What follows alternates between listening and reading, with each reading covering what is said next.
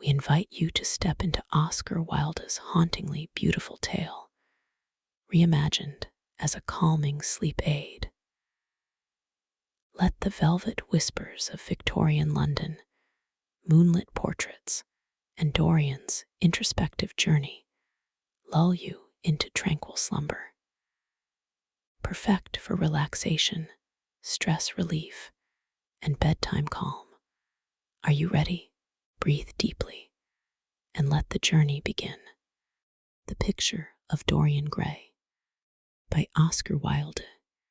Chapter 1.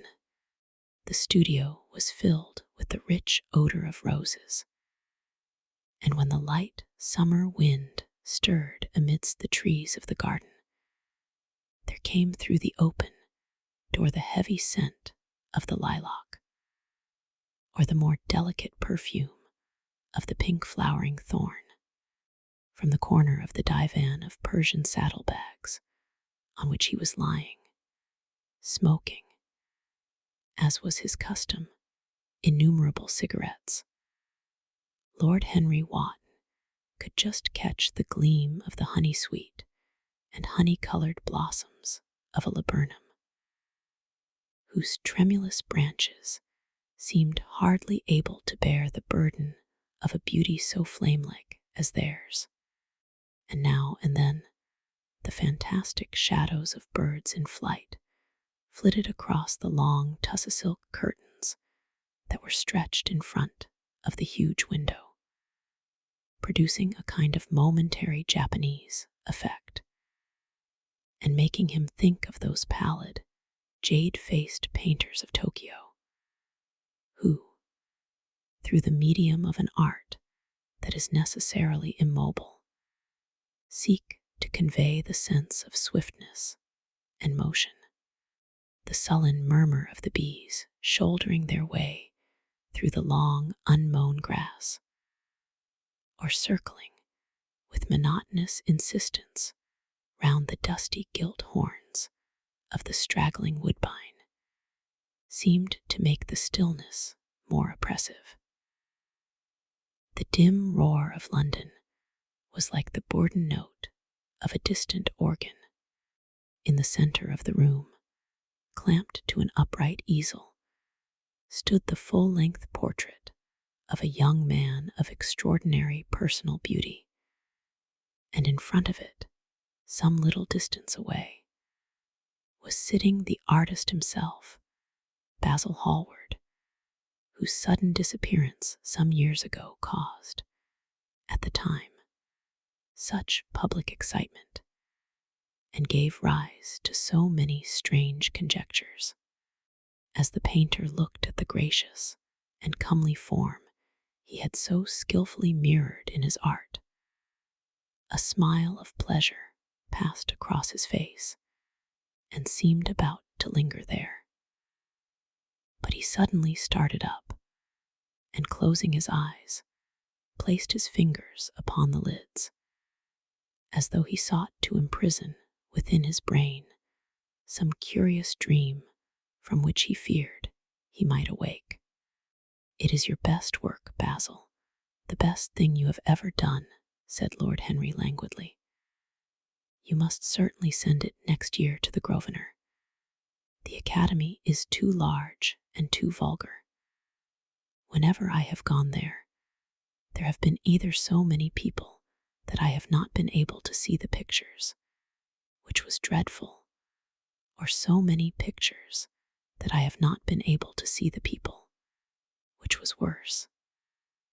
The Grosvenor is really the only place. I don't think I shall send it anywhere," he answered, tossing his head back in that odd way that used to make his friends laugh at him at Oxford.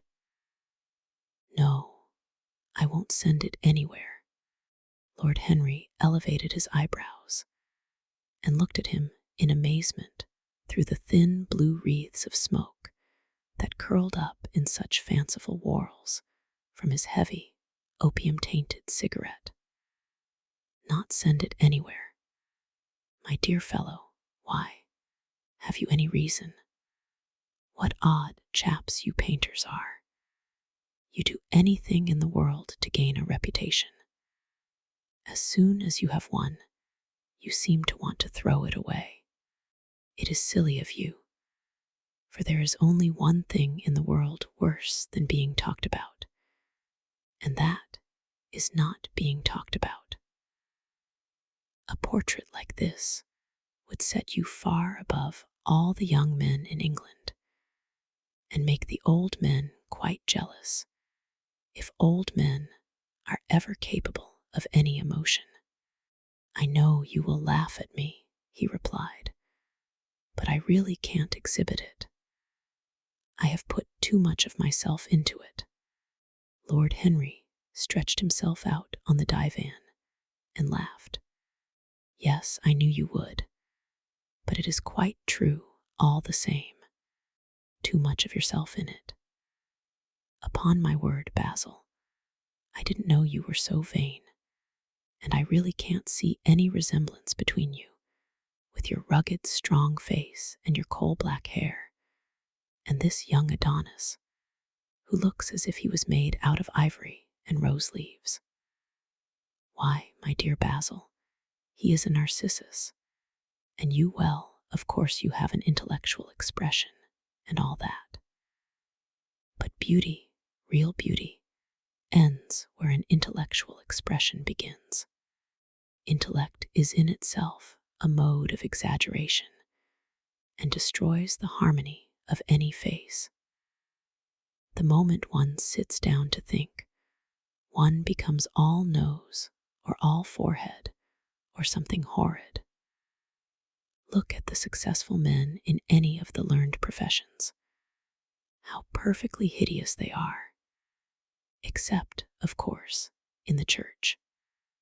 But then, in the church, they don't think. A bishop keeps on saying at the age of 80 what he was told to say when he was a boy of 18. And as a natural consequence, he always looks absolutely delightful. Your mysterious young friend, whose name you have never told me, but whose picture really fascinates me, never thinks. I feel quite sure of that. He is some brainless, beautiful creature who should be always here in winter when we have no flowers to look at, and always here in summer when we want something to chill our intelligence. Don't flatter yourself, Basil. You are not in the least like him. You don't understand me, Harry, answered the artist. Of course I am not like him. I know that perfectly well. Indeed, I should be sorry to look like him. You shrug your shoulders. I am telling you the truth. There is a fatality about all physical and intellectual distinction, the sort of fatality that seems to dog through history the faltering steps of kings. It is better not to be different from one's fellows. The ugly and the stupid have the best of it in this world. They can sit at their ease and gape at the play. If they know nothing of victory, they are at least spared the knowledge of defeat. They live as we all should live, undisturbed, indifferent, and without disquiet. They neither bring ruin upon others, nor ever receive it from alien hands. Your rank and wealth, Harry, my brains, such as they are my art, whatever it may be worth Dorian Gray's good looks, we shall all suffer for what the gods have given us. Suffer terribly. Dorian Gray.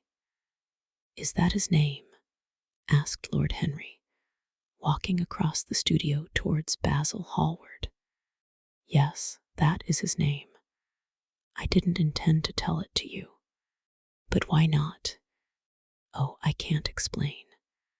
When I like people immensely, I never tell their names to anyone. It is like surrendering a part of them. I have grown to love secrecy.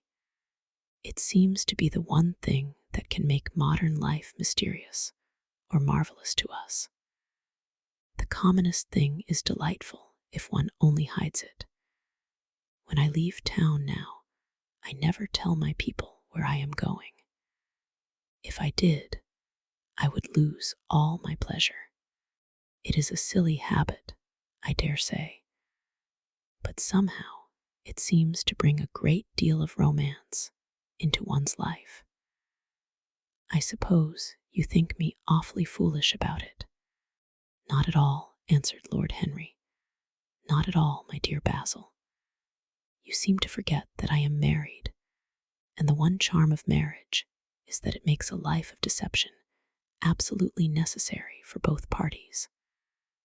I never know where my wife is, and my wife never knows what I am doing. When we meet, we do meet occasionally, when we dine out together, or go down to the Duke's. We tell each other the most absurd stories with the most serious faces. My wife is very good at it, much better, in fact, than I am. She never gets confused over her dates, and I always do. But when she does find me out, she makes no row at all. I sometimes wish she would, but she merely laughs at me. I hate the way you talk about your married life, Harry, said Basil Hallward, strolling towards the door that led into the garden. I believe that you are really a very good husband, but that you are thoroughly ashamed of your own virtues. You are an extraordinary fellow. You never say a moral thing, and you never do a wrong thing. Your cynicism is simply a pose. Being natural is simply a pose, and the most irritating pose I know, cried Lord Henry, laughing, and the two young men went out into the garden together and ensconced themselves on a long bamboo seat that stood in the shade of a tall laurel bush. The sunlight slipped over the polished leaves. In the grass, white daisies were tremulous. After a pause, Lord Henry pulled out his watch. I am afraid I must be going, Basil, he murmured. And before I go, I insist on your answering a question I put to you some time ago. What is that? Said the painter, keeping his eyes fixed on the ground. You know quite well. I do not, Harry. Well, I will tell you what it is. I want you to explain to me why you won't exhibit Dorian Gray's picture. I want the real reason. I told you the real reason. No, you did not. You said it was because there was too much of yourself in it. Now, that is childish. Harry, said Basil Hallward, looking him straight in the face, every portrait that is painted with feeling is a portrait of the artist, not of the sitter.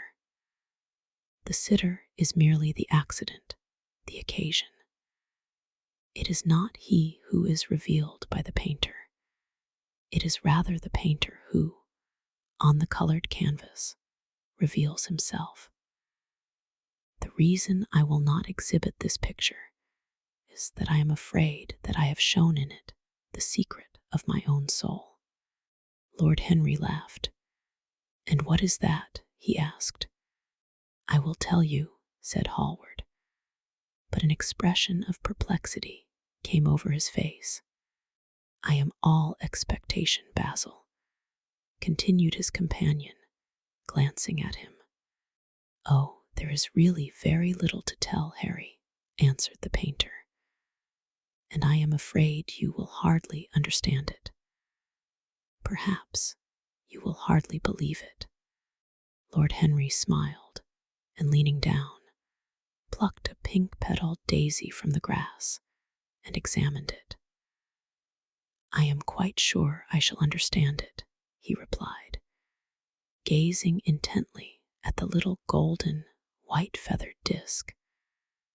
And as for believing things, I can believe anything, provided that it is quite incredible. The wind shook some blossoms from the trees, and the heavy lilac blooms, with their clustering stars, moved to and fro in the languid air. A grasshopper began to chirrup by the wall, and like a blue thread, a long, thin dragonfly floated past on its brown gauze wings. Lord Henry felt as if he could hear Basil Hallward's heart beating and wondered what was coming. "The story is simply this," said the painter after some time. "2 months ago, I went to a crush at Lady Brandon's. You know, we poor artists have to show ourselves in society from time to time, just to remind the public that we are not savages. With an evening coat and a white tie, as you told me once, anybody, even a stockbroker, can gain a reputation for being civilized. Well, after I had been in the room about 10 minutes, talking to huge, overdressed dowagers and tedious academicians, I suddenly became conscious that someone was looking at me. I turned halfway round and saw Dorian Gray for the first time. When our eyes met, I felt that I was growing pale. A curious sensation of terror came over me. I knew that I had come face to face with someone whose mere personality was so fascinating that, if I allowed it to do so, it would absorb my whole nature, my whole soul, my very art itself. I did not want any external influence in my life. You know yourself, Harry, how independent I am by nature. I have always been my own master, had at least always been so, till I met Dorian Gray. Then, but I don't know how to explain it to you, something seemed to tell me that I was on the verge of a terrible crisis in my life. I had a strange feeling that fate had in store for me exquisite joys and exquisite sorrows. I grew afraid and turned to quit the room. It was not conscience that made me do so. It was a sort of cowardice. I take no credit to myself for trying to escape. Conscience and cowardice are really the same things, Basil. Conscience is the trade name of the firm. That is all. I don't believe that, Harry, and I don't believe you do either. However, whatever was my motive, and it may have been pride, for I used to be very proud, I certainly struggled to the door. There, of course, I stumbled against Lady Brandon. "You are not going to run away so soon, Mr. Hallward," she screamed out. You know her curiously shrill voice. "Yes, she is a peacock in everything but beauty," said Lord Henry, pulling the daisy to bits with his long, nervous fingers. I could not get rid of her. She brought me up to royalties, and people with stars and garters, and elderly ladies with gigantic tiaras and parrot noses. She spoke of me as her dearest friend. I had only met her once before, but she took it into her head to lionize me. I believe some picture of mine had made a great success at the time, at least had been chattered about in the penny newspapers, which is the 19th century standard of immortality. Suddenly, I found myself face to face with the young man whose personality had so strangely stirred me. We were quite close, almost touching. Our eyes met again. It was reckless of me, but I asked Lady Brandon to introduce me to him. Perhaps it was not so reckless after all. It was simply inevitable. We would have spoken to each other without any introduction. I am sure of that. Dorian told me so afterwards. He, too, felt that we were destined to know each other. "And how did Lady Brandon describe this wonderful young man?" asked his companion. "I know she goes in for giving a rapid praesis of all her guests. I remember her bringing me up to a truculent and red-faced old gentleman covered all over with orders and ribbons, and hissing into my ear, in a tragic whisper, which must have been perfectly audible to everybody in the room, the most astounding details. I simply fled. I like to find out people for myself, but Lady Brandon treats her guests exactly as an auctioneer treats his goods. She either explains them entirely away, or tells one everything about them except what one wants to know. Poor Lady Brandon. You are hard on her, Harry, said Hallward listlessly. My dear fellow, she tried to found a salon, and only succeeded in opening a restaurant. How could I admire her? But tell me, what did she say about Mr. Dorian Gray? Oh, something like, charming boy, poor dear mother, and I absolutely inseparable. Quite forget what he does, afraid he doesn't do anything. Oh, yes, plays the piano. Or is it the violin, dear Mr. Gray? Neither of us could help laughing, and we became friends at once. Laughter is not at all a bad beginning for friendship, and it is far the best ending for one, said the young lord, plucking another daisy. Hallward shook his head. You don't understand what friendship is, Harry, he murmured, or what enmity is, for that matter. You like everyone, that is to say, you are indifferent to everyone. How horribly unjust of you, cried Lord Henry, tilting his hat back and looking up at the little clouds that, like raveled skeins of glossy white silk, were drifting across the hollowed turquoise of the summer sky. Yes, horribly unjust of you. I make a great difference between people. I choose my friends for their good looks, my acquaintances for their good characters, and my enemies for their good intellects. A man cannot be too careful in the choice of his enemies. I have not got one who is a fool. They are all men of some intellectual power, and consequently, they all appreciate me. Is that very vain of me? I think it is rather vain. I should think it was, Harry. But according to your category, I must be merely an acquaintance.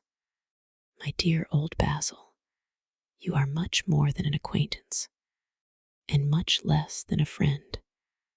A sort of brother, I suppose. Oh, brothers. I don't care for brothers. My elder brother won't die, and my younger brothers seem never to do anything else. Harry, exclaimed Hallward, frowning. My dear fellow, I am not quite serious, but I can't help detesting my relations. I suppose it comes from the fact that none of us can stand other people having the same faults as ourselves. I quite sympathize with the rage of the English democracy against what they call the vices of the upper orders. The masses feel that drunkenness, stupidity, and immorality should be their own special property, and that if any one of us makes an ass of himself, he is poaching on their preserves. When poor Southwark got into the divorce court, their indignation was quite magnificent. And yet, I don't suppose that 10% of the proletariat live correctly. I don't agree with a single word that you have said. And what is more, Harry, I feel sure you don't either. Lord Henry stroked his pointed brown beard and tapped the toe of his patent leather boot with a tasseled ebony cane. How English you are, Basil. That is the second time you have made that observation. If one puts forward an idea to a true Englishman, always a rash thing to do, he never dreams of considering whether the idea is right or wrong. The only thing he considers of any importance is whether one believes it oneself. Now, the value of an idea has nothing whatsoever to do with the sincerity of the man who expresses it. Indeed, the probabilities are that the more insincere the man is, the more purely intellectual will the idea be, as in that case, it will not be colored by either his wants, his desires, or his prejudices. However, I don't propose to discuss politics, sociology, or metaphysics with you. I like persons better than principles, and I like persons with no principles better than anything else in the world. Tell me more about Mr. Dorian Gray. How often do you see him? Every day. I couldn't be happy if I didn't see him every day. He is absolutely necessary to me. How extraordinary. I thought you would never care for anything but your art. He is all my art to me now, said the painter gravely. I sometimes think, Harry, that there are only two eras of any importance in the world's history. The first is the appearance of a new medium for art, and the second is the appearance of a new personality for art also. What the invention of oil painting was to the Venetians, the face of Antinous was to late Greek sculpture, and the face of Dorian Gray will some day be to me. It is not merely that I paint from him, draw from him, sketch from him. Of course, I have done all that. But he is much more to me than a model or a sitter. I won't tell you that I am dissatisfied with what I have done of him, or that his beauty is such that art cannot express it. There is nothing that art cannot express, and I know that the work I have done since I met Dorian Gray is good work, is the best work of my life. But in some curious way, I wonder will you understand me? His personality has suggested to me an entirely new manner in art, an entirely new mode of style. I see things differently. I think of them differently. I can now recreate life in a way that was hidden from me before. A dream of form in days of thought. Who is it who says that? I forget. But it is what Dorian Gray has been to me. The merely visible presence of this lad, for he seems to me little more than a lad, though he is really over 20, his merely visible presence. Ah, I wonder can you realize all that that means? Unconsciously, he defines for me the lines of a fresh school, a school that is to have in it all the passion of the romantic spirit, all the perfection of the spirit that is Greek, the harmony of soul and body, how much that is. We in our madness have separated the two, and have invented a realism that is vulgar, an ideality that is void. Harry, if you only knew what Dorian Gray is to me, you remember that landscape of mine, for which Agnew offered me such a huge price, but which I would not part with. It is one of the best things I have ever done. And why is it so? Because, while I was painting it, Dorian Gray sat beside me. Some subtle influence passed from him to me, and for the first time in my life, I saw in the plain woodland the wonder I had always looked for and always missed. Basil, this is extraordinary. I must see Dorian Gray. Hallward got up from the seat and walked up and down the garden. After some time, he came back. Harry, he said. Dorian Gray is to me simply a motive in art. You might see nothing in him. I see everything in him. He is never more present in my work than when no image of him is there. He is a suggestion, as I have said, of a new manner. I find him in the curves of certain lines, in the loveliness and subtleties of certain colors. That is all. Then why won't you exhibit his portrait? Asked Lord Henry. Because, without intending it, I have put into it some expression of all this curious artistic idolatry, of which, of course, I have never cared to speak to him.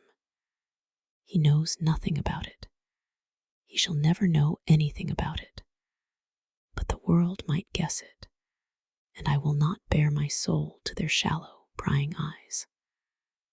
My heart shall never be put under their microscope. There is too much of myself in the thing. Harry, too much of myself. Poets are not so scrupulous as you are. They know how useful passion is for publication. Nowadays, a broken heart will run to many editions. I hate them for it, cried Hallward. An artist should create beautiful things, but should put nothing of his own life into them.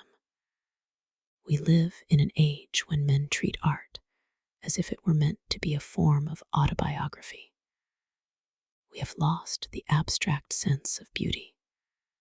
Some day, I will show the world what it is, and for that reason, the world shall never see my portrait of Dorian Gray. I think you are wrong, Basil, but I won't argue with you. It is only the intellectually lost who ever argue. Tell me, is Dorian Gray very fond of you? The painter considered for a few moments. He likes me, he answered after a pause. I know he likes me. Of course I flatter him dreadfully. I find a strange pleasure in saying things to him that I know I shall be sorry for having said. As a rule, he is charming to me, and we sit in the studio and talk of 1,000 things. Now and then, however, he is horribly thoughtless and seems to take a real delight in giving me pain.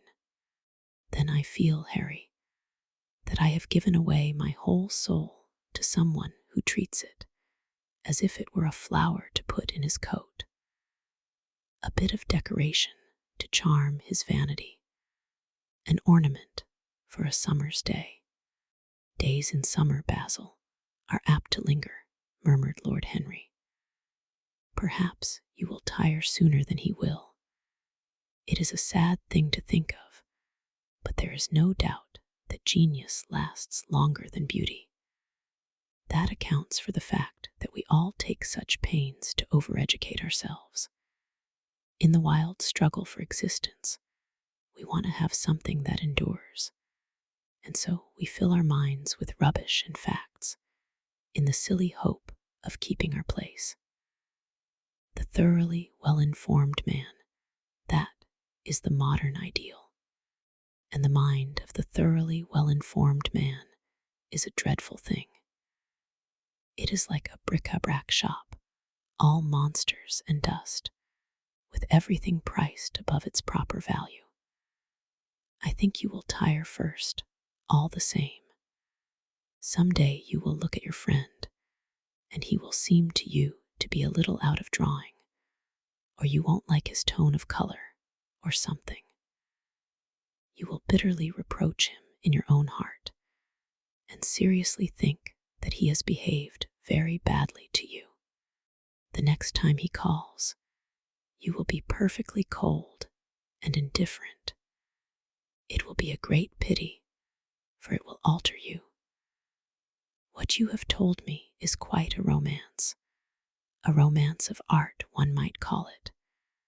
And the worst of having a romance of any kind is that it leaves one so unromantic. Harry, don't talk like that. As long as I live, the personality of Dorian Gray will dominate me. You can't feel what I feel. You change too often. Ah, my dear Basil, that is exactly why I can feel it. Those who are faithful know only the trivial side of love. It is the faithless who know love's tragedies. And Lord Henry struck a light on a dainty silver case and began to smoke a cigarette with a self-conscious and satisfied air, as if he had summed up the world in a phrase. There was a rustle of chirruping sparrows in the green lacquer leaves of the ivy, and the blue cloud shadows chased themselves across the grass like swallows. How pleasant it was in the garden, and how delightful other people's emotions were, much more delightful than their ideas, it seemed to him. One's own soul, and the passions of one's friends, those were the fascinating things in life. He pictured to himself, with silent amusement, the tedious luncheon that he had missed by staying so long with Basil Hallward. Had he gone to his aunt's, he would have been sure to have met Lord Goodbuddy there, and the whole conversation would have been about the feeding of the poor and the necessity for model lodging houses. Each class would have preached the importance of those virtues, for whose exercise there was no necessity in their own lives. The rich would have spoken on the value of thrift, and the idle grown eloquent over the dignity of labor. It was charming to have escaped all that. As he thought of his aunt, an idea seemed to strike him. He turned to Hallward and said, "My dear fellow, I have just remembered." "Remembered what, Harry?" "Where I heard the name of Dorian Gray." "Where was it?" asked Hallward, with a slight frown. "Don't look so angry, Basil. It was at my aunt, Lady Agatha. She told me she had discovered a wonderful young man who was going to help her in the East End, and that his name was Dorian Gray. I am bound to state that she never told me he was good-looking. Women have no appreciation of good looks. At least, good women have not. She said that he was very earnest and had a beautiful nature. I at once pictured to myself a creature with spectacles and lank hair, horribly freckled, and tramping about on huge feet. I wish I had known it was your friend. I am very glad you didn't, Harry." "Why, I don't want you to meet him." "You don't want me to meet him?" "No. Mr. Dorian Gray is in the studio, sir," said the butler, coming into the garden. "You must introduce me now," cried Lord Henry, laughing. The painter turned to his servant, who stood blinking in the sunlight. "Ask Mr. Gray to wait, Parker. I shall be in a few moments." The man bowed and went up the walk. Then he looked at Lord Henry. "Dorian Gray is my dearest friend," he said. "He has a simple and a beautiful nature. Your aunt was quite right in what she said of him. Don't spoil him. Don't try to influence him. Your influence would be bad. The world is wide and has many marvelous people in it. Don't take away from me the one person who gives to my art whatever charm it possesses. My life as an artist depends on him. Mind, Harry, I trust you." He spoke very slowly, and the words seemed wrung out of him almost against his will. "What nonsense you talk," said Lord Henry, smiling, and taking Hallward by the arm, he almost led him into the house. Chapter 2. As they entered, they saw Dorian Gray. He was seated at the piano, with his back to them, turning over the pages of a volume of Schumann's Forest Scenes. You must lend me these, Basil, he cried. I want to learn them. They are perfectly charming. That entirely depends on how you sit today, Dorian. Oh, I am tired of sitting, and I don't want a life-sized portrait of myself, answered the lad, swinging round on the music stool in a wilful, petulant manner. When he caught sight of Lord Henry, a faint blush colored his cheeks for a moment, and he started up. I beg your pardon, Basil, but I didn't know you had anyone with you. This is Lord Henry Wotton, Dorian, an old Oxford friend of mine. I have just been telling him what a capital sitter you were, and now you have spoiled everything. You have not spoiled my pleasure in meeting you, Mr. Gray, said Lord Henry, stepping forward and extending his hand. My aunt has often spoken to me about you. You are one of her favorites, and I am afraid one of her victims also. I am in Lady Agatha's black books at present, answered Dorian, with a funny look of penitence. I promised to go to a club in Whitechapel with her last Tuesday, and I really forgot all about it. We were to have played a duet together, 3 duets, I believe. I don't know what she will say to me. I am far too frightened to call. Oh, I will make your peace with my aunt. She is quite devoted to you, and I don't think it really matters about your not being there. The audience probably thought it was a duet.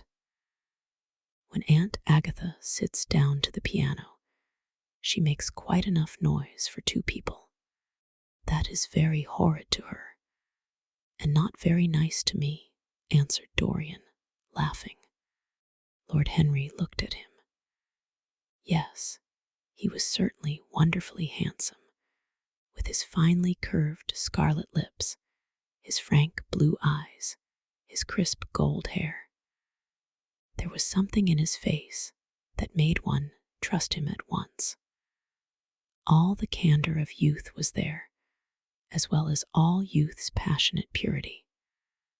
One felt that he had kept himself unspotted from the world. No wonder Basil Hallward worshipped him. You are too charming to go in for philanthropy, Mr. Gray, far too charming. And Lord Henry flung himself down on the divan and opened his cigarette case. The painter had been busy mixing his colors and getting his brushes ready. He was looking worried, and when he heard Lord Henry's last remark, he glanced at him, hesitated for a moment, and then said, Harry, I want to finish this picture today. Would you think it awfully rude of me if I asked you to go away? Lord Henry smiled and looked at Dorian Gray. Am I to go, Mr. Gray? He asked. Oh, please don't, Lord Henry. I see that Basil is in one of his sulky moods, and I can't bear him when he sulks. Besides, I want you to tell me why I should not go in for philanthropy. I don't know that I shall tell you that, Mr. Gray. It is so tedious a subject that one would have to talk seriously about it. But I certainly shall not run away, now that you have asked me to stop. You don't really mind, Basil, do you? You have often told me that you liked your sitters to have someone to chat to. Hallward bit his lip. If Dorian wishes it, of course you must stay. Dorian's whims are laws to everybody except himself. Lord Henry took up his hat and gloves. You are very pressing, Basil, but I am afraid I must go. I have promised to meet a man at the Orleans. Goodbye, Mr. Gray. Come and see me some afternoon in Curzon Street. I am nearly always at home at 5 o'clock. Write to me when you are coming. I should be sorry to miss you." "Basil," cried Dorian Gray, "if Lord Henry Wotton goes, I shall go too. You never open your lips while you are painting, and it is horribly dull standing on a platform and trying to look pleasant. Ask him to stay. I insist upon it. Stay, Harry, to oblige Dorian, and to oblige me," said Hallward, gazing intently at his picture. "It is quite true. I never talk when I am working, and never listen either, and it must be dreadfully tedious for my unfortunate sitters. I beg you to stay. But what about my man at the Orleans?" The painter laughed. "I don't think there will be any difficulty about that. Sit down again, Harry. And now, Dorian, get up on the platform, and don't move about too much, or pay any attention to what Lord Henry says. He has a very bad influence over all his friends, with the single exception of myself." Dorian Gray stepped up on the dais with the air of a young Greek martyr, and made a little moue of discontent to Lord Henry, to whom he had rather taken a fancy. He was so unlike Basil. They made a delightful contrast, and he had such a beautiful voice. After a few moments, he said to him, "Have you really a very bad influence, Lord Henry? As bad as Basil says. There is no such thing as a good influence, Mr. Gray. All influence is immoral from the scientific point of view. Why? Because to influence a person is to give him one's own soul. He does not think his natural thoughts, or burn with his natural passions. His virtues are not real to him. His sins, if there are such things as sins, are borrowed. He becomes an echo of someone else's music, an actor of a part that has not been written for him. The aim of life is self-development. To realize one's nature perfectly, that is what each of us is here for. People are afraid of themselves nowadays. They have forgotten the highest of all duties, the duty that one owes to oneself. Of course, they are charitable. They feed the hungry and clothe the beggar, but their own souls starve and are naked. Courage has gone out of our race. Perhaps we never really had it. The terror of society, which is the basis of morals, the terror of God, which is the secret of religion, these are the two things that govern us. And yet, just turn your head a little more to the right, Dorian, like a good boy, said the painter, deep in his work, and conscious only that a look had come into the lad's face that he had never seen there before.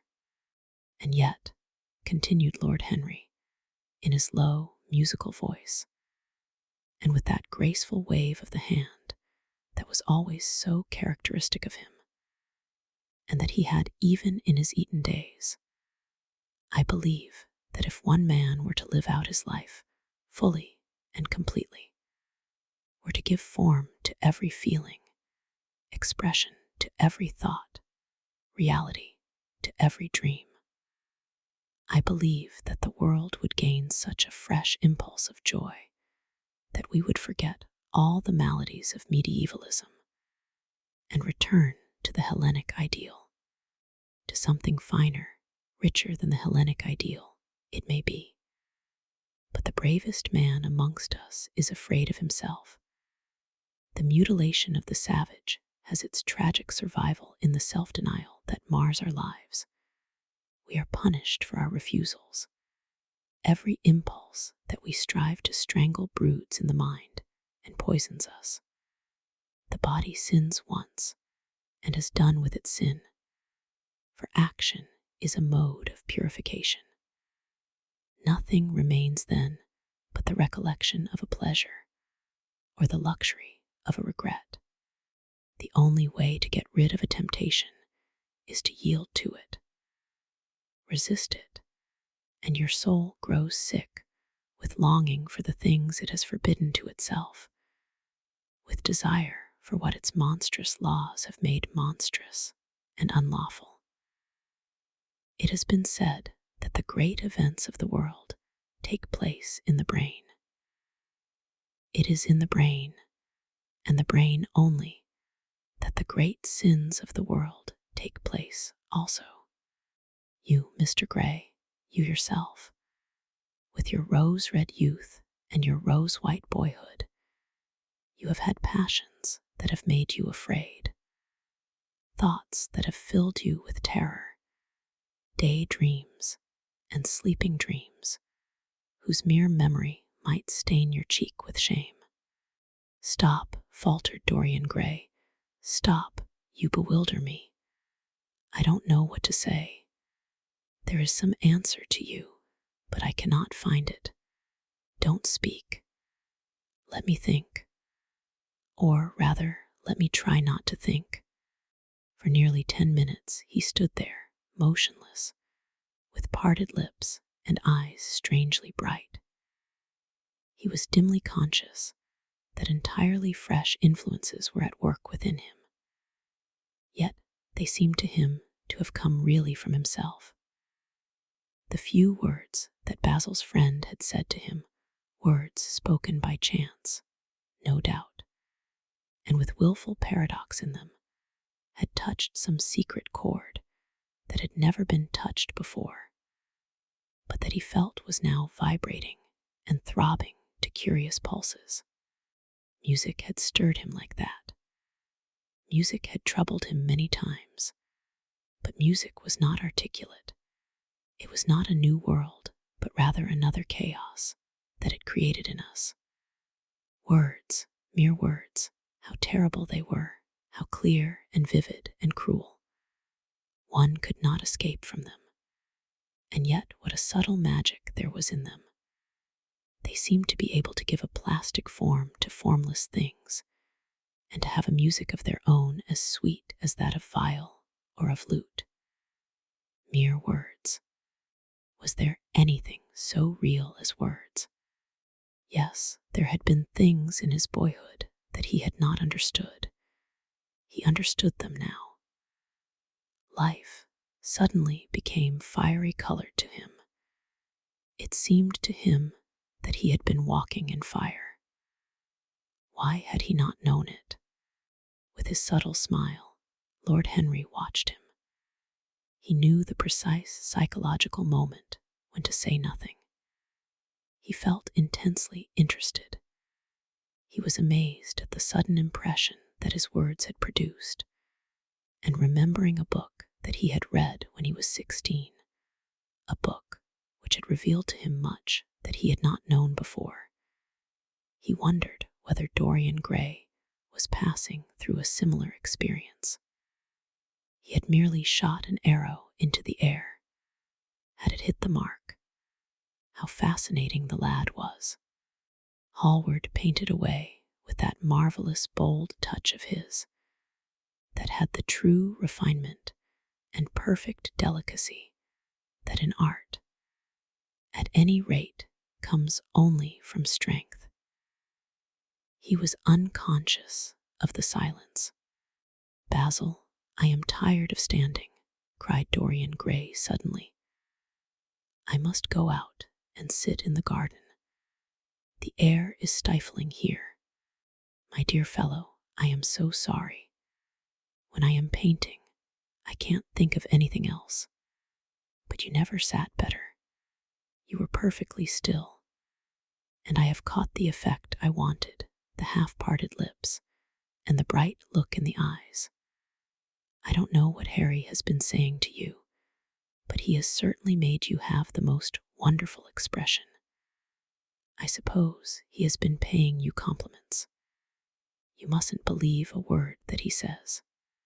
He has certainly not been paying me compliments. Perhaps that is the reason that I don't believe anything he has told me. You know you believe it all, said Lord Henry, looking at him with his dreamy, languorous eyes. I will go out to the garden with you. It is horribly hot in the studio. Basil, let us have something iced to drink, something with strawberries in it. Certainly, Harry. Just touch the bell, and when Parker comes, I will tell him what you want. I have got to work up this background, so I will join you later on. Don't keep Dorian too long. I have never been in better form for painting than I am today. This is going to be my masterpiece. It is my masterpiece as it stands. Lord Henry went out to the garden and found Dorian Gray burying his face in the great cool lilac blossoms, feverishly drinking in their perfume as if it had been wine. He came close to him and put his hand upon his shoulder. You are quite right to do that, he murmured. Nothing can cure the soul but the senses, just as nothing can cure the senses but the soul. The lad started and drew back. He was bareheaded, and the leaves had tossed his rebellious curls and tangled all their gilded threads.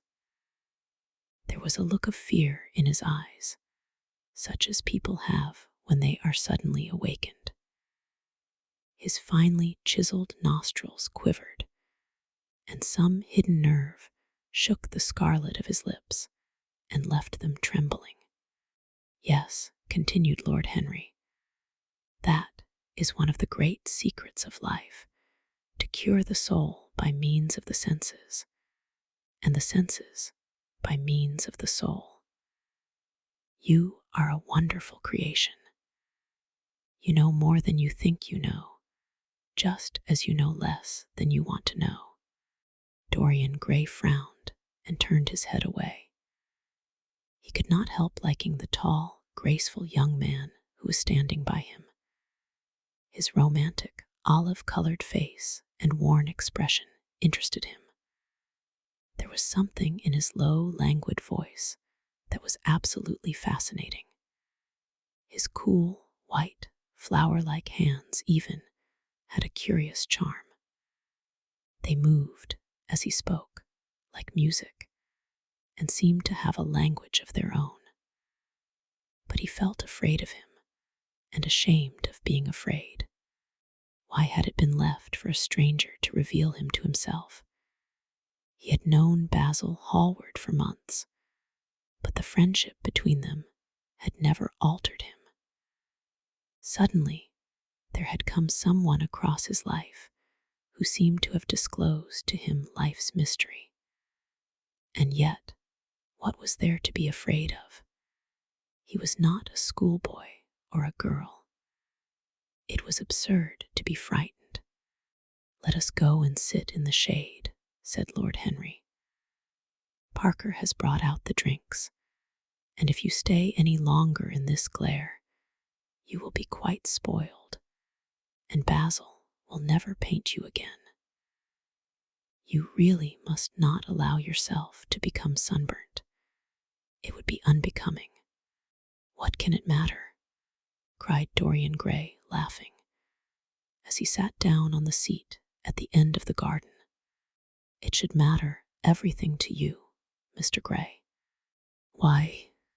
Because you have the most marvelous youth, and youth is the one thing worth having. I don't feel that, Lord Henry. No, you don't feel it now.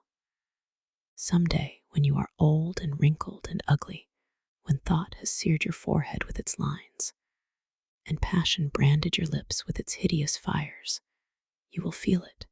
You will feel it terribly. Now, wherever you go, you charm the world. Will it always be so? You have a wonderfully beautiful face, Mr. Gray. Don't frown, you have.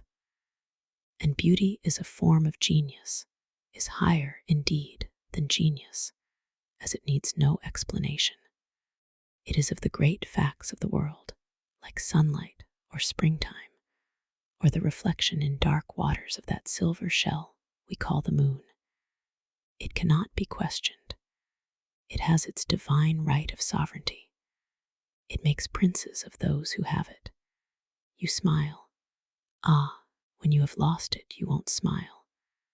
People say sometimes that beauty is only superficial.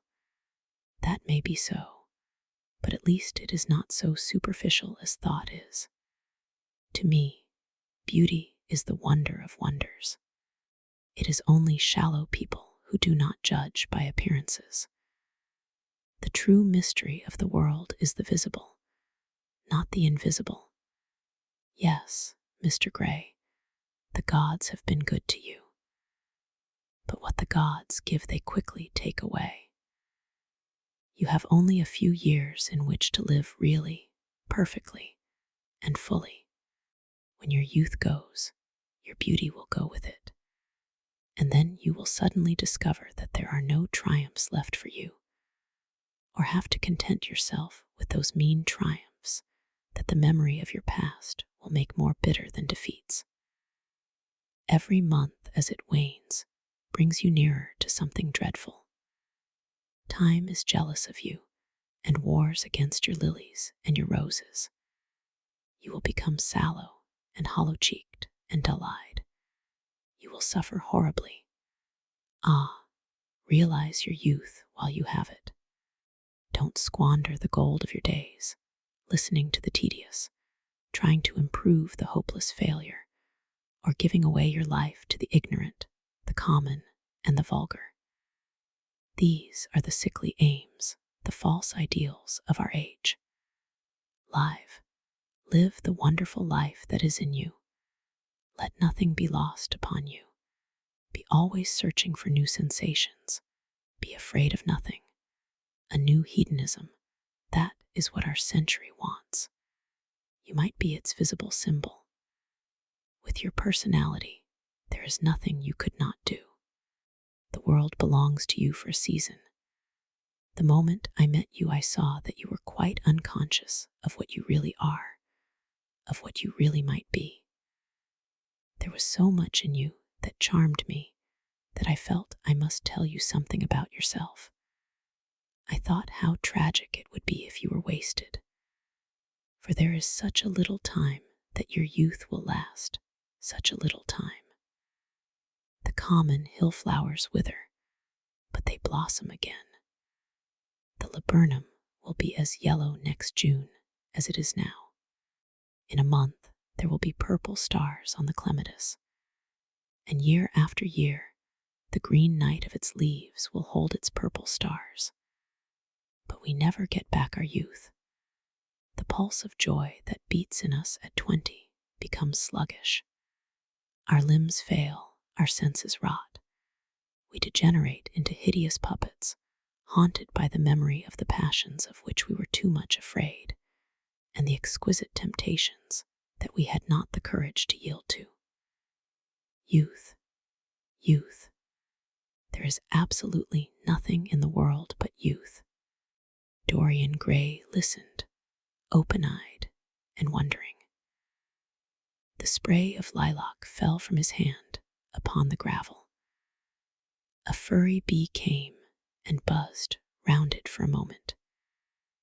Then it began to scramble all over the oval stellated globe of the tiny blossoms. He watched it with that strange interest in trivial things that we try to develop when things of high import make us afraid, or when we are stirred by some new emotion for which we cannot find expression, or when some thought that terrifies us lays sudden siege to the brain and calls on us to yield. After a time, the bee flew away. He saw it creeping into the stained trumpet of a Tyrian convolvulus. The flower seemed to quiver, and then swayed gently to and from. Suddenly, the painter appeared at the door of the studio and made staccato signs for them to come in. They turned to each other and smiled. "I am waiting," he cried. "Do come in. The light is quite perfect, and you can bring your drinks." They rose up and sauntered down the walk together. 2 green and white butterflies fluttered past them, and in the pear tree at the corner of the garden, a thrush began to sing. "You are glad you have met me, Mr. Gray," said Lord Henry, looking at him. "Yes, I am glad now. I wonder, shall I always be glad?" "Always. That is a dreadful word. It makes me shudder when I hear it. Women are so fond of using it. They spoil every romance by trying to make it last forever. It is a meaningless word, too. The only difference between a caprice and a lifelong passion is that the caprice lasts a little longer." As they entered the studio, Dorian Gray put his hand upon Lord Henry's arm.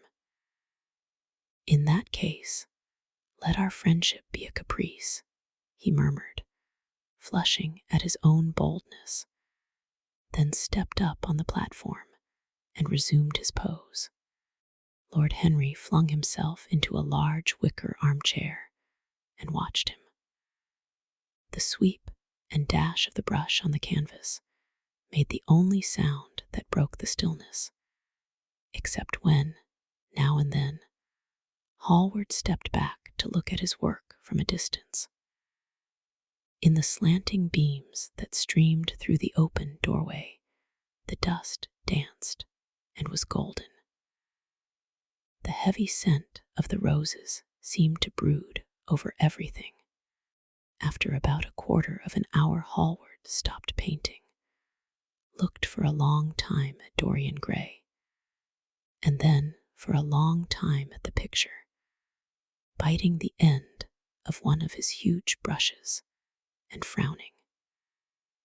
"It is quite finished," he cried at last, and stooping down, he wrote his name in long vermilion letters on the left-hand corner of the canvas. Lord Henry came over and examined the picture. It was certainly a wonderful work of art, and a wonderful likeness as well. "My dear fellow, I congratulate you most warmly," he said. "It is the finest portrait of modern times. Mr. Gray, come over and look at yourself." The lad started, as if awakened from some dream. "Is it really finished?" he murmured, stepping down from the platform. "Quite finished," said the painter. "And you have sat splendidly today. I am awfully obliged to you."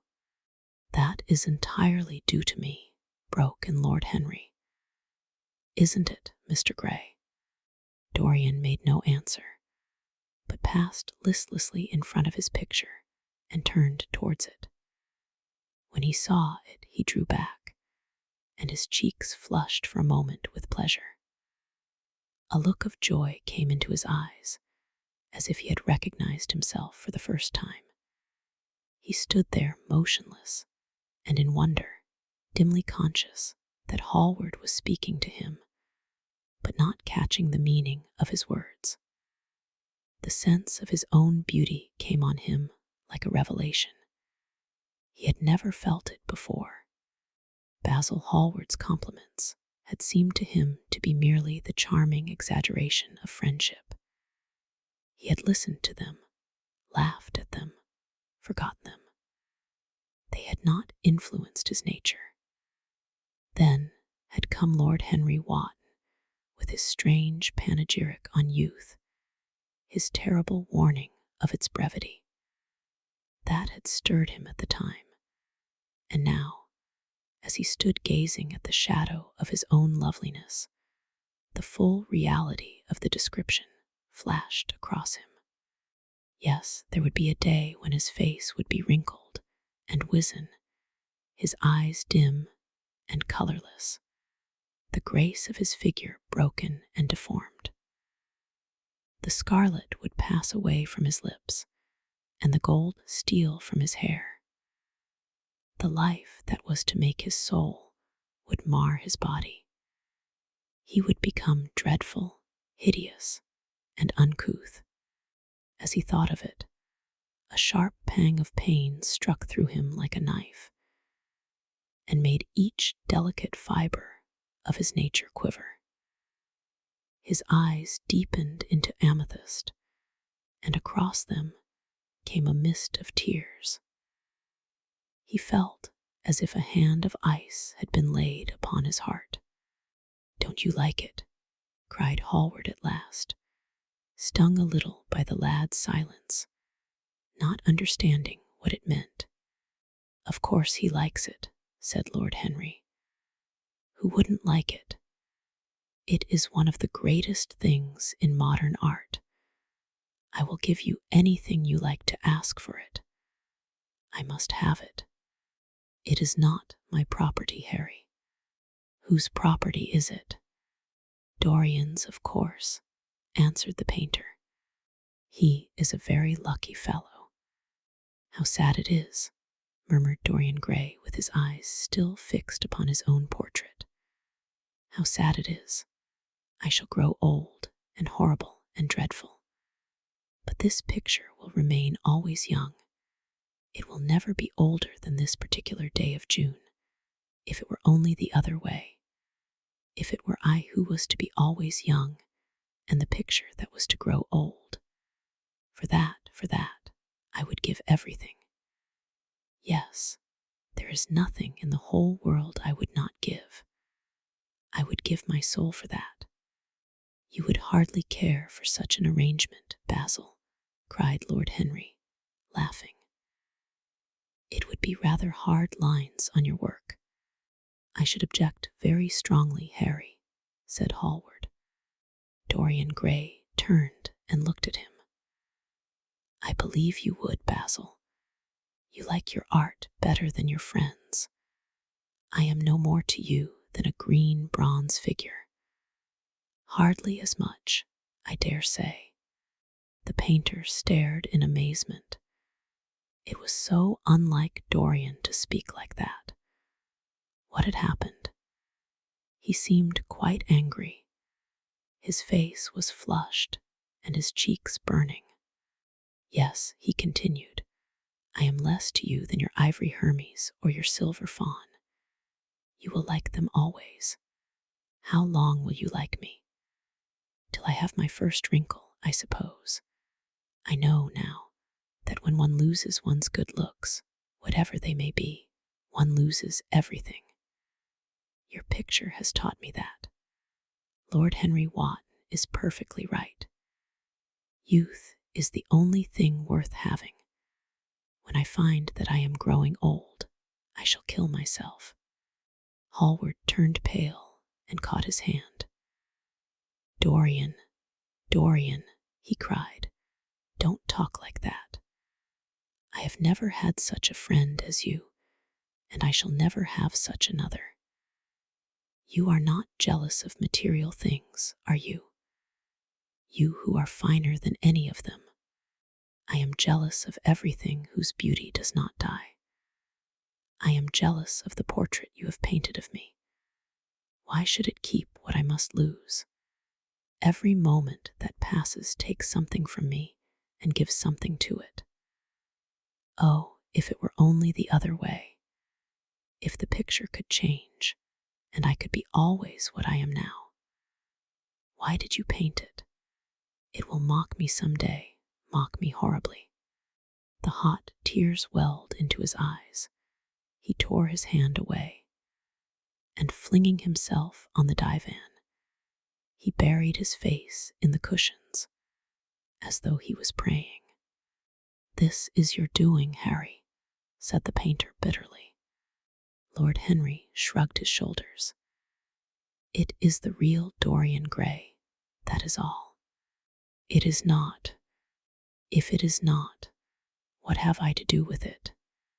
You should have gone away when I asked you, he muttered. I stayed when you asked me, was Lord Henry's answer. Harry, I can't quarrel with my two best friends at once. But between you both, you have made me hate the finest piece of work I have ever done, and I will destroy it.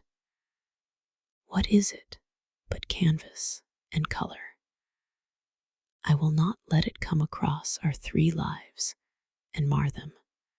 Dorian Gray lifted his golden head from the pillow, and with pallid face and tear-stained eyes, looked at him as he walked over to the deal painting table that was set beneath the high curtained window. What was he doing there? His fingers were straying about among the litter of tin tubes and dry brushes, seeking for something. Yes, it was for the long palette knife with its thin blade of lithe steel. He had found it at last. He was going to rip up the canvas. With a stifled sob, the lad leaped from the couch and, rushing over to Hallward, tore the knife out of his hand and flung it to the end of the studio. Don't, Basil, don't, he cried. It would be murder. I am glad you appreciate my work at last, Dorian, said the painter coldly when he had recovered from his surprise. I never thought you would. Appreciate it. I am in love with it, Basil. It is part of myself. I feel that. Well, as soon as you are dry, you shall be varnished and framed and sent home. Then you can do what you like with yourself. And he walked across the room and rang the bell for tea. You will have tea, of course, Dorian. And so will you, Harry. Or do you object to such simple pleasures? I adore simple pleasures, said Lord Henry. They are the last refuge of the complex. But I don't like scenes, except on the stage. What absurd fellows you are, both of you.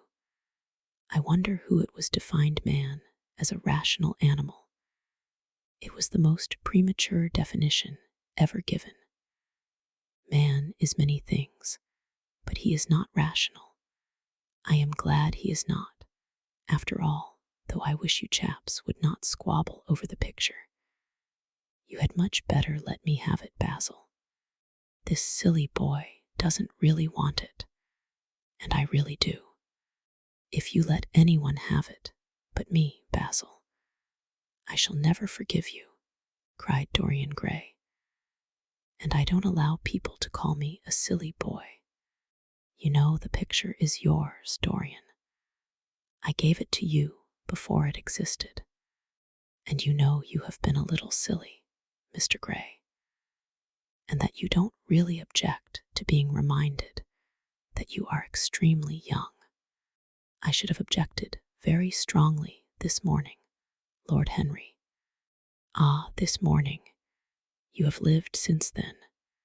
There came a knock at the door, and the butler entered with a laden tea tray and set it down upon a small Japanese table. There was a rattle of cups and saucers, and the hissing of a fluted Georgian urn. 2 globe-shaped china dishes were brought in by a page. Dorian Gray went over and poured out the tea. The 2 men sauntered languidly to the table and examined what was under the covers. Let us go to the theatre tonight, said Lord Henry. There is sure to be something on somewhere. I have promised to dine at White, but it is only with an old friend, so I can send him a wire to say that I am ill, or that I am prevented from coming in consequence of a subsequent engagement. I think that would be a rather nice excuse. It would have all the surprise of candor. It is such a bore putting on one's dress clothes, muttered Hallward. And when one has them on, they are so horrid. Yes, answered Lord Henry dreamily. The costume of the 19th century is detestable. It is so somber, so depressing. Sin is the only real color element left in modern life. You really must not say things like that before Dorian, Harry. Before which Dorian? The one who is pouring out tea for us, or the one in the picture? Before either. I should like to come to the theatre with you, Lord Henry, said the lad. Then you shall come. And you will come too, Basil, won't you? I can't, really. I would sooner not. I have a lot of work to do. Well then, you and I will go alone, Mr. Gray. I should like that awfully. The painter bit his lip and walked over, cup in hand, to the picture. I shall stay with the real Dorian, he said sadly. Is it the real Dorian? Cried the original of the portrait, strolling across to him. Am I really like that? Yes, you are just like that. How wonderful, Basil. At least you are like it in appearance. But it will never alter, sighed Hallward. That is something. What a fuss people make about fidelity, exclaimed Lord Henry. Why, even in love, it is purely a question for physiology. It has nothing to do with our own will. Young men want to be faithful, and are not. Old men want to be faithless, and cannot. That is all one can say. Don't go to the theatre tonight, Dorian, said Hallward. Stop and dine with me. I can't, Basil. Why? Because I have promised Lord Henry Wotton to go with him. He won't like you the better for keeping your promises. He always breaks his own. I beg you not to go. Dorian Gray laughed and shook his head. I entreat you. The lad hesitated and looked over at Lord Henry, who was watching them from the tea table with an amused smile. I must go, Basil, he answered. Very well, said Hallward, and he went over and laid down his cup on the tray. It is rather late, and as you have to dress, you had better lose no time. Goodbye, Harry. Goodbye, Dorian. Come and see me soon. Come tomorrow. Certainly. You won't forget. No, of course not, cried Dorian. And Harry. Yes, Basil. Remember what I asked you when we were in the garden this morning. I have forgotten it. I trust you. I wish I could trust myself, said Lord Henry, laughing. Come, Mr. Gray. My hansom is outside, and I can drop you at your own place. Goodbye, Basil. It has been a most interesting afternoon. As the door closed behind them, the painter flung himself down on a sofa, and a look of pain came into his face. Chapter 3. At 12:30 next day, Lord Henry Wotton strolled from Curzon Street over to the Albany to call on his uncle, Lord Fermor, a genial, if somewhat rough-mannered old bachelor, whom the outside world called selfish, because it derived no particular benefit from him, but who was considered generous by society as he fed the people who amused him. His father had been our ambassador at Madrid when Isabella was young and prim, unthought of, but had retired from the diplomatic service in a capricious moment of annoyance on not being offered the embassy at Paris, a post to which he considered that he was fully entitled by reason of his birth, his indolence, the good English of his dispatches, and his inordinate passion for pleasure. The son, who had been his father's secretary, had resigned along with his chief, somewhat foolishly, as was thought at the time, and on succeeding some months later to the title, had set himself to the serious study of the great aristocratic art of doing absolutely nothing. He had 2 large townhouses, but preferred to live in chambers, as it was less trouble, and took most of his meals at his club. He paid some attention to the management of his collieries in the Midland counties, excusing himself for this taint of industry on the ground that the one advantage of having coal was that it enabled a gentleman to afford the decency of burning wood on his own hearth. In politics, he was a Tory, except when the Tories were in office, during which period he roundly abused them for being a pack of radicals. He was a hero to his valet, who bullied him, and a terror to most of his relations, whom he bullied in turn.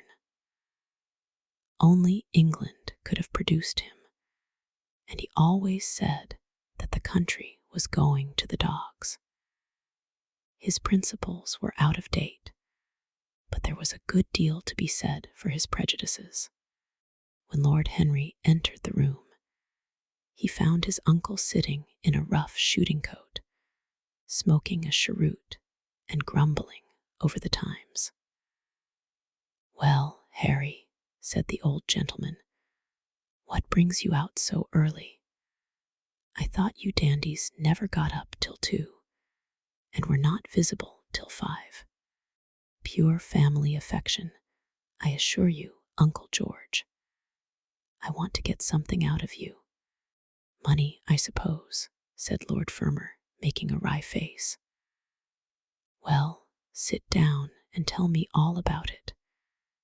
Young people nowadays imagine that money is everything." "Yes," murmured Lord Henry, settling his buttonhole in his coat, "and when they grow older they know it. But I don't want money. It is only people who pay their bills who want that, Uncle George, and I never pay mine.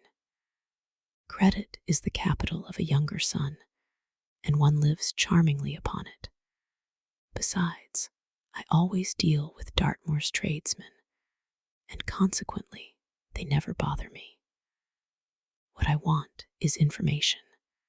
Not useful information, of course, useless information. Well, I can tell you anything that is in an English blue book, Harry, although those fellows nowadays write a lot of nonsense. When I was in the diplomatic, things were much better.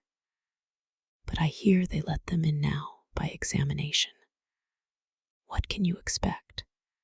Examinations, sir, are pure humbug from beginning to end. If a man is a gentleman, he knows quite enough, and if he is not a gentleman, whatever he knows is bad for him. Mr. Dorian Gray does not belong to blue books, Uncle George," said Lord Henry languidly. "Mr. Dorian Gray. Who is he?" asked Lord Fermor, knitting his bushy white eyebrows. "That is what I have come to learn, Uncle George. Or rather, I know who he is. He is the last Lord Kelso's grandson. His mother was a Devereux, Lady Margaret Devereux. I want you to tell me about his mother. What was she like? Whom did she marry? You have known nearly everybody in your time, so you might have known her. I am very much interested in Mr. Gray at present. I have only just met him." "Kelso's grandson," echoed the old gentleman. "Kelso's grandson. Of course, I knew his mother intimately. I believe I was at her christening. She was an extraordinarily beautiful girl, Margaret Devereux, and made all the men frantic by running away with a penniless young fellow, a mere nobody, sir, a subaltern in a foot regiment, or something of that kind. Certainly. I remember the whole thing as if it happened yesterday. The poor chap was killed in a duel at Spa a few months after the marriage. There was an ugly story about it. They said Kelso got some rascally adventurer, some Belgian brute, to insult his son-in-law in public, paid him, sir, to do it, paid him, and that the fellow spitted his man as if he had been a pigeon.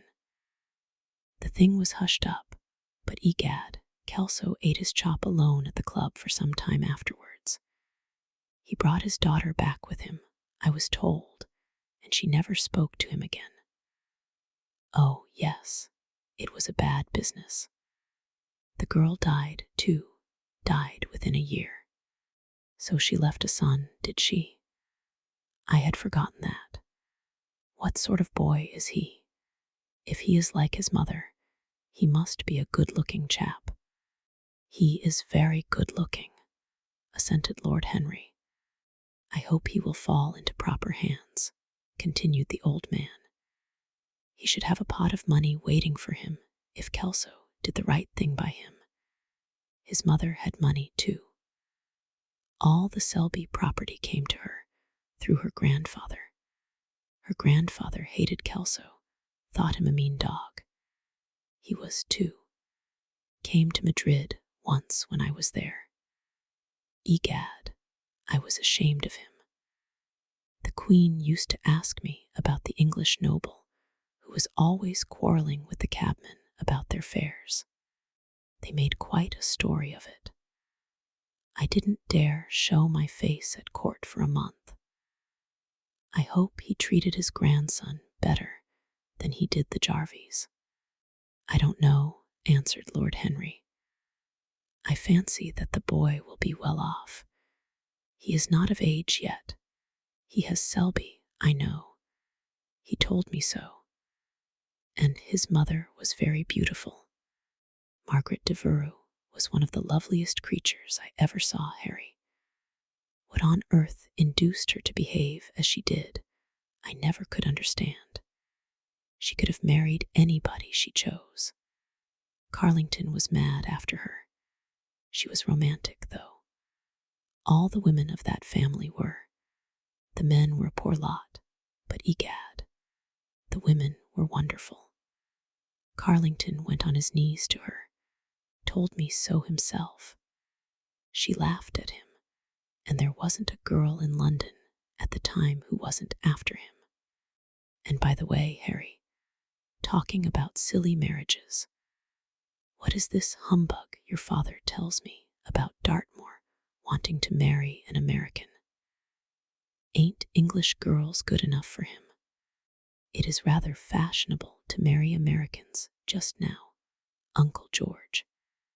I'll back English women against the world, Harry, said Lord Fermor, striking the table with his fist. The betting is on the Americans. They don't last, I am told, muttered his uncle.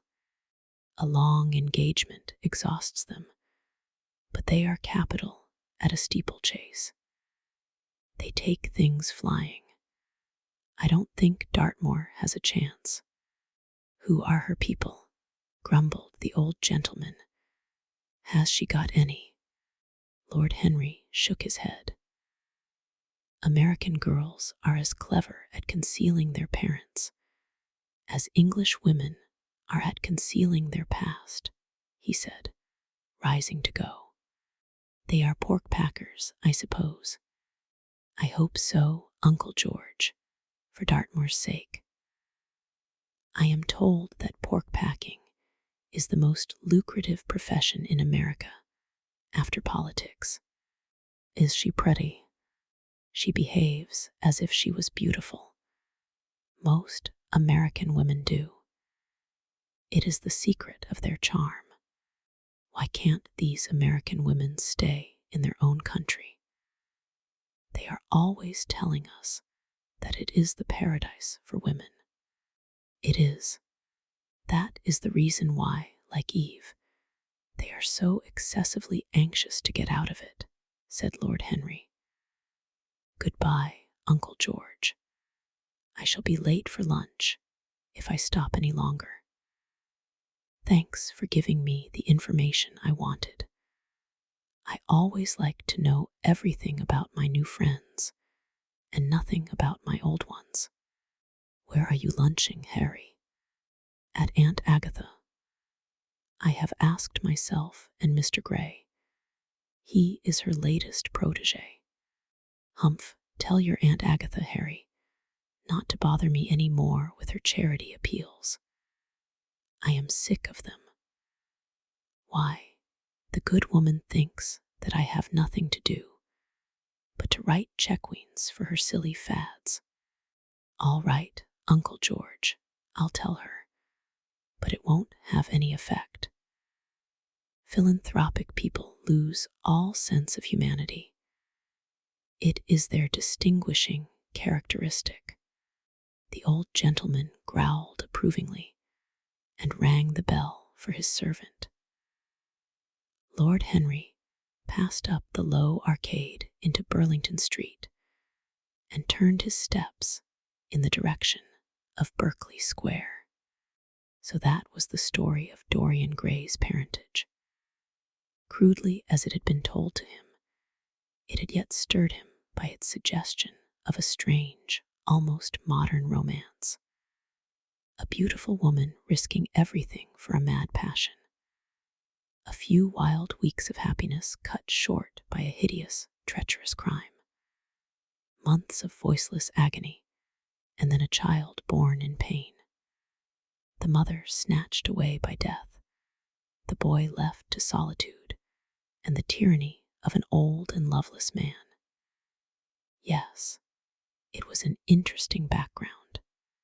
It posed the lad, made him more perfect, as it were. Behind every exquisite thing that existed, there was something tragic.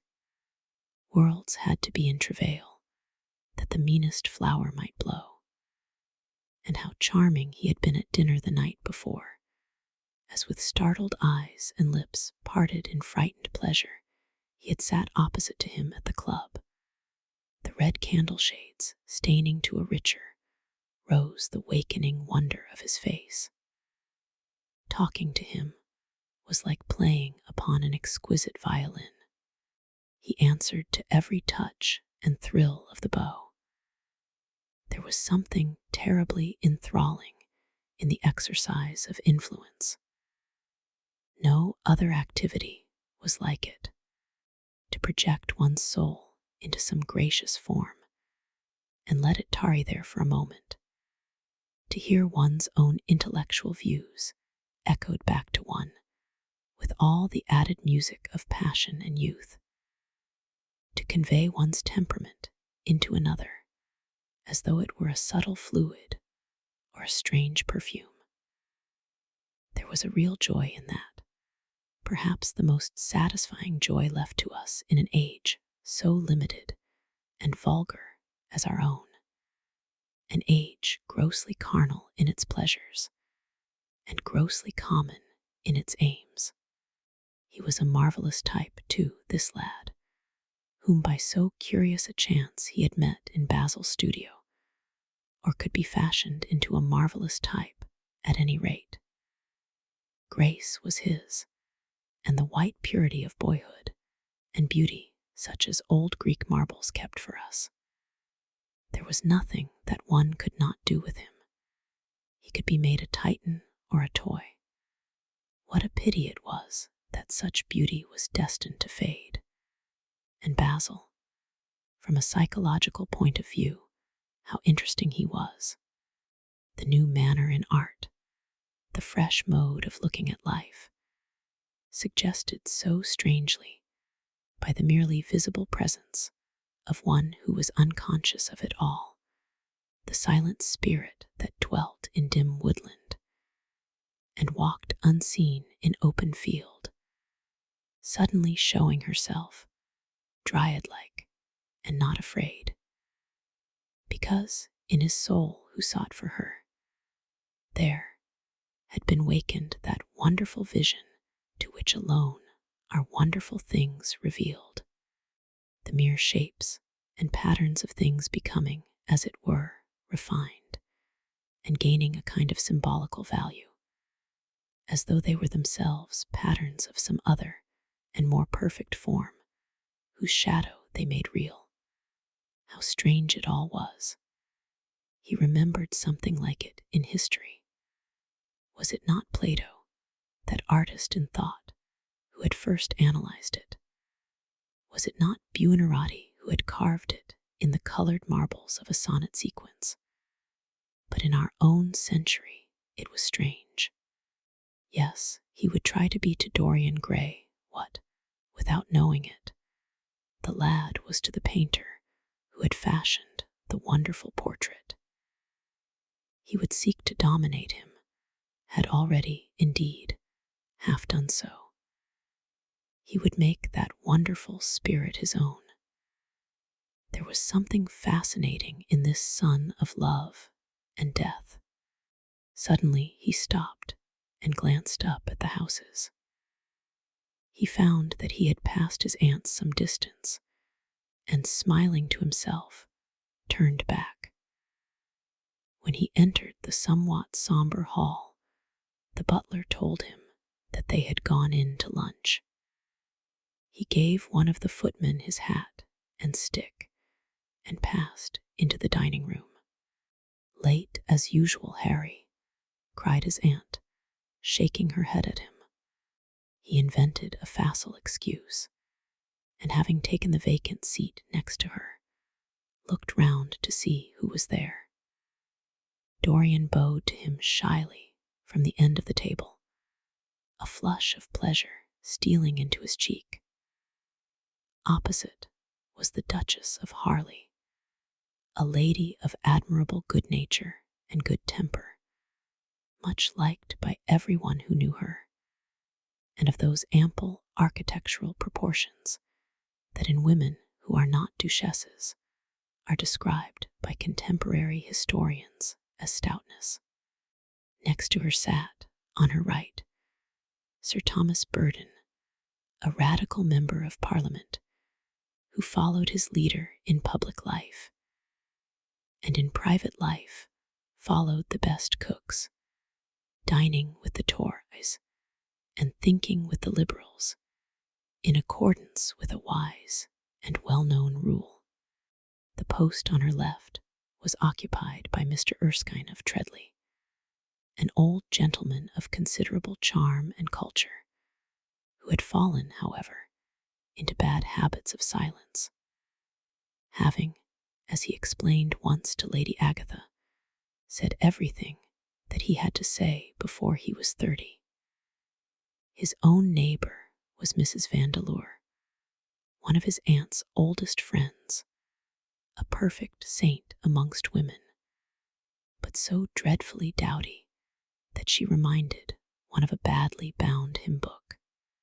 Fortunately for him, she had on the other side Lord Fodle, a most intelligent middle-aged mediocrity, as bald as a ministerial statement in the House of Commons, with whom she was conversing in that intensely earnest manner which is the one unpardonable error, as he remarked once himself, that all really good people fall into, and from which none of them ever quite escape. "We are talking about poor Dartmoor, Lord Henry," cried the Duchess, nodding pleasantly to him across the table.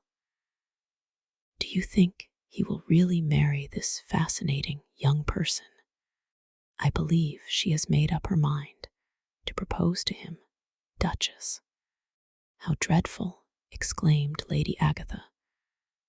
"Really, some one should interfere. I am told, on excellent authority, that her father keeps an American dry goods store," said Sir Thomas Burdon, looking supercilious. "My uncle has already suggested pork packing, Sir Thomas. Dry goods. What are American dry goods?" asked the Duchess, raising her large hands in wonder and accentuating the verb. American novels, answered Lord Henry, helping himself to some quail. The Duchess looked puzzled. Don't mind him, my dear, whispered Lady Agatha. He never means anything that he says. When America was discovered, said the Radical member, and he began to give some wearisome facts. Like all people who try to exhaust a subject, he exhausted his listeners. The Duchess sighed and exercised her privilege of interruption. I wish to goodness it never had been discovered at all, she exclaimed. Really, our girls have no chance nowadays. It is most unfair. Perhaps, after all, America never has been discovered, said Mr. Erskine. I myself would say that it had merely been detected. Oh, but I have seen specimens of the inhabitants, answered the Duchess vaguely. I must confess that most of them are extremely pretty, and they dress well too. They get all their dresses in Paris. I wish I could afford to do the same. They say that when good Americans die, they go to Paris, chuckled Sir Thomas, who had a large wardrobe of Humour's cast-off clothes. Really? And where do bad Americans go to when they die? Inquired the Duchess. They go to America, murmured Lord Henry. Sir Thomas frowned. I am afraid that your nephew is prejudiced against that great country, he said to Lady Agatha. I have travelled all over it in cars provided by the directors, who, in such matters, are extremely civil. I assure you that it is an education to visit it. But must we really see Chicago in order to be educated? Asked Mr. Erskine plaintively. I don't feel up to the journey. Sir Thomas waved his hand. Mr. Erskine of Treadley has the world on his shelves. We practical men like to see things, not to read about them. The Americans are an extremely interesting people. They are absolutely reasonable. I think that is their distinguishing characteristic. Yes, Mr. Erskine, an absolutely reasonable people. I assure you there is no nonsense about the Americans. How dreadful, cried Lord Henry. I can stand brute force, but brute reason is quite unbearable. There is something unfair about its use. It is hitting below the intellect. I do not understand you, said Sir Thomas, growing rather red. I do, Lord Henry, murmured Mr. Erskine, with a smile. Paradoxes are all very well in their way, rejoined the baronet. Was that a paradox? Asked Mr. Erskine. I did not think so. Perhaps it was. Well, the way of paradoxes is the way of truth. To test reality, we must see it on the tightrope. When the verities become acrobats, we can judge them. Dear me, said Lady Agatha, how you men argue. I am sure I never can make out what you are talking about. Oh, Harry, I am quite vexed with you. Why do you try to persuade our nice Mr. Dorian Gray to give up the East End? I assure you he would be quite invaluable. They would love his playing. I want him to play to me, cried Lord Henry, smiling, and he looked down the table and caught a bright answering glance. But they are so unhappy in Whitecapel, continued Lady Agatha. I can sympathize with everything except suffering, said Lord Henry, shrugging his shoulders. I cannot sympathize with that. It is too ugly, too horrible, too distressing. There is something terribly morbid in the modern sympathy with pain. One should sympathize with the color, the beauty, the joy of life.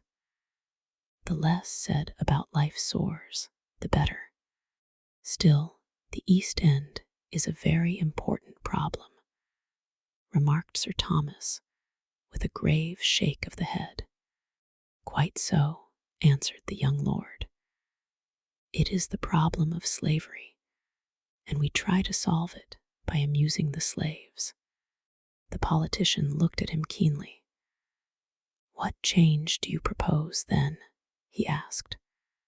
Lord Henry laughed. I don't desire to change anything in England except the weather, he answered. I am quite content with philosophically contemplation. But as the 19th century has gone bankrupt through an overexpenditure of sympathy, I would suggest that we should appeal to science to put us straight. The advantage of the emotions is that they lead us astray, and the advantage of science is that it is not emotional. But we have such grave responsibilities, ventured Mrs. Vandeleur timidly. Terribly grave, echoed Lady Agatha. Lord Henry looked over at Mr. Erskine. Humanity takes itself too seriously. It is the world's original sin. If the caveman had known how to laugh, history would have been different. You are really very comforting, warbled the Duchess. I have always felt rather guilty when I came to see your dear aunt, for I take no interest at all in the East End. For the future, I shall be able to look her in the face without a blush. A blush is very becoming, Duchess, remarked Lord Henry. Only when one is young, she answered. When an old woman like myself blushes, it is a very bad sign. Ah, Lord Henry, I wish you would tell me how to become young again. He thought for a moment. Can you remember any great error that you committed in your early days, Duchess? He asked, looking at her across the table. A great many, I fear, she cried. Then commit them over again, he said gravely.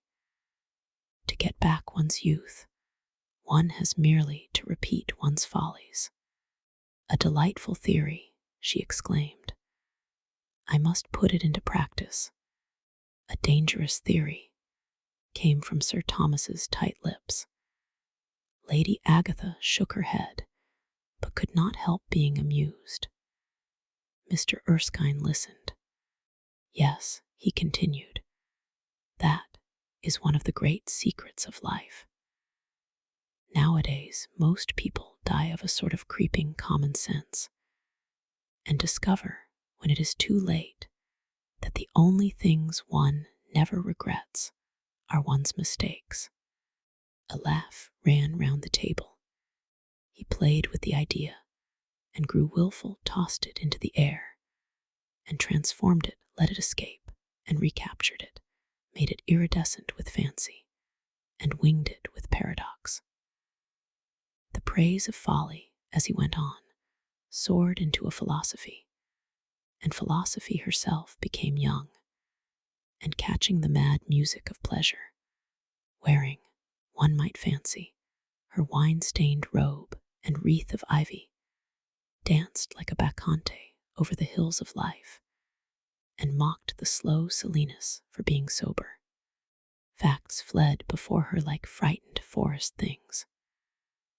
Her white feet trod the huge press at which wise Omar sits, till the seething grape juice rose round her bare limbs in waves of purple bubbles, or crawled in red foam over the vat's black, dripping, sloping sides. It was an extraordinary improvisation. He felt that the eyes of Dorian Gray were fixed on him, and the consciousness that amongst his audience there was one whose temperament he wished to fascinate seemed to give his wit keenness, and to lend color to his imagination. He was brilliant, fantastic, irresponsible. He charmed his listeners out of themselves, and they followed his pipe, laughing. Dorian Gray never took his gaze off him, but sat like one under a spell, smiles chasing each other over his lips, and wonder growing grave in his darkening eyes. At last, liveried in the costume of the age, reality entered the room in the shape of a servant to tell the Duchess that her carriage was waiting. She wrung her hands in mock despair. "How annoying," she cried. "I must go.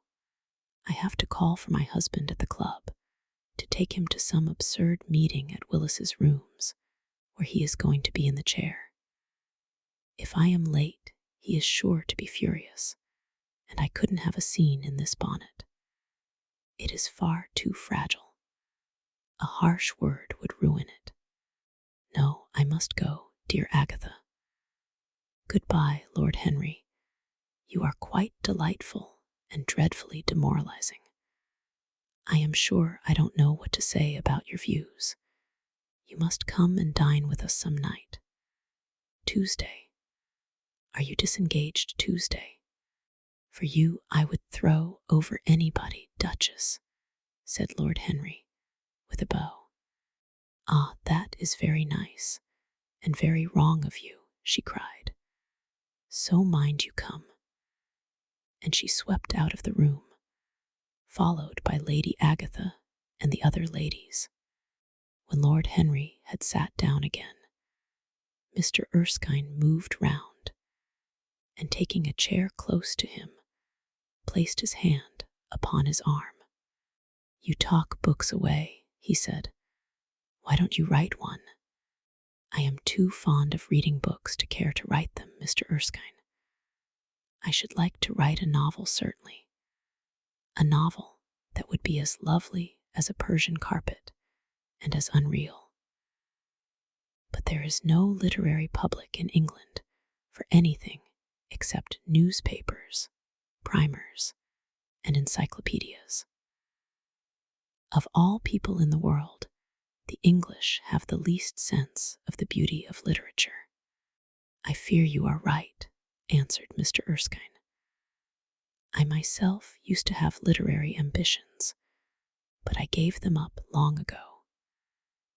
And now, my dear young friend, if you will allow me to call you so, may I ask if you really meant all that you said to us at lunch?" "I quite forget what I said," smiled Lord Henry. "Was it all very bad?" "Very bad indeed. In fact, I consider you extremely dangerous, and if anything happens to our good Duchess, we shall all look on you as being primarily responsible. But I should like to talk to you about life. The generation into which I was born was tedious. Some day, when you are tired of London, come down to Treadley and expound to me your philosophy of pleasure over some admirable Burgundy I am fortunate enough to possess. I shall be charmed. A visit to Treadley would be a great privilege. It has a perfect host and a perfect library. You will complete it, answered the old gentleman with a courteous bow. And now I must bid good-bye to your excellent aunt. I am due at the Athenaeum. It is the hour when we sleep there. All of you, Mr. Erskine. 40 of us, in 40 armchairs. We are practicing for an English Academy of Letters. Lord Henry laughed and rose. "I am going to the park," he cried. As he was passing out of the door, Dorian Gray touched him on the arm. "Let me come with you," he murmured. "But I thought you had promised Basil Hallward to go and see him," answered Lord Henry. I would sooner come with you. Yes, I feel I must come with you. Do let me. And you will promise to talk to me all the time. No one talks so wonderfully as you do. Ah, I have talked quite enough for today, said Lord Henry, smiling. All I want now is to look at life. You may come and look at it with me, if you care to. Chapter 4. One afternoon. A month later, Dorian Gray was reclining in a luxurious armchair in the little library of Lord Henry's house in Mayfair. It was, in its way, a very charming room, with its high-paneled wainscoting of olive-stained oak, its cream-colored frieze, and ceiling of raised plasterwork, and its brick-dust felt carpet strewn with silk, long-fringed Persian rugs.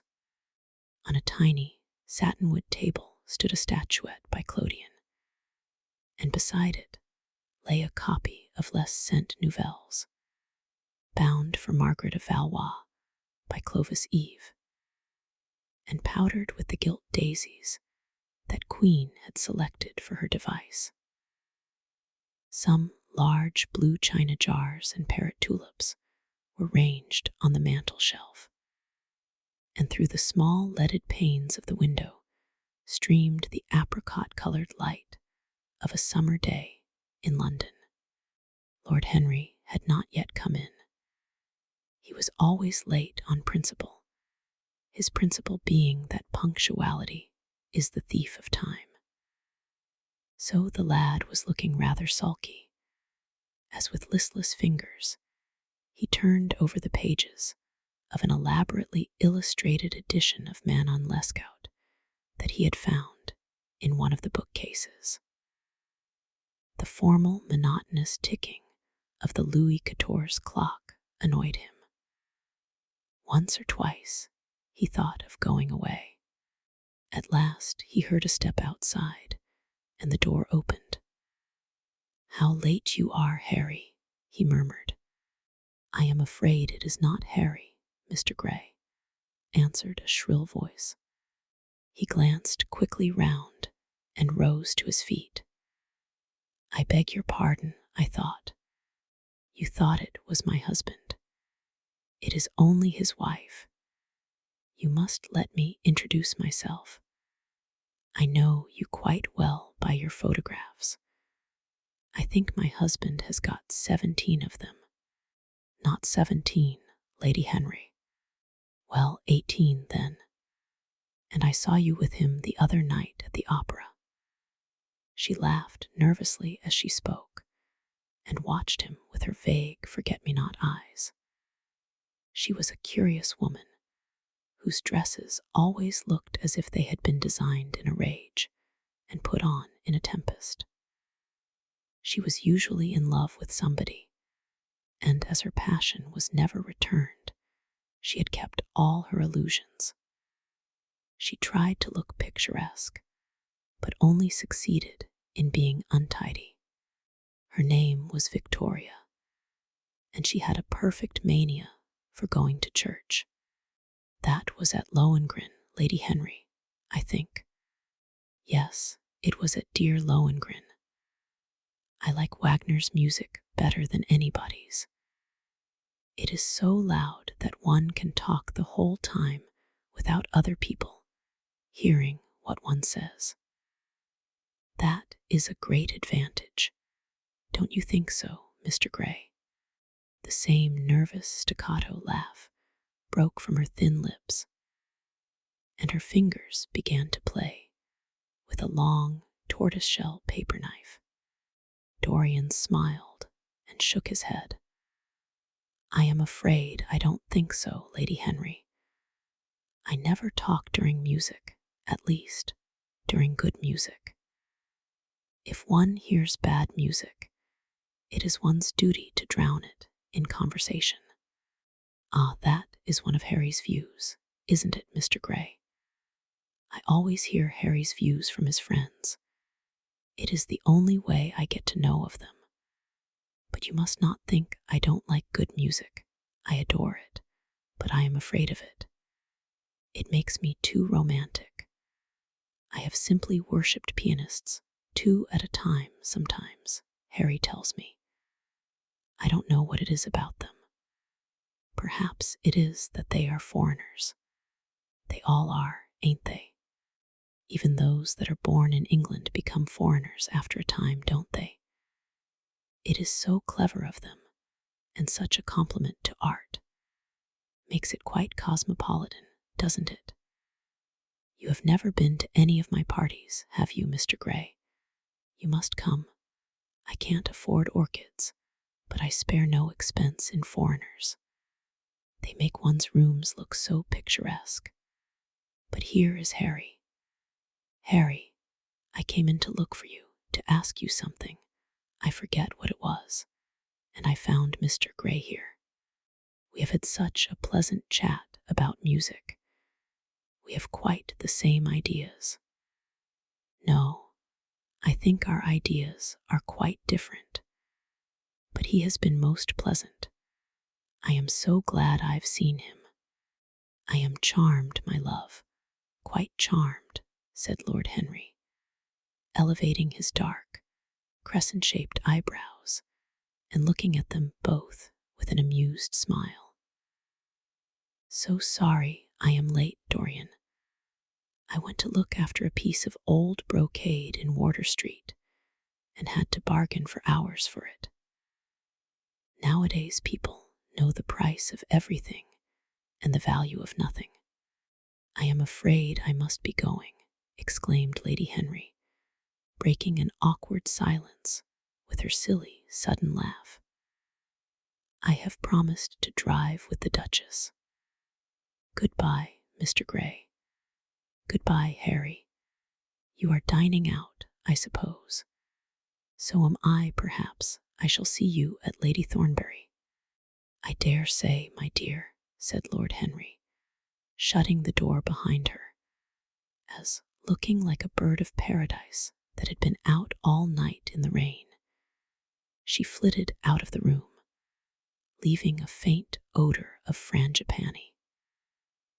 Then he lit a cigarette and flung himself down on the sofa.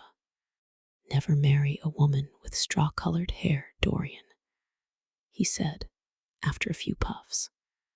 Why, Harry? Because they are so sentimental. But I like sentimental people. Never marry at all, Dorian. Men marry because they are tired women, because they are curious. Both are disappointed. I don't think I am likely to marry Harry. I am too much in love. That is one of your aphorisms. I am putting it into practice, as I do everything that you say. Who are you in love with?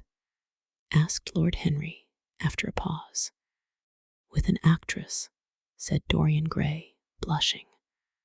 Lord Henry shrugged his shoulders. That is a rather commonplace debut. You would not say so if you saw her, Harry. Who is she? Her name is Sybil Vane. Never heard of her. No one has. People will some day, however. She is a genius. My dear boy, no woman is a genius. Women are a decorative sex. They never have anything to say, but they say it charmingly. Women represent the triumph of matter over mind, just as men represent the triumph of mind over morals. Harry, how can you? My dear Dorian, it is quite true. I am analyzing women at present, so I ought to know. The subject is not so abstruse as I thought it was. I find that, ultimately, there are only 2 kinds of women, the plain and the colored. The plain women are very useful. If you want to gain a reputation for respectability, you have merely to take them down to supper. The other women are very charming. They commit one mistake, however. They paint in order to try and look young. Our grandmothers painted in order to try and talk brilliantly. Rouge and esprit used to go together. That is all over now. As long as a woman can look 10 years younger than her own daughter, she is perfectly satisfied.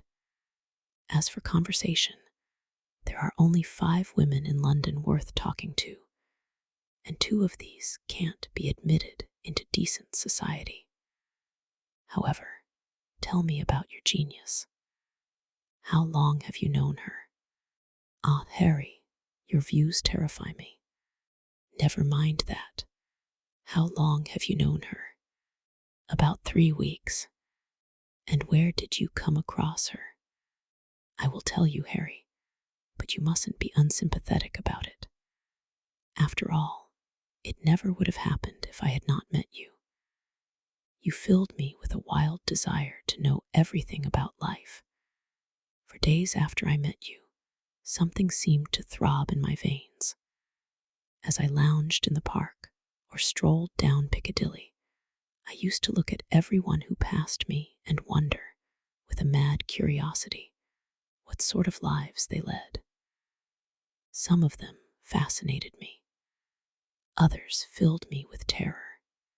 There was an exquisite poison in the air. I had a passion for sensations. Well, one evening about 7 o'clock, I determined to go out in search of some adventure. I felt that this grey, monstrous London of ours, with its myriads of people, its sordid sinners, and its splendid sins, as you once phrased it, must have something in store for me.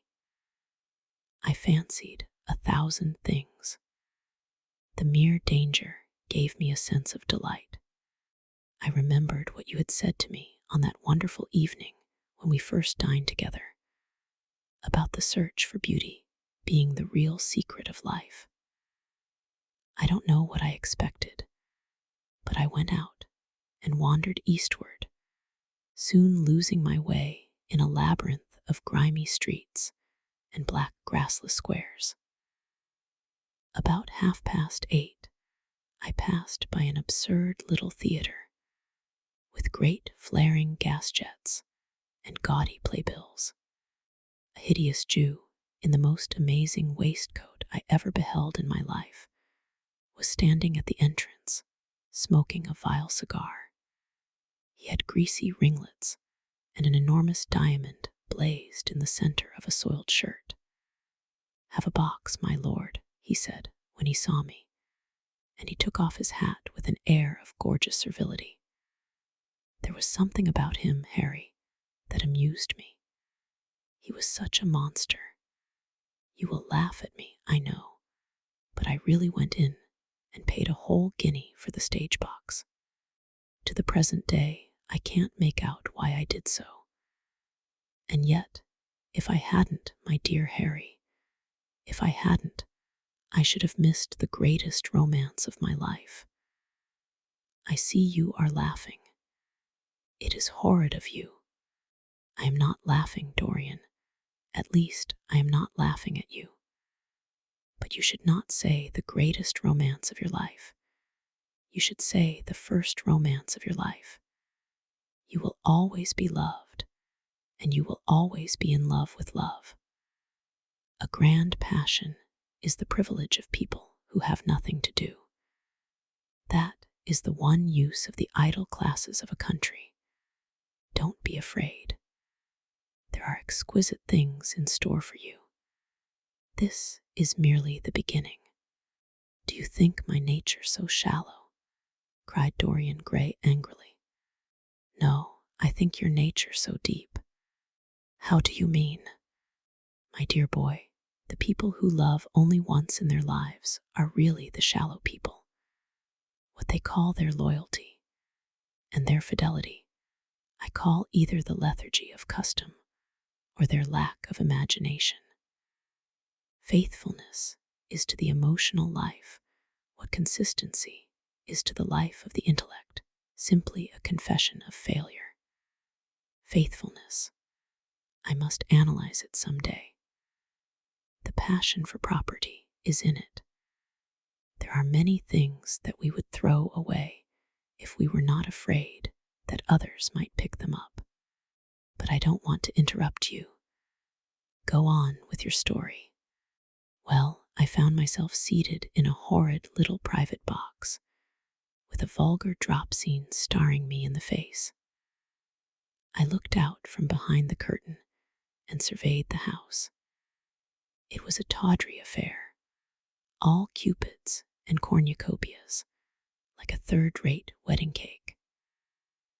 The gallery and pit were fairly full, but the 2 rows of dingy stalls were quite empty, and there was hardly a person in what I suppose they called the dress circle. Women went about with oranges and ginger beer, and there was a terrible consumption of nuts going on. It must have been just like the palmy days of the British drama, just like, I should fancy, and very depressing. I began to wonder what on earth I should do when I caught sight of the playbill. What do you think the play was, Harry? I should think The Idiot Boy, or Dumb but Innocent.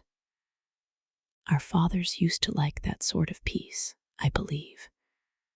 The longer I live, Dorian, the more keenly I feel that whatever was good enough for our fathers is not good enough for us. In art, as in politics, Les Grandpers, Aunt Towger's tort. This play was good enough for us, Harry. It was Romeo and Juliet. I must admit that I was rather annoyed at the idea of seeing Shakespeare done in such a wretched hole of a place. Still, I felt interested in a sort of way. At any rate, I determined to wait for the first act. There was a dreadful orchestra, presided over by a young Hebrew who sat at a cracked piano, that nearly drove me away. But at last the drop scene was drawn up, and the play began. Romeo was a stout, elderly gentleman, with corked eyebrows, a husky tragedy voice, and a figure like a beer barrel. Mercutio was almost as bad. He was played by the low comedian, who had introduced gags of his own and was on most friendly terms with the pit. They were both as grotesque as the scenery, and that looked as if it had come out of a country booth. But Juliet, Harry, imagine a girl, hardly 17 years of age, with a little flower-like face, a small Greek head with plaited coils of dark brown hair, eyes that were violet wells of passion, lips that were like the petals of a rose. She was the loveliest thing I had ever seen in my life. You said to me once that pathos left you unmoved, but that beauty, mere beauty, could fill your eyes with tears. I tell you, Harry, I could hardly see this girl for the mist of tears that came across me. And her voice, I never heard such a voice. It was very low at first, with deep mellow notes that seemed to fall singly upon one's ear. Then it became a little louder, and sounded like a flute or a distant hautboy. In the garden scene, it had all the tremulous ecstasy that one hears just before dawn when nightingales are singing. There were moments later on when it had the wild passion of violins. You know how a voice can stir one. Your voice and the voice of Sybil Vane are 2 things that I shall never forget. When I close my eyes, I hear them, and each of them says something different. I don't know which to follow. Why should I not love her? Harry, I do love her. She is everything to me in life. Night after night, I go to see her play. One evening, she is Rosalind, and the next evening, she is Imogen. I have seen her die in the gloom of an Italian tomb, sucking the poison from her lover's lips. I have watched her wandering through the forest of Arden, disguised as a pretty boy in hose and doublet and dainty cap. She has been mad and has come into the presence of a guilty king and given him rue to wear and bitter herbs to taste of. She has been innocent, and the black hands of jealousy have crushed her reed like throat. I have seen her in every age and in every costume. Ordinary women never appeal to one's imagination. They are limited to their century. No glamour ever transfigures them. One knows their minds as easily as one knows their bonnets. One can always find them. There is no mystery in any of them. They ride in the park in the morning and chatter at tea parties in the afternoon. They have their stereotyped smile and their fashionable manner. They are quite obvious, but an actress, how different an actress is. Harry, why didn't you tell me that the only thing worth loving is an actress? Because I have loved so many of them, Dorian. Oh yes, horrid people with dyed hair and painted faces. Don't run down dyed hair and painted faces. There is an extraordinary charm in them, sometimes, said Lord Henry. I wish now I had not told you about Sybil Vane. You could not have helped telling me, Dorian. All through your life, you will tell me everything you do. Yes, Harry, I believe that is true. I cannot help telling you things. You have a curious influence over me. If I ever did a crime, I would come and confess it to you. You would understand me. People like you, the willful sunbeams of life, don't commit crimes, Dorian. But I am much obliged for the compliment, all the same. And now tell me, reach me the matches. Like a good boy, thanks. What are your actual relations with Sybil Vane? Dorian Gray leaped to his feet, with flushed cheeks and burning eyes. Harry, Sybil Vane is sacred. It is only the sacred things that are worth touching, Dorian, said Lord Henry, with a strange touch of pathos in his voice. But why should you be annoyed? I suppose she will belong to you some day. When one is in love, one always begins by deceiving oneself, and one always ends by deceiving others.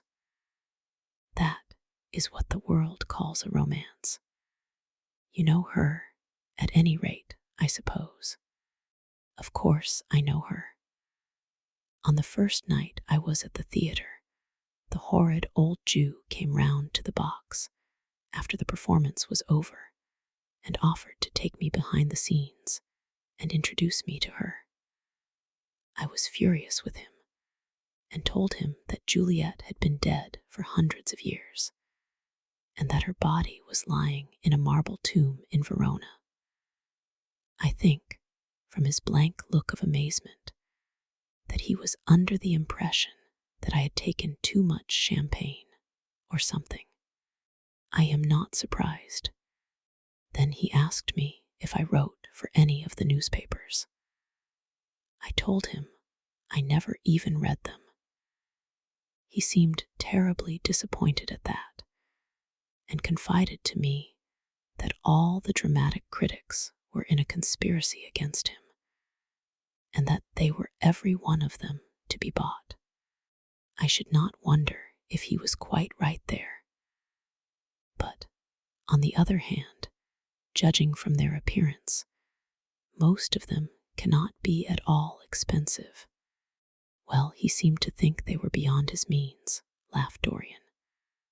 By this time, however, the lights were being put out in the theatre, and I had to go. He wanted me to try some cigars that he strongly recommended. I declined. The next night, of course, I arrived at the place again.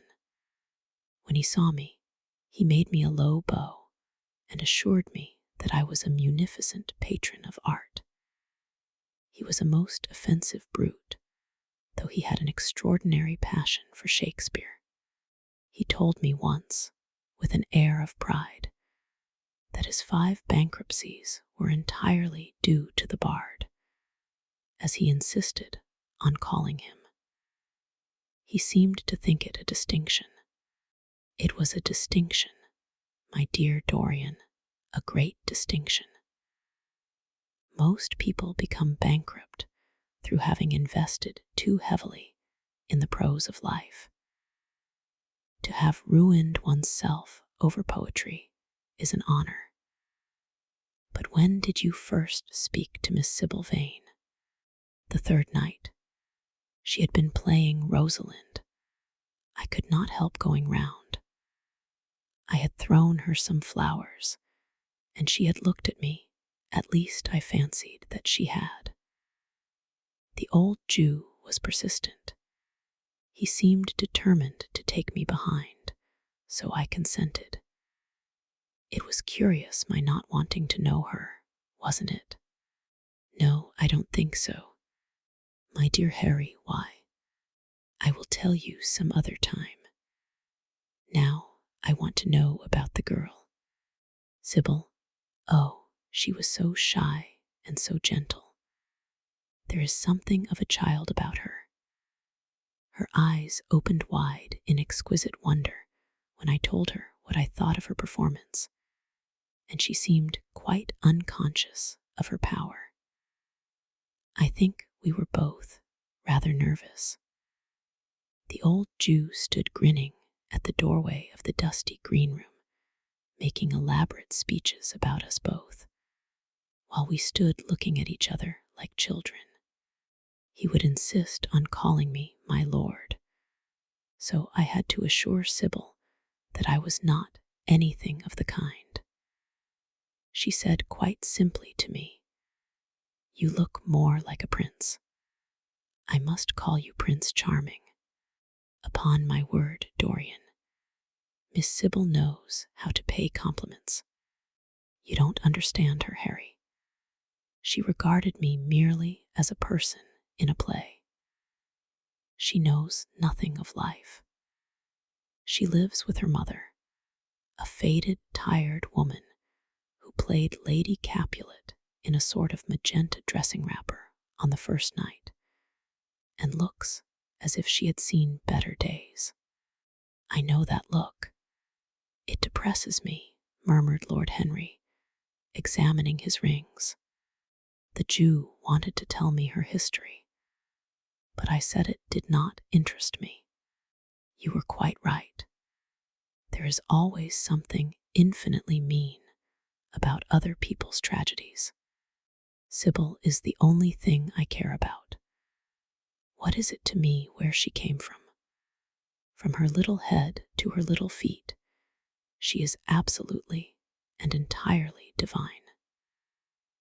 Every night of my life I go to see her act, and every night she is more marvelous. That is the reason, I suppose, that you never dine with me now. I thought you must have some curious romance on hand. You have, but it is not quite what I expected. My dear Harry, we either lunch or sup together every day, and I have been to the opera with you several times, said Dorian, opening his blue eyes in wonder. You always come dreadfully late. Well, I can't help going to see Sybil play, he cried, even if it is only for a single act. I get hungry for her presence, and when I think of the wonderful soul that is hidden away in that little ivory body, I am filled with awe. You can dine with me tonight, Dorian, can't you? He shook his head. Tonight she is Imogen, he answered, and tomorrow night she will be Juliet. When is she Sybil Vane? Never. I congratulate you. How horrid you are. She is all the great heroines of the world in one. She is more than an individual. You laugh, but I tell you she has genius. I love her, and I must make her love me. You, who know all the secrets of life, tell me how to charm Sybil Vane to love me. I want to make Romeo jealous. I want the dead lovers of the world to hear our laughter and grow sad. I want a breath of our passion to stir their dust into consciousness, to wake their ashes into pain. My God, Harry, how I worship her. He was walking up and down the room as he spoke. Hectic spots of red burned on his cheeks. He was terribly excited. Lord Henry watched him with a subtle sense of pleasure. How different he was now from the shy, frightened boy he had met in Basil Hallward's studio. His nature had developed like a flower, had borne blossoms of scarlet flame. Out of its secret hiding place had crept his soul, and desire had come to meet it on the way. "And what do you propose to do?" said Lord Henry at last. "I want you and Basil to come with me some night and see her act. I have not the slightest fear of the result. You are certain to acknowledge her genius. Then we must get her out of the Jew's hands. She is bound to him for 3 years, at least for 2 years and 8 months from the present time. I shall have to pay him something, of course. When all that is settled, I shall take a West End theatre and bring her out properly. She will make the world as mad as she has made me." "That would be impossible, my dear boy." "Yes, she will. She has not merely consummate art instinct in her, but she has personality also. And you have often told me that it is personalities, not principles, that move the age. Well, what night shall we go? Let me see. Today is Tuesday. Let us fix tomorrow. She plays Juliet tomorrow. All right. The Bristol at 8 o'clock, and I will get Basil. Not 8, Harry, please. 6:30. We must be there before the curtain rises. You must see her in the first act, where she meets Romeo. 6:30. What an hour! It will be like having a meat tea or reading an English novel. It must be 7. No gentleman dines before 7. Shall you see Basil between this and then? Or shall I write to him? Dear Basil, I have not laid eyes on him for a week.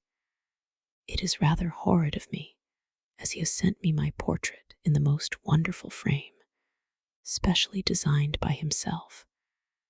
And though I am a little jealous of the picture for being a whole month younger than I am, I must admit that I delight in it. Perhaps you had better write to him. I don't want to see him alone. He says things that annoy me. He gives me good advice." Lord Henry smiled. People are very fond of giving away what they need most themselves. It is what I call the depth of generosity. Oh, Basil is the best of fellows, but he seems to me to be just a bit of a Philistine. Since I have known you, Harry, I have discovered that.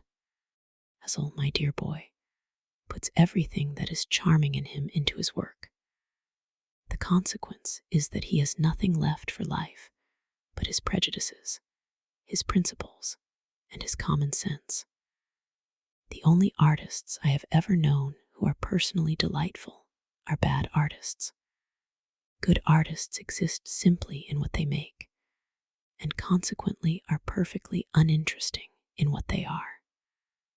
A great poet, a really great poet, is the most unpoetical of all creatures.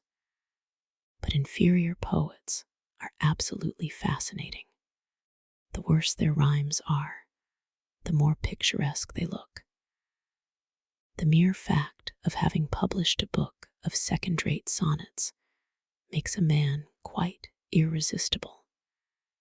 He lives the poetry that he cannot write. The others write the poetry that they dare not realize. "I wonder, is that really so, Harry?" said Dorian Gray, putting some perfume on his handkerchief out of a large, gold-topped bottle that stood on the table. "It must be, if you say it. And now I am off. Imogen is waiting for me. Don't forget about tomorrow. Goodbye." As he left the room, Lord Henry's heavy eyelids drooped, and he began to think. Certainly few people had ever interested him so much as Dorian Gray, and yet the lad's mad adoration of someone else caused him not the slightest pang of annoyance or jealousy. He was pleased by it. It made him a more interesting study. He had been always enthralled by the methods of natural science, but the ordinary subject matter of that science had seemed to him trivial and of no import, and so he had begun by vivisecting himself, as he had ended by vivisecting others. Human life, that appeared to him the one thing worth investigating. Compared to it, there was nothing else of any value. It was true that as one watched life in its curious crucible of pain and pleasure, one could not wear over one's face a mask of glass, nor keep the sulphurous fumes from troubling the brain and making the imagination turbid with monstrous fancies and misshapen dreams. There were poisons so subtle that to know their properties one had to sicken of them. There were maladies so strange that one had to pass through them if one sought to understand their nature. And yet, what a great reward one received! How wonderful the whole world became to one, to note the curious hard logic of passion and the emotional colored life of the intellect, to observe where they met and where they separated, at what point they were in unison, and at what point they were at discord. There was a delight in that. What matter what the cost was? One could never pay too high a price for any sensation. He was conscious, and the thought brought a gleam of pleasure into his brown agate eyes, that it was through certain words of his, musical words said with musical utterance, that Dorian Gray's soul had turned to this white girl and bowed in worship before her. To a large extent, the lad was his own creation. He had made him premature. That was something. Ordinary people waited till life disclosed to them its secrets, but to the few, to the elect, the mysteries of life were revealed before the veil was drawn away. Sometimes this was the effect of art, and chiefly of the art of literature, which dealt immediately with the passions and the intellect. But now and then a complex personality took the place and assumed the office of art, was indeed, in its way, a real work of art, life having its elaborate masterpieces, just as poetry has, or sculpture, or painting. Yes, the lad was premature. He was gathering his harvest while it was yet spring. The pulse and passion of youth were in him, but he was becoming self-conscious. It was delightful to watch him. With his beautiful face and his beautiful soul, he was a thing to wonder at. It was no matter how it all ended or was destined to end. He was like one of those gracious figures in a pageant or a play, whose joys seem to be remote from one, but whose sorrows stir one's sense of beauty, and whose wounds are like red roses. Soul and body, body and soul, how mysterious they were. There was animalism in the soul, and the body had its moments of spirituality. The senses could refine, and the intellect could degrade. Who could say where the fleshly impulse ceased or the psychical impulse began? How shallow were the arbitrary definitions of ordinary psychologists? And yet, how difficult to decide between the claims of the various schools. Was the soul a shadow seated in the house of sin? Or was the body really in the soul, as Giordano Bruno thought? The separation of spirit from matter was a mystery, and the union of spirit with matter was a mystery also. He began to wonder whether we could ever make psychology so absolute a science that each little spring of life would be revealed to us. As it was, we always misunderstood ourselves and rarely understood others. Experience was of no ethical value. It was merely the name men gave to their mistakes. Moralists had, as a rule, regarded it as a mode of warning, had claimed for it a certain ethical efficacy in the formation of character, had praised it as something that taught us what to follow and showed us what to avoid. But there was no motive power in experience. It was as little of an active cause as conscience itself. All that it really demonstrated was that our future would be the same as our past, and that the sin we had done once, and with loathing, we would do many times, and with joy. It was clear to him that the experimental method was the only method by which one could arrive at any scientific analysis of the passions.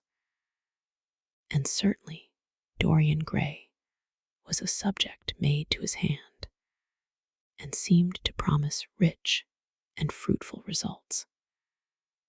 His sudden mad love for Sybil Vane was a psychological phenomenon of no small interest. There was no doubt that curiosity had much to do with it. Curiosity and the desire for new experiences. Yet it was not a simple, but rather a very complex passion. What there was in it of the purely sensuous instinct of boyhood had been transformed by the workings of the imagination, changed into something that seemed to the lad himself to be remote from sense, and was for that very reason all the more dangerous. It was the passions about whose origin we deceived ourselves that tyrannized most strongly over us. Our weakest motives were those of whose nature we were conscious. It often happened that when we thought we were experimenting on others, we were really experimenting on ourselves. While Lord Henry sat dreaming on these things, a knock came to the door, and his valet entered and reminded him it was time to dress for dinner. He got up and looked out into the street. The sunset had smitten into scarlet gold the upper windows of the houses opposite. The panes glowed like plates of heated metal. The sky above was like a faded rose. He thought of his friend's young, fiery-colored life and wondered how it was all going to end. When he arrived home, about 12:30, he saw a telegram lying on the hall table. He opened it and found it was from Dorian Gray. It was to tell him that he was engaged to be married to Sybil Vane. Chapter 5. "Mother, mother, I am so happy," whispered the girl, burying her face in the lap of the faded, tired-looking woman who, with back turned to the shrill, intrusive light, was sitting in the one armchair that their dingy sitting room contained. "I am so happy," she repeated, "and you must be happy, too." Mrs. Vane winced and put her thin, bismuth-whitened hands on her daughter's head. "Happy," she echoed. "I am only happy, Sybil, when I see you act. You must not think of anything but your acting. Mr. Isaacs has been very good to us, and we owe him money." The girl looked up and pouted. "Money, mother," she cried. "What does money matter? Love is more than money.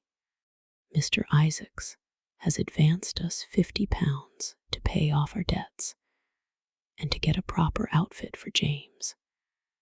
You must not forget that, Sybil. £50 is a very large sum.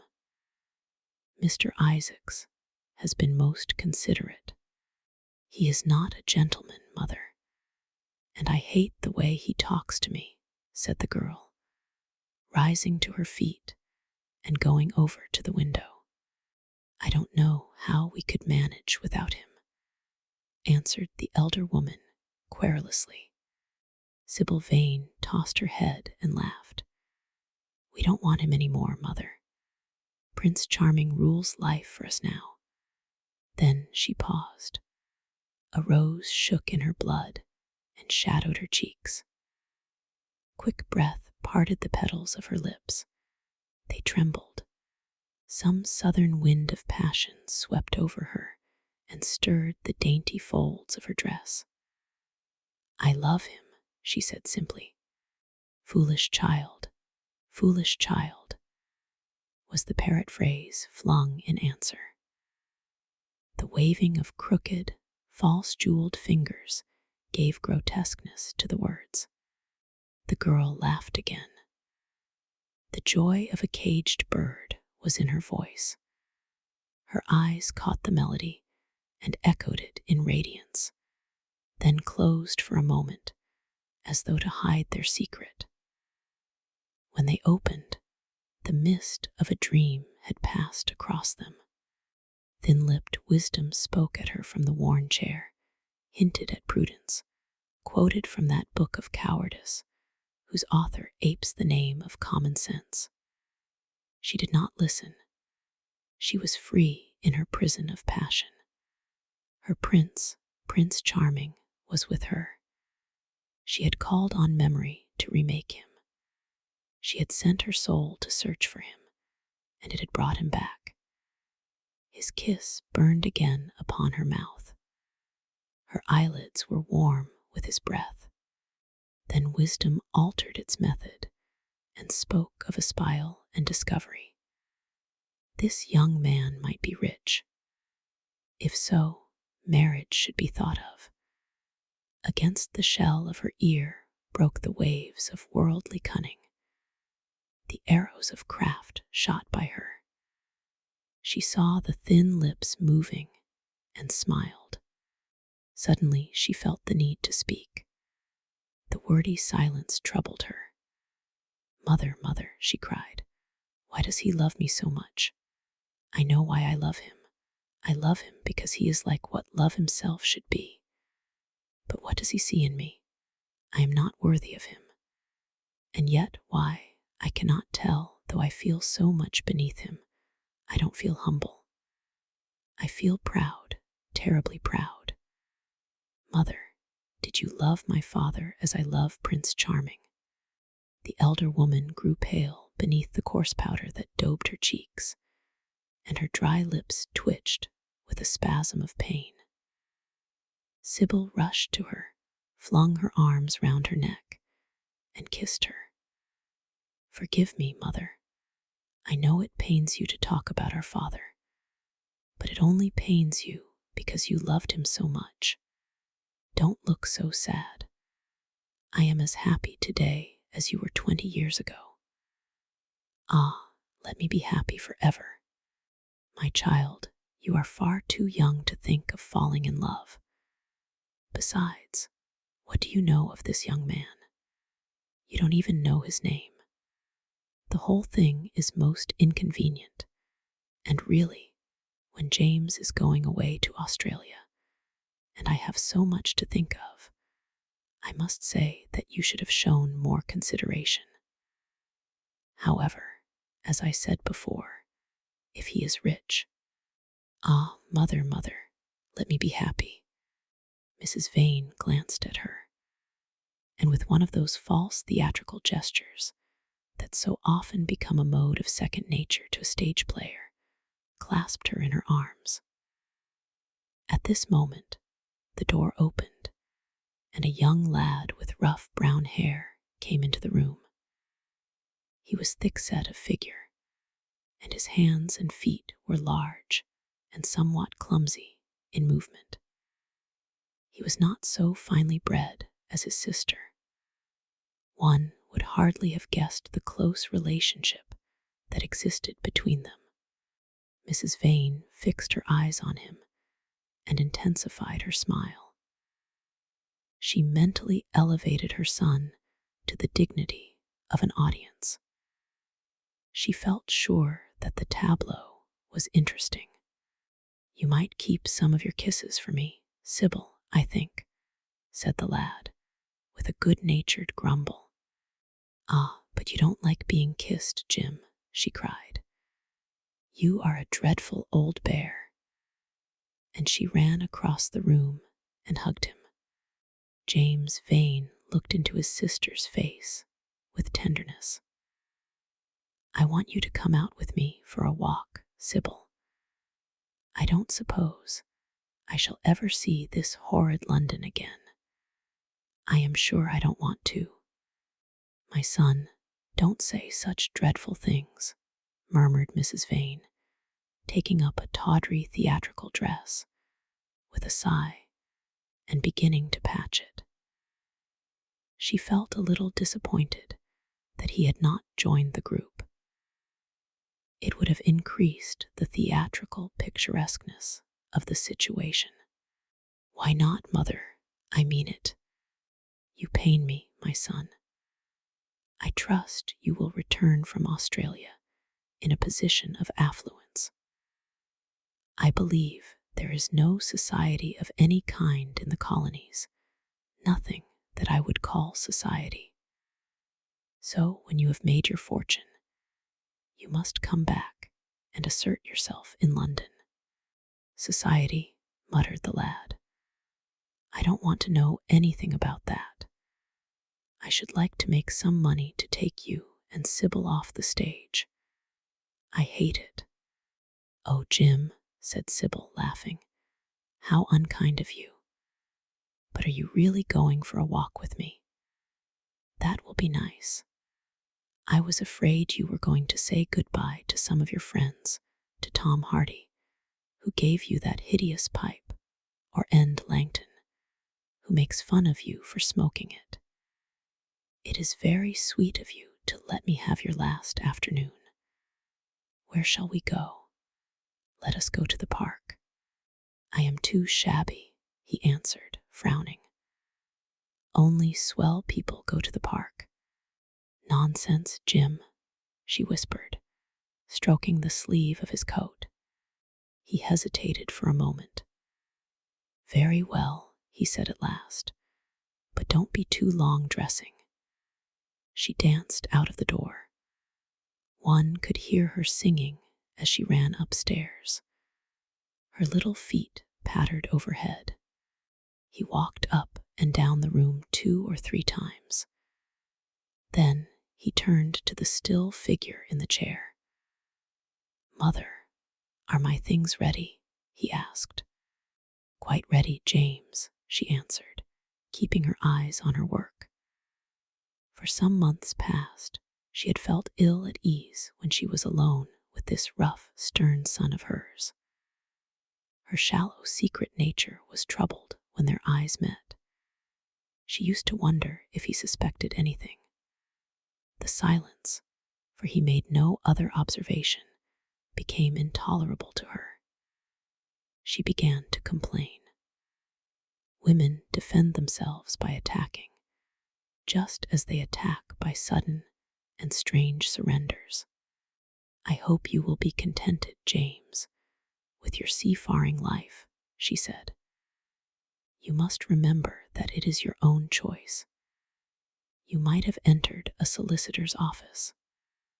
Solicitors are a very respectable class, and in the country often dine with the best families. I hate offices, and I hate clerks, he replied. But you are quite right. I have chosen my own life. All I say is, watch over Sybil. Don't let her come to any harm. Mother, you must watch over her. James, you really talk very strangely. Of course I watch over Sybil. I hear a gentleman comes every night to the theater and goes behind to talk to her. Is that right? What about that? You are speaking about things you don't understand, James. In the profession, we are accustomed to receive a great deal of most gratifying attention. I myself used to receive many bouquets at one time. That was when acting was really understood. As for Sybil, I do not know at present whether her attachment is serious or not. But there is no doubt that the young man in question is a perfect gentleman. He is always most polite to me. Besides, he has the appearance of being rich, and the flowers he sends are lovely. You don't know his name, though, said the lad harshly. No, answered his mother, with a placid expression in her face. He has not yet revealed his real name. I think it is quite romantic of him. He is probably a member of the aristocracy. James Vane bit his lip. Watch over Sybil, mother, he cried. Watch over her. My son, you distress me very much. Sybil is always under my special care. Of course, if this gentleman is wealthy, there is no reason why she should not contract an alliance with him. I trust he is one of the aristocracy. He has all the appearance of it, I must say. It might be a most brilliant marriage for Sybil. They would make a charming couple. His good looks are really quite remarkable. Everybody notices them. The lad muttered something to himself and drummed on the window pane with his coarse fingers. He had just turned round to say something when the door opened and Sybil ran in. How serious you both are, she cried. What is the matter? Nothing, he answered. I suppose one must be serious sometimes. Goodbye, mother. I will have my dinner at 5 o'clock. Everything is packed except my shirts, so you need not trouble. Goodbye, my son, she answered, with a bow of strained stateliness. She was extremely annoyed at the tone he had adopted with her, and there was something in his look that had made her feel afraid. Kiss me, mother, said the girl. Her flower-like lips touched the withered cheek and warmed its frost. My child, cried Mrs. Vane, looking up to the ceiling in search of an imaginary gallery. Come, Sybil, said her brother impatiently. He hated his mother's affectations. They went out into the flickering, wind-blown sunlight and strolled down the dreary Euston Road.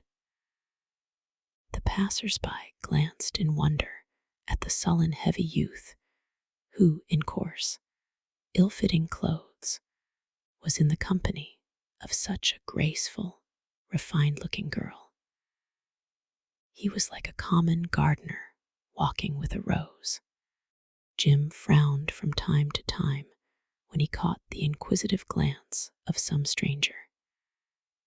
He had that dislike of being stared at, which comes on geniuses late in life and never leaves the commonplace.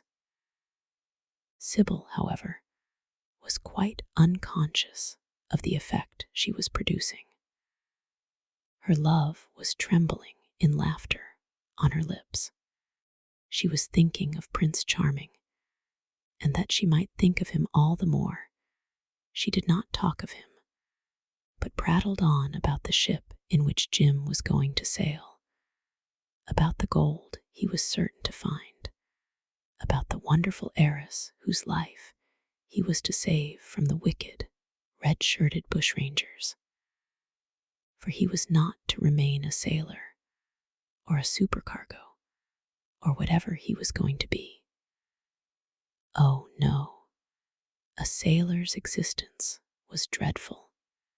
Fancy being cooped up in a horrid ship, with the hoarse, humpbacked waves trying to get in, and a black wind blowing the masts down and tearing the sails into long screaming ribbons. He was to leave the vessel at Melbourne, bid a polite goodbye to the captain, and go off at once to the goldfields. Before a week was over, he was to come across a large nugget of pure gold, the largest nugget that had ever been discovered, and bring it down to the coast in a wagon guarded by 6 mounted policemen. The bushrangers were to attack them 3 times and be defeated with immense slaughter. Or no, he was not to go to the goldfields at all. They were horrid places where men got intoxicated and shot each other in barrooms and used bad language. He was to be a nice sheep farmer, and one evening, as he was riding home, he was to see the beautiful heiress being carried off by a robber on a black horse, and give chase and rescue her. Of course, she would fall in love with him, and he with her, and they would get married and come home and live in an immense house in London. Yes, there were delightful things in store for him, but he must be very good and not lose his temper or spend his money foolishly. She was only a year older than he was, but she knew so much more of life. He must be sure, also, to write to her by every mail, and to say his prayers each night before he went to sleep. God was very good and would watch over him. She would pray for him too, and in a few years he would come back quite rich and happy. The lad listened sulkily to her and made no answer. He was heartsick at leaving home, yet it was not this alone that made him gloomy and morose. Inexperienced though he was, he had still a strong sense of the danger of Sybil's position. This young dandy who was making love to her could mean her no good. He was a gentleman, and he hated him for that, hated him through some curious race instinct for which he could not account, and which for that reason was all the more dominant within him. He was conscious also of the shallowness and vanity of his mother's nature, and in that saw infinite peril for Sybil and Sybil's happiness. Children begin by loving their parents. As they grow older, they judge them. Sometimes they forgive them. His mother, he had something on his mind to ask of her, something that he had brooded on for many months of silence. A chance phrase that he had heard at the theater, a whispered sneer that had reached his ears one night as he waited at the stage door, had set loose a train of horrible thoughts. He remembered it as if it had been the lash of a hunting crop across his face. His brows knit together into a wedge-like furrow, and with a twitch of pain, he bit his underlip. "You are not listening to a word I am saying, Jim," cried Sybil, and I am making the most delightful plans for your future. Do say something. What do you want me to say? Oh, that you will be a good boy and not forget us, she answered, smiling at him. He shrugged his shoulders. You are more likely to forget me than I am to forget you, Sybil. She flushed.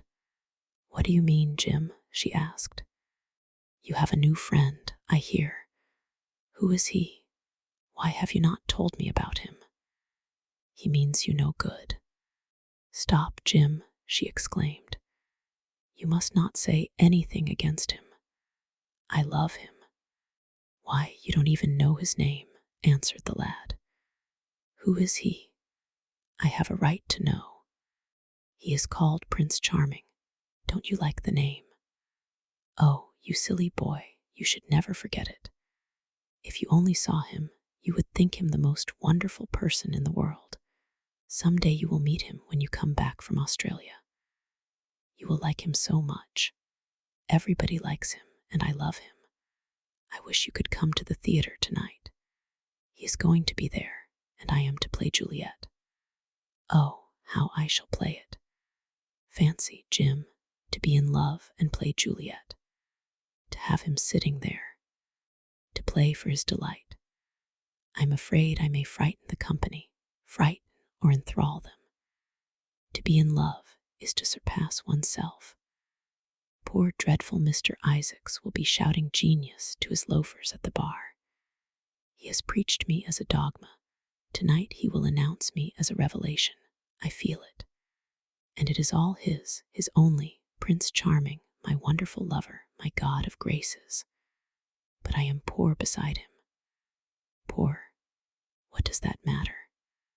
When poverty creeps in at the door, love flies in through the window. Our proverbs want rewriting. They were made in winter, and it is summer now.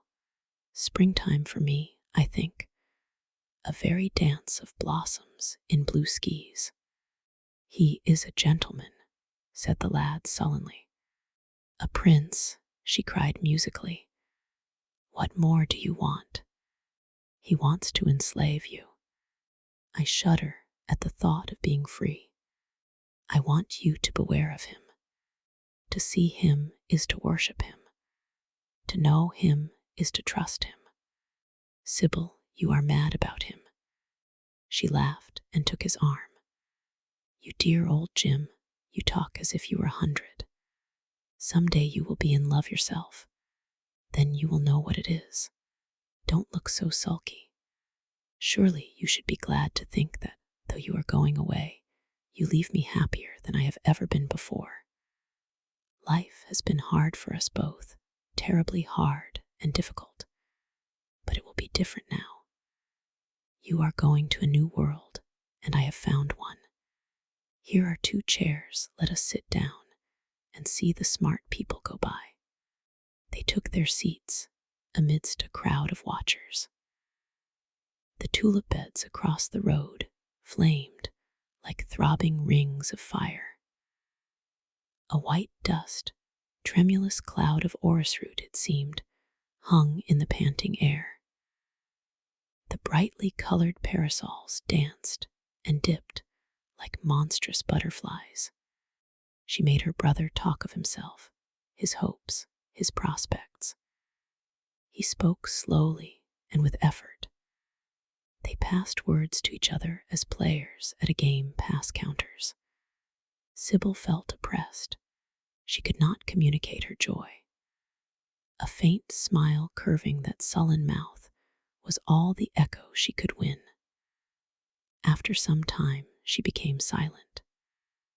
Suddenly, she caught a glimpse of golden hair and laughing lips, and in an open carriage, with 2 ladies Dorian Gray drove past. She started to her feet. There he is, she cried. Who? Said Jim Vane. Prince Charming, she answered, looking after the Victoria. He jumped up and seized her roughly by the arm. Show him to me. Which is he? Point him out. I must see him, he exclaimed. But at that moment, the Duke of Berwick's foreign hand came between, and when it had left the space clear, the carriage had swept out of the park. He is gone, murmured Sybil sadly. I wish you had seen him. I wish I had, for as sure as there is a God in heaven, if he ever does you any wrong, I shall kill him. She looked at him in horror. He repeated his words. They cut the air like a dagger. The people round began to gape. A lady, standing close to her, tittered. Come away, Jim. Come away, she whispered. He followed her doggedly as she passed through the crowd. He felt glad at what he had said. When they reached the Achilles statue, she turned round. There was pity in her eyes that became laughter on her lips. She shook her head at him. You are foolish, Jim, utterly foolish. A bad-tempered boy, that is all. How can you say such horrible things? You don't know what you are talking about. You are simply jealous and unkind. Ah, I wish you would fall in love. Love makes people good, and what you said was wicked. I am 16, he answered, and I know what I am about. Mother is no help to you. She doesn't understand how to look after you. I wish now that I was not going to Australia at all. I have a great mind to chuck the whole thing up. I would, if my articles hadn't been signed. Oh, don't be so serious, Jim. You are like one of the heroes of those silly melodramas Mother used to be so fond of acting in. I am not going to quarrel with you. I have seen him, and oh, to see him is perfect happiness. We won't quarrel. I know you would never harm anyone I love, would you? Not as long as you love him, I suppose, was the sullen answer. I shall love him forever, she cried. And he, forever too. He had better. She shrank from him. Then she laughed and put her hand on his arm. He was merely a boy. At the Marble Arch, they hailed an omnibus, which left them close to their shabby home in the Euston Road. It was after 5 o'clock, and Sybil had to lie down for a couple of hours before acting. Jim insisted that she should do so. He said that he would sooner part with her when their mother was not present. She would be sure to make a scene, and he detested scenes of every kind. In Sybil's own room they parted. There was jealousy in the lad's heart, and a fierce, murderous hatred of the stranger who, as it seemed to him, had come between them. Yet, when her arms were flung round his neck, and her fingers strayed through his hair, he softened and kissed her with real affection. There were tears in his eyes as he went downstairs. His mother was waiting for him below. She grumbled at his unpunctuality as he entered. He made no answer, but sat down to his meager meal. The flies buzzed round the table and crawled over the stained cloth. Through the rumble of omnibuses and the clatter of street cabs, he could hear the droning voice devouring each minute that was left to him. After some time, he thrust away his plate and put his head in his hands. He felt that he had a right to know. It should have been told to him before, if it was as he suspected. Leaden with fear, his mother watched him. Words dropped mechanically from her lips. A tattered lace handkerchief twitched in her fingers. When the clock struck 6, he got up and went to the door. Then he turned back and looked at her. Their eyes met. In hers, he saw a wild appeal for mercy. It enraged him. "Mother, I have something to ask you," he said. Her eyes wandered vaguely about the room. She made no answer. "Tell me the truth. I have a right to know. Were you married to my father?" She heaved a deep sigh. It was a sigh of relief. The terrible moment, the moment that night and day, for weeks and months, she had dreaded, had come at last, and yet she felt no terror. Indeed, in some measure it was a disappointment to her. The vulgar directness of the question called for a direct answer. The situation had not been gradually led up to. It was crude. It reminded her of a bad rehearsal. "No," she answered, wondering at the harsh simplicity of life. "My father was a scoundrel then," cried the lad, clenching his fists. She shook her head. "I knew he was not free. We loved each other very much. If he had lived, he would have made provision for us. Don't speak against him, my son. He was your father, and a gentleman. Indeed, he was highly connected." An oath broke from his lips. "I don't care for myself," he exclaimed, "but don't let Sybil.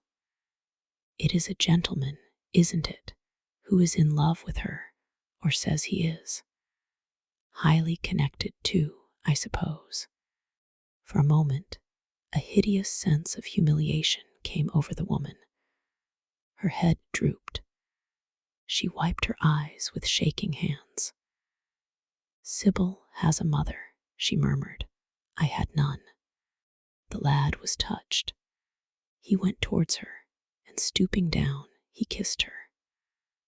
"I am sorry if I have pained you by asking about my father," he said, "but I could not help it. I must go now. Goodbye. Don't forget that you will have only one child now to look after, and believe me that if this man wrongs my sister, I will find out who he is, track him down, and kill him like a dog. I swear it." The exaggerated folly of the threat, the passionate gesture that accompanied it, the mad, melodramatic words, made life seem more vivid to her. She was familiar with the atmosphere. She breathed more freely, and for the first time for many months, she really admired her son. She would have liked to have continued the scene on the same emotional scale, but he cut her short. Trunks had to be carried down, and mufflers looked for. The lodging-house drudge bustled in and out. There was the bargaining with the cabman. The moment was lost in vulgar details. It was with a renewed feeling of disappointment that she waved the tattered lace handkerchief from the window as her son drove away. She was conscious that a great opportunity had been wasted. She consoled herself by telling Sybil how desolate she felt her life would be, now that she had only one child to look after. She remembered the phrase. It had pleased her. Of the threat, she said nothing. It was vividly and dramatically expressed. She felt that they would all laugh at it some day. Chapter 6. "I suppose you have heard the news, Basil," said Lord Henry, that evening, as Hallward was shown into a little private room at the Bristol, where dinner had been laid for 3. "No, Harry," answered the artist, giving his hat and coat to the bowing waiter. "What is it?" "Nothing about politics, I hope. They don't interest me. There is hardly a single person in the House of Commons worth painting, though many of them would be the better for a little whitewashing." "Dorian Gray is engaged to be married," said Lord Henry, watching him as he spoke. Hallward started and then frowned. "Dorian engaged to be married," he cried. "Impossible. It is perfectly true. To whom? To some little actress or other. I can't believe it. Dorian is far too sensible. Dorian is far too wise not to do foolish things now and then. My dear Basil, marriage is hardly a thing that one can do now. And then, Harry. Except in America, rejoined Lord Henry languidly. But I didn't say he was married. I said he was engaged to be married. There is a great difference. I have a distinct remembrance of being married, but I have no recollection at all of being engaged. I am inclined to think that I never was engaged. But think of Dorian's birth, and position, and wealth. It would be absurd for him to marry so much beneath him. If you want to make him marry this girl, tell him that, Basil. He is sure to do it then. Whenever a man does a thoroughly stupid thing, it is always from the noblest motives. I hope the girl is good, Harry. I don't want to see Dorian tied to some vile creature who might degrade his nature and ruin his intellect. Oh, she is better than good, she is beautiful, murmured Lord Henry, sipping a glass of vermouth and orange bitters. Dorian says she is beautiful, and he is not often wrong about things of that kind. Your portrait of him has quickened his appreciation of the personal appearance of other people. It has had that excellent effect, amongst others. We are to see her tonight, if that boy doesn't forget his appointment. Are you serious? Quite serious, Basil. I should be miserable if I thought I should ever be more serious than I am at the present moment. But do you approve of it, Harry? Asked the painter, walking up and down the room and biting his lip. You can't approve of it, possibly. It is some silly infatuation. I never approve or disapprove of anything now. It is an absurd attitude to take towards life. We are not sent into the world to air our moral prejudices. I never take any notice of what common people say, and I never interfere with what charming people do. If a personality fascinates me, whatever mode of expression that personality selects is absolutely delightful to me. Dorian Gray falls in love with a beautiful girl who acts Juliet and proposes to marry her. Why not? If he wedded Messalina, he would be none the less interesting. You know, I am not a champion of marriage. The real drawback to marriage is that it makes one unselfish. And unselfish people are colorless. They lack individuality. Still, there are certain temperaments that marriage makes more complex. They retain their egotism and add to it many other egos. They are forced to have more than one life. They become more highly organized. And to be highly organized is, I should fancy, the object of man's existence. Besides, every experience is of value, and whatever one may say against marriage, it is certainly an experience. I hope that Dorian Gray will make this girl his wife, passionately adore her for 6 months, and then suddenly become fascinated by someone else. He would be a wonderful study. You don't mean a single word of all that, Harry. You know you don't. If Dorian Gray's life were spoiled, no one would be sorrier than yourself. You are much better than you pretend to be. Lord Henry laughed. The reason we all like to think so well of others is that we are all afraid for ourselves. The basis of optimism is sheer terror. We think that we are generous because we credit our neighbor with the possession of those virtues that are likely to be a benefit to us. We praise the banker that we may overdraw our account, and find good qualities in the highwayman in the hope that he may spare our pockets. I mean everything that I have said. I have the greatest contempt for optimism. As for a spoiled life, no life is spoiled but one whose growth is arrested. If you want to mar nature, you have merely to reform it. As for marriage, of course that would be silly, but there are other and more interesting bonds between men and women. I will certainly encourage them. They have the charm of being fashionable. But here is Dorian himself. He will tell you more than I can. My dear Harry, my dear Basil, you must both congratulate me, said the lad, throwing off his evening cape with its satin-lined wings, and shaking each of his friends by the hand in turn. I have never been so happy. Of course, it is sudden, all really delightful things are. And yet it seems to me to be the one thing I have been looking for all my life. He was flushed with excitement and pleasure, and looked extraordinarily handsome.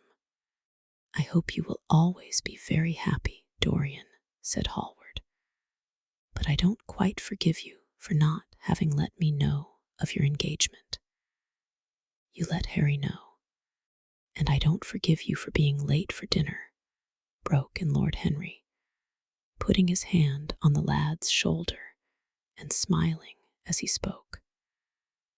Come, let us sit down and try what the new chef here is like, and then you will tell us how it all came about. There is really not much to tell, cried Dorian, as they took their seats at the small round table. What happened was simply this. After I left you yesterday evening, Harry, I dressed, had some dinner at that little Italian restaurant in Rupert Street you introduced me to, and went down at 8 o'clock to the theatre. Sybil was playing Rosalind. Of course, the scenery was dreadful and the Orlando absurd. But Sybil, you should have seen her. When she came on in her boy's clothes, she was perfectly wonderful. She wore a moss-colored velvet jerkin with cinnamon sleeves, slim, brown, cross-gartered hose, a dainty little green cap with a hawk's feather caught in a jewel, and a hooded cloak lined with dull red. She had never seemed to me more exquisite. She had all the delicate grace of that Tanagra figurine that you have in your studio, Basil. Her hair clustered round her face like dark leaves round a pale rose. As for her acting, well, you shall see her tonight.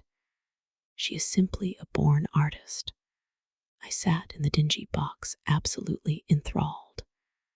I forgot that I was in London and in the 19th century. I was away with my love in a forest that no man had ever seen. After the performance was over, I went behind and spoke to her. As we were sitting together, suddenly there came into her eyes a look that I had never seen there before. My lips moved towards hers. We kissed each other. I can't describe to you what I felt at that moment.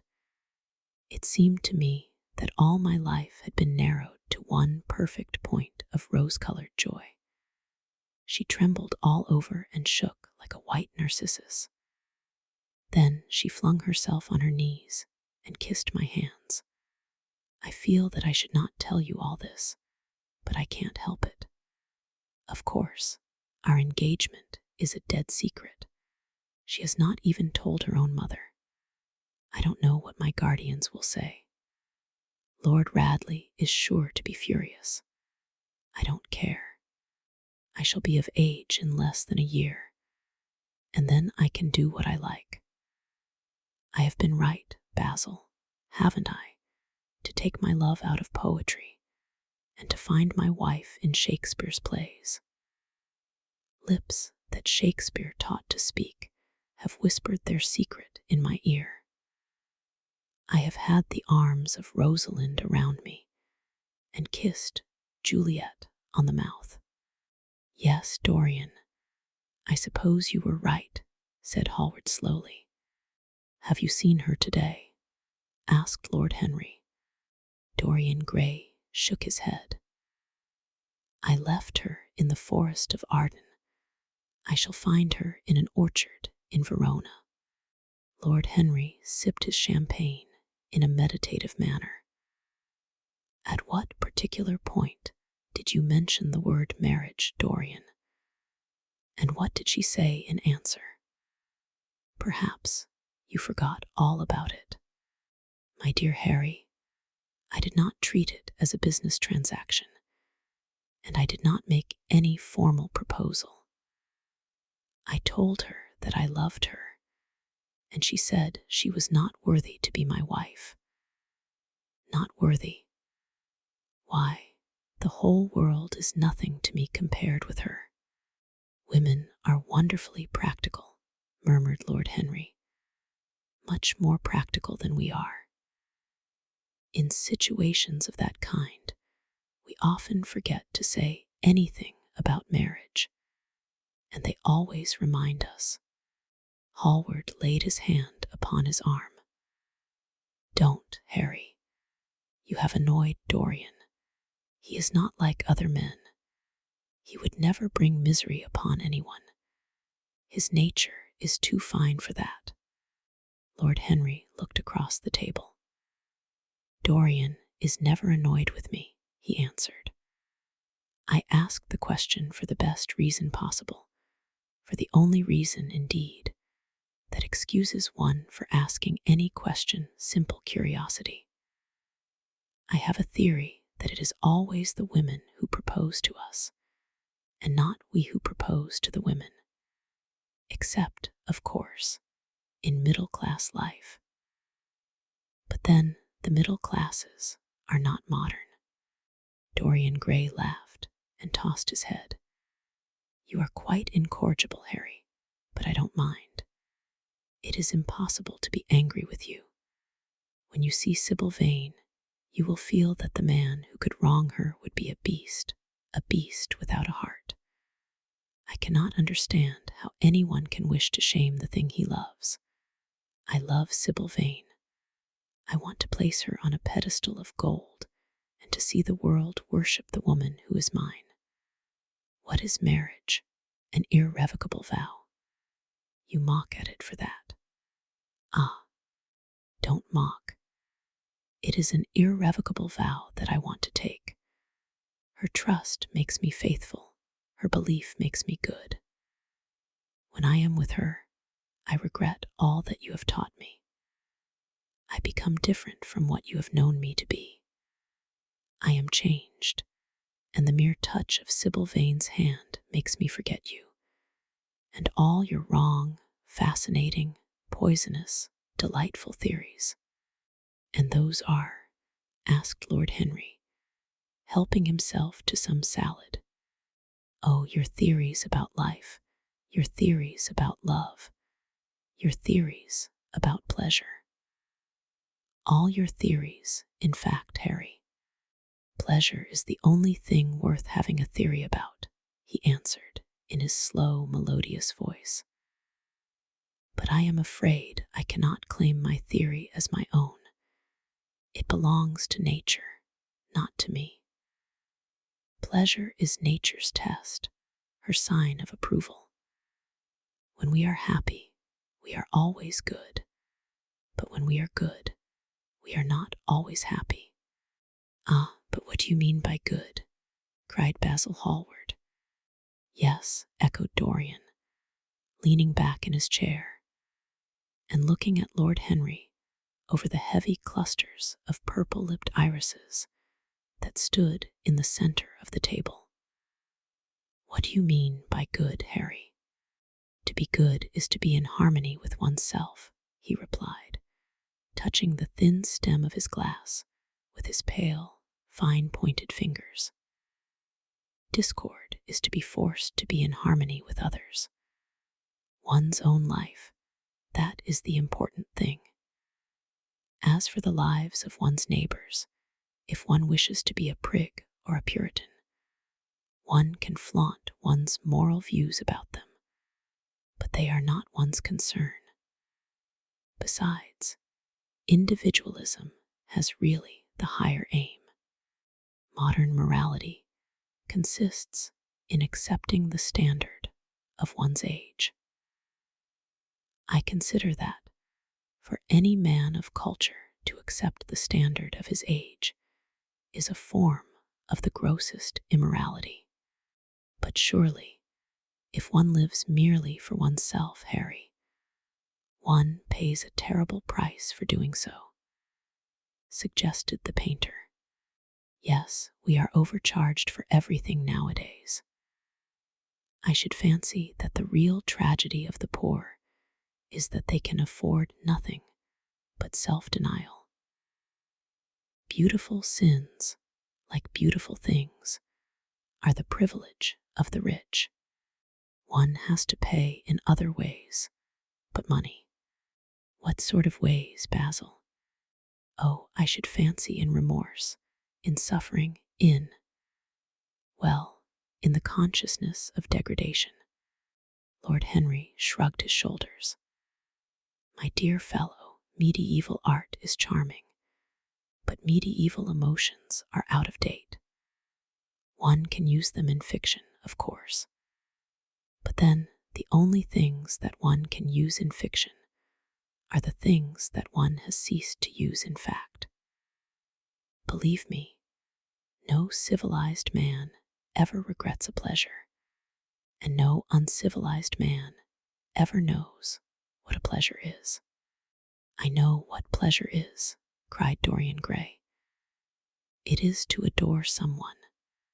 That is certainly better than being adored, he answered, toying with some fruits. Being adored is a nuisance. Women treat us just as humanity treats its gods. They worship us and are always bothering us to do something for them. I should have said that whatever they ask for they had first given to us, murmured the lad gravely. They create love in our natures. They have a right to demand it back. That is quite true, Dorian, cried Hallward. Nothing is ever quite true, said Lord Henry. This is, interrupted Dorian. You must admit, Harry, that women give to men the very gold of their lives. Possibly, he sighed, but they invariably want it back in such very small change. That is the worry.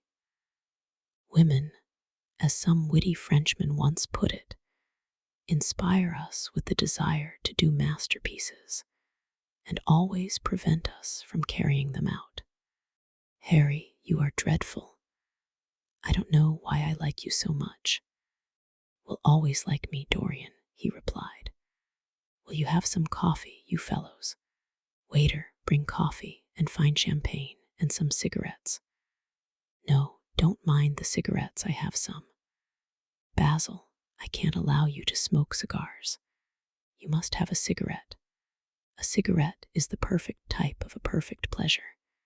It is exquisite, and it leaves one unsatisfied. What more can one want? Yes, Dorian, you will always be fond of me. I represent to you all the sins you have never had the courage to commit. What nonsense you talk, Harry, cried the lad, taking a light from a fire-breathing silver dragon that the waiter had placed on the table. Let us go down to the theater. When Sybil comes on the stage, you will have a new ideal of life. She will represent something to you that you have never known. I have known everything, said Lord Henry, with a tired look in his eyes, but I am always ready for a new emotion. I am afraid, however, that, for me at any rate, there is no such thing. Still, Your wonderful girl may thrill me. I love acting. It is so much more real than life. Let us go. Dorian, you will come with me. I am so sorry, Basil, but there is only room for 2 in the brougham. You must follow us in a hansom. They got up and put on their coats, sipping their coffee standing. The painter was silent and preoccupied. There was a gloom over him. He could not bear this marriage, and yet it seemed to him to be better than many other things that might have happened. After a few minutes, they all passed downstairs. He drove off by himself, as had been arranged, and watched the flashing lights of the little brougham in front of him. A strange sense of loss came over him. He felt that Dorian Gray would never again be to him all that he had been in the past. Life had come between them. His eyes darkened, and the crowded, flaring streets became blurred to his eyes. When the cab drew up at the theater, it seemed to him that he had grown years older. Chapter 7. For some reason or other, the house was crowded that night, and the fat Jew manager who met them at the door was beaming from ear to ear with an oily, tremulous smile. He escorted them to their box with a sort of pompous humility, waving his fat, jeweled hands and talking at the top of his voice. Dorian Gray loathed him more than ever. He felt as if he had come to look for Miranda and had been met by Caliban. Lord Henry, upon the other hand, rather liked him.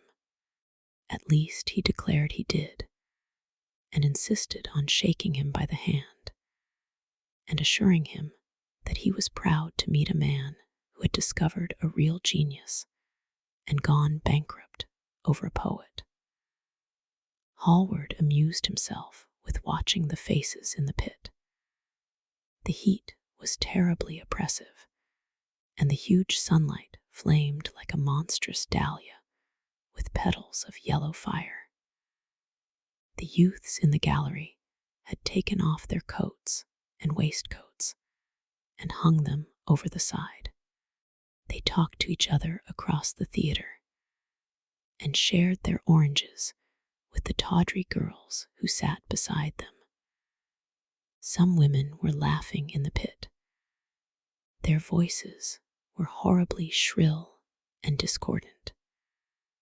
The sound of the popping of corks came from the bar. "What a place to find one's divinity in," said Lord Henry. "Yes," answered Dorian Gray.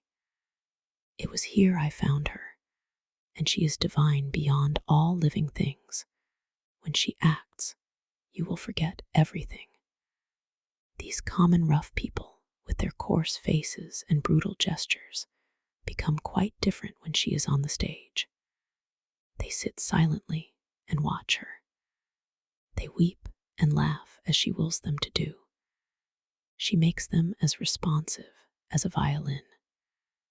She spiritualizes them, and one feels that they are of the same flesh and blood as oneself. The same flesh and blood as oneself. Oh, I hope not," exclaimed Lord Henry, who was scanning the occupants of the gallery through his opera glass. "Don't pay any attention to him, Dorian," said the painter. "I understand what you mean, and I believe in this girl. Anyone you love must be marvelous, and any girl who has the effect you describe must be fine and noble. To spiritualize one's age, that is something worth doing. If this girl can give a soul to those who have lived without one, if she can create the sense of beauty in people whose lives have been sordid and ugly, if she can strip them of their selfishness and lend them tears for sorrows that are not their own, she is worthy of all your adoration, worthy of the adoration of the world. This marriage is quite right. I did not think so at first, but I admit it now. The gods made Sybil Vane for you. Without her, you would have been incomplete. Thanks, Basil, answered Dorian Gray, pressing his hand. I knew that you would understand me. Harry is so cynical, he terrifies me. But here is the orchestra. It is quite dreadful, but it only lasts for about 5 minutes. Then the curtain rises, and you will see the girl to whom I am going to give all my life, to whom I have given everything that is good in me. A quarter of an hour afterwards, amidst an extraordinary turmoil of applause, Sybil Vane stepped onto the stage. Yes, she was certainly lovely to look at, one of the loveliest creatures, Lord Henry thought, that he had ever seen. There was something of the fawn in her shy grace and startled eyes. A faint blush, like the shadow of a rose in a mirror of silver, came to her cheeks as she glanced at the crowded, enthusiastic house. She stepped back a few paces, and her lips seemed to tremble. Basil Hallward leaped to his feet and began to applaud. Motionless, and as one in a dream, sat Dorian Gray, gazing at her. Lord Henry peered through his glasses, murmuring, "Charming, charming." The scene was the hall of Capulet's house, and Romeo in his pilgrim's dress had entered with Mercutio and his other friends. The band, such as it was, struck up a few bars of music, and the dance began. Through the crowd of ungainly, shabbily dressed actors, Sybil Vane moved like a creature from a finer world. Her body swayed while she danced, as a plant sways in the water. The curves of her throat were the curves of a white lily. Her hands seemed to be made of cool ivory, yet she was curiously listless. She showed no sign of joy when her eyes rested on Romeo. The few words she had to speak, "Good pilgrim, you do wrong your hand too much," which mannerly devotion shows in this. For saints have hands that pilgrims' hands do touch, and palm to palm is holy Palmer's kiss. With the brief dialogue that follows, were spoken in a thoroughly artificial manner. The voice was exquisite, but from the point of view of tone, it was absolutely false. It was wrong in color. It took away all the life from the verse. It made the passion unreal. Dorian Gray grew pale as he watched her. He was puzzled and anxious. Neither of his friends dared to say anything to him. She seemed to them to be absolutely incompetent. They were horribly disappointed, yet they felt that the true test of any Juliet is the balcony scene of the second act. They waited for that. If she failed there, there was nothing in her. She looked charming as she came out in the moonlight. That could not be denied. But the staginess of her acting was unbearable and grew worse as she went on. Her gestures became absurdly artificial. She overemphasized everything that she had to say. The beautiful passage, "Thou knows the mask of night is on my face, else would a maiden blush repaint my cheek, for that which thou hast heard me speak tonight," was declaimed with the painful precision of a schoolgirl who has been taught to recite by some second-rate professor of elocution. When she leaned over the balcony and came to those wonderful lines, "Although I joy in thee, I have no joy of this contract tonight. It is too rash, too unadvised, too sudden, too like the lightning, which doth cease to be, ere one can say it lightens. Sweet good night. This bud of love, by summer's ripening breath, may prove a beauteous flower when next we meet. She spoke the words as though they conveyed no meaning to her. It was not nervousness. Indeed, so far from being nervous, she was absolutely self-contained. It was simply bad art. She was a complete failure. Even the common, uneducated audience of the pit and gallery lost their interest in the play. They got restless and began to talk loudly and to whistle. The Jew manager, who was standing at the back of the dress circle, stamped and swore with rage. The only person unmoved was the girl herself.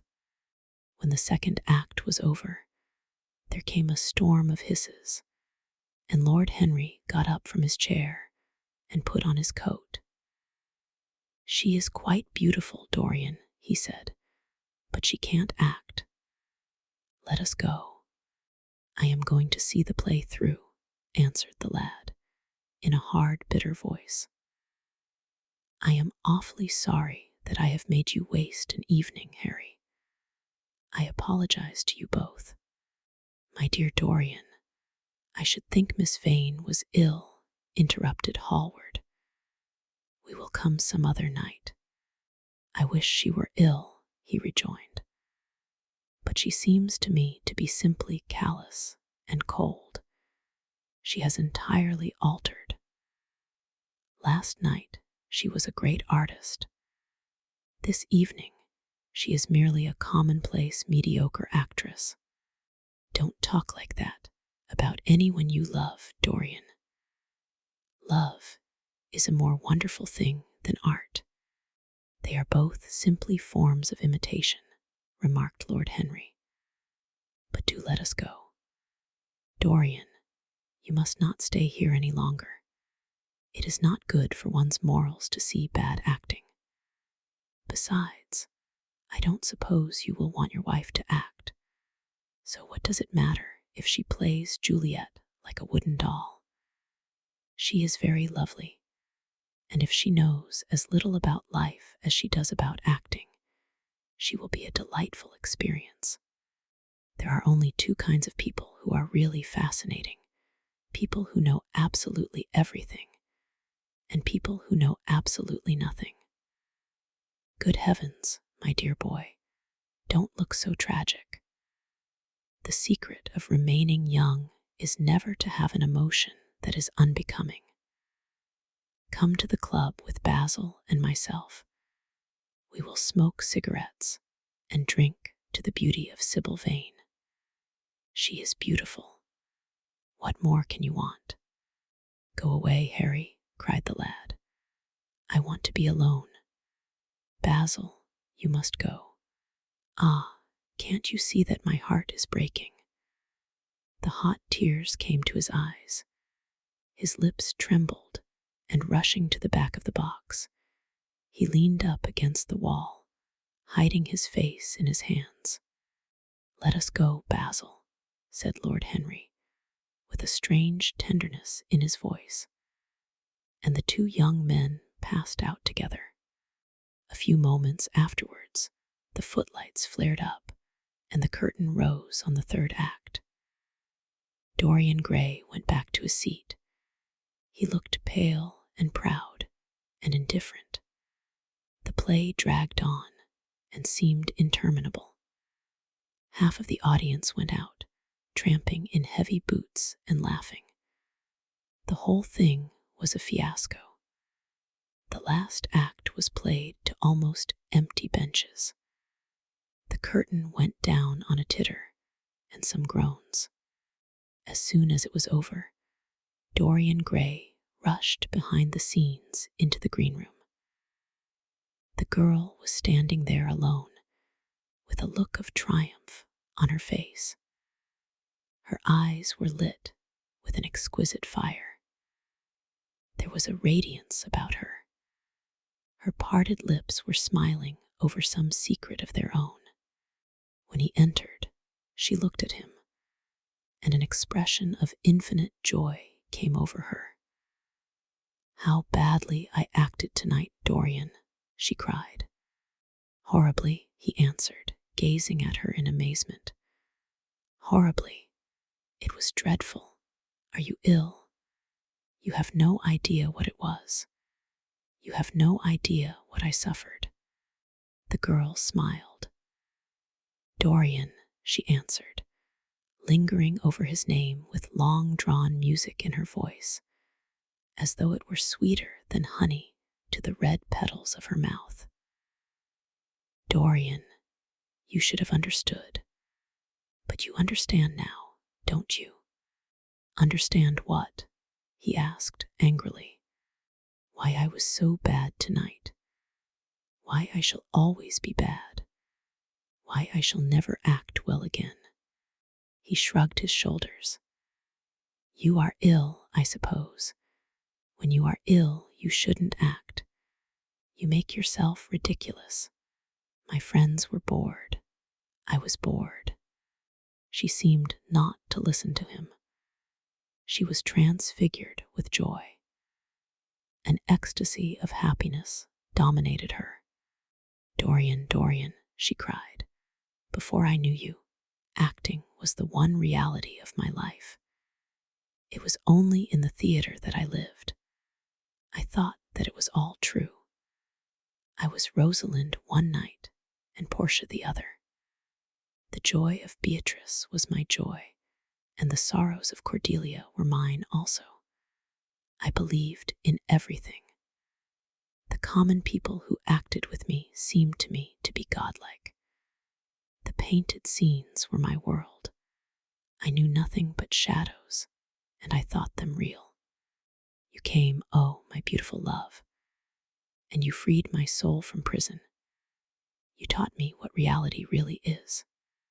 Tonight, for the first time in my life, I saw through the hollowness, the sham, the silliness of the empty pageant in which I had always played. Tonight, for the first time, I became conscious that the Romeo was hideous, and old and painted, that the moonlight in the orchard was false, that the scenery was vulgar, and that the words I had to speak were unreal, were not my words, were not what I wanted to say. You had brought me something higher, something of which all art is but a reflection. You had made me understand what love really is. My love, Prince Charming, Prince of Life.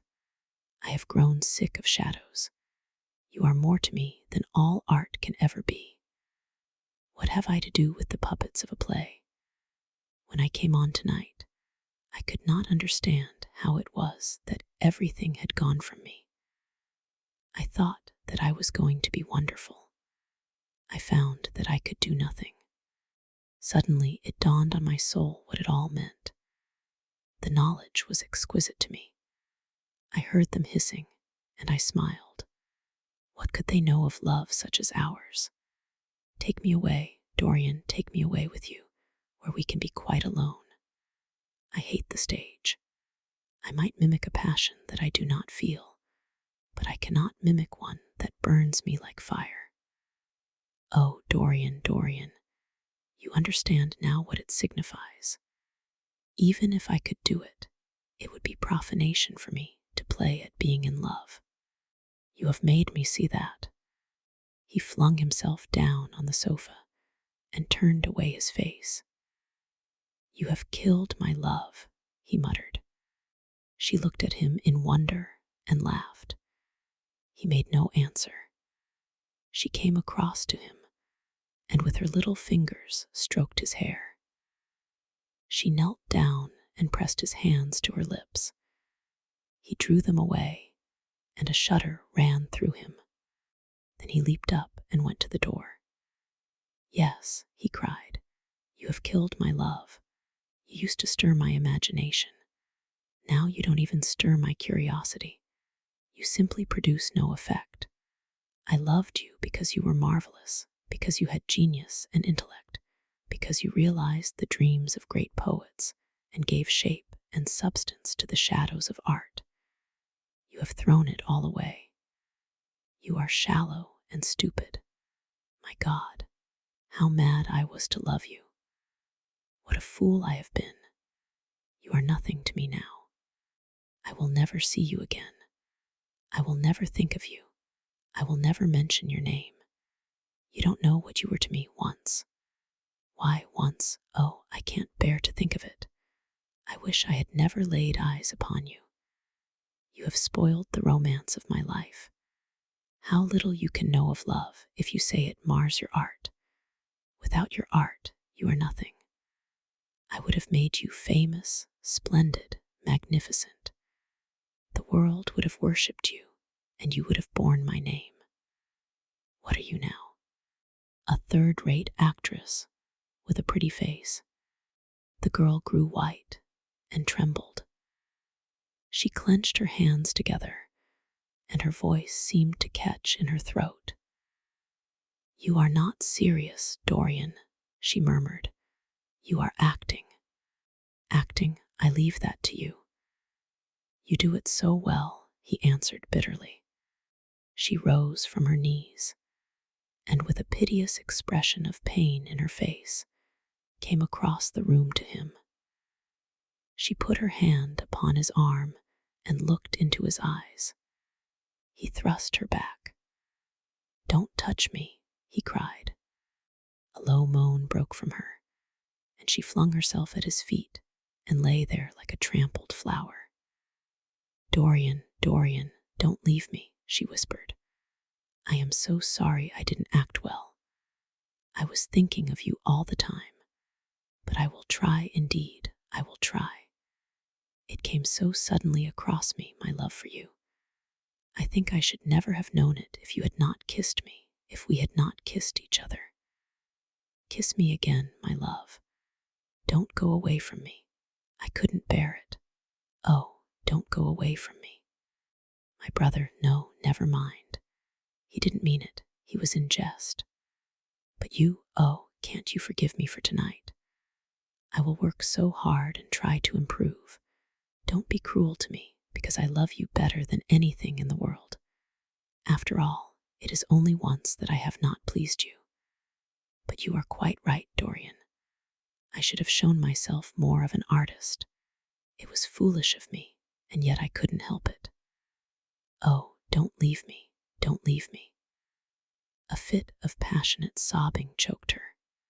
She crouched on the floor like a wounded thing, and Dorian Gray, with his beautiful eyes, looked down at her, and his chiseled lips curled in exquisite disdain. There is always something ridiculous about the emotions of people whom one has ceased to love. Sybil Vane seemed to him to be absurdly melodramatic. Her tears and sobs annoyed him. I am going, he said at last in his calm, clear voice. I don't wish to be unkind, but I can't see you again. You have disappointed me. She wept silently and made no answer, but crept nearer. Her little hands stretched blindly out and appeared to be seeking for him. He turned on his heel and left the room. In a few moments, he was out of the theater. Where he went to he hardly knew. He remembered wandering through dimly lit streets, past gaunt, black-shadowed archways and evil-looking houses. Women with hoarse voices and harsh laughter had called after him. Drunkards had reeled by, cursing and chattering to themselves like monstrous apes. He had seen grotesque children huddled upon doorsteps and heard shrieks and oaths from gloomy courts. As the dawn was just breaking, he found himself close to Covent Garden. The darkness lifted, and flushed with faint fires, the sky hollowed itself into a perfect pearl. Huge carts filled with nodding lilies rumbled slowly down the polished, empty street. The air was heavy with the perfume of the flowers, and their beauty seemed to bring him an anodyne for his pain. He followed into the market and watched the men unloading their wagons. A white-smocked carter offered him some cherries. He thanked him, wondered why he refused to accept any money for them, and began to eat them listlessly. They had been plucked at midnight, and the coldness of the moon had entered into them. A long line of boys carrying crates of striped tulips and of yellow and red roses defiled in front of him, threading their way through the huge, jade-green piles of vegetables. Under the portico, with its gray, sun-bleached pillars, loitered a troop of draggled, bareheaded girls, waiting for the auction to be over. Others crowded round the swinging doors of the coffee house in the piazza. The heavy cart horses slipped and stamped upon the rough stones, shaking their bells and trappings. Some of the drivers were lying asleep on a pile of sacks. Iris-necked and pink-footed, the pigeons ran about picking up seeds. After a little while, he hailed a hansom and drove home. For a few moments he loitered upon the doorstep, looking round at the silent square, with its blank, close-shuttered windows and its starring blinds. The sky was pure opal now, and the roofs of the houses glistened like silver against it. From some chimney opposite, a thin wreath of smoke was rising. It curled, a violet riband, through the nacre-colored air. In the huge gilt Venetian lantern, spoil of some doge's barge, that hung from the ceiling of the great, oak-paneled hall of entrance. Lights were still burning from 3 flickering jets. Thin blue petals of flame they seemed, rimmed with white fire. He turned them out, and having thrown his hat and cape on the table, passed through the library towards the door of his bedroom, a large octagonal chamber on the ground floor that, in his newborn feeling for luxury, he had just decorated for himself, and hung with some curious Renaissance tapestries that had been discovered stored in a disused attic at Selby Royal. As he was turning the handle of the door, his eye fell upon the portrait Basil Hallward had painted of him. He started back as if in surprise. Then he went on into his own room, looking somewhat puzzled. After he had taken the buttonhole out of his coat, he seemed to hesitate. Finally, he came back, went over to the picture, and examined it. In the dim, arrested light that struggled through the cream-colored silk blinds, the face appeared to him to be a little changed. The expression looked different. One would have said that there was a touch of cruelty in the mouth. It was certainly strange. He turned round and, walking to the window, drew up the blind.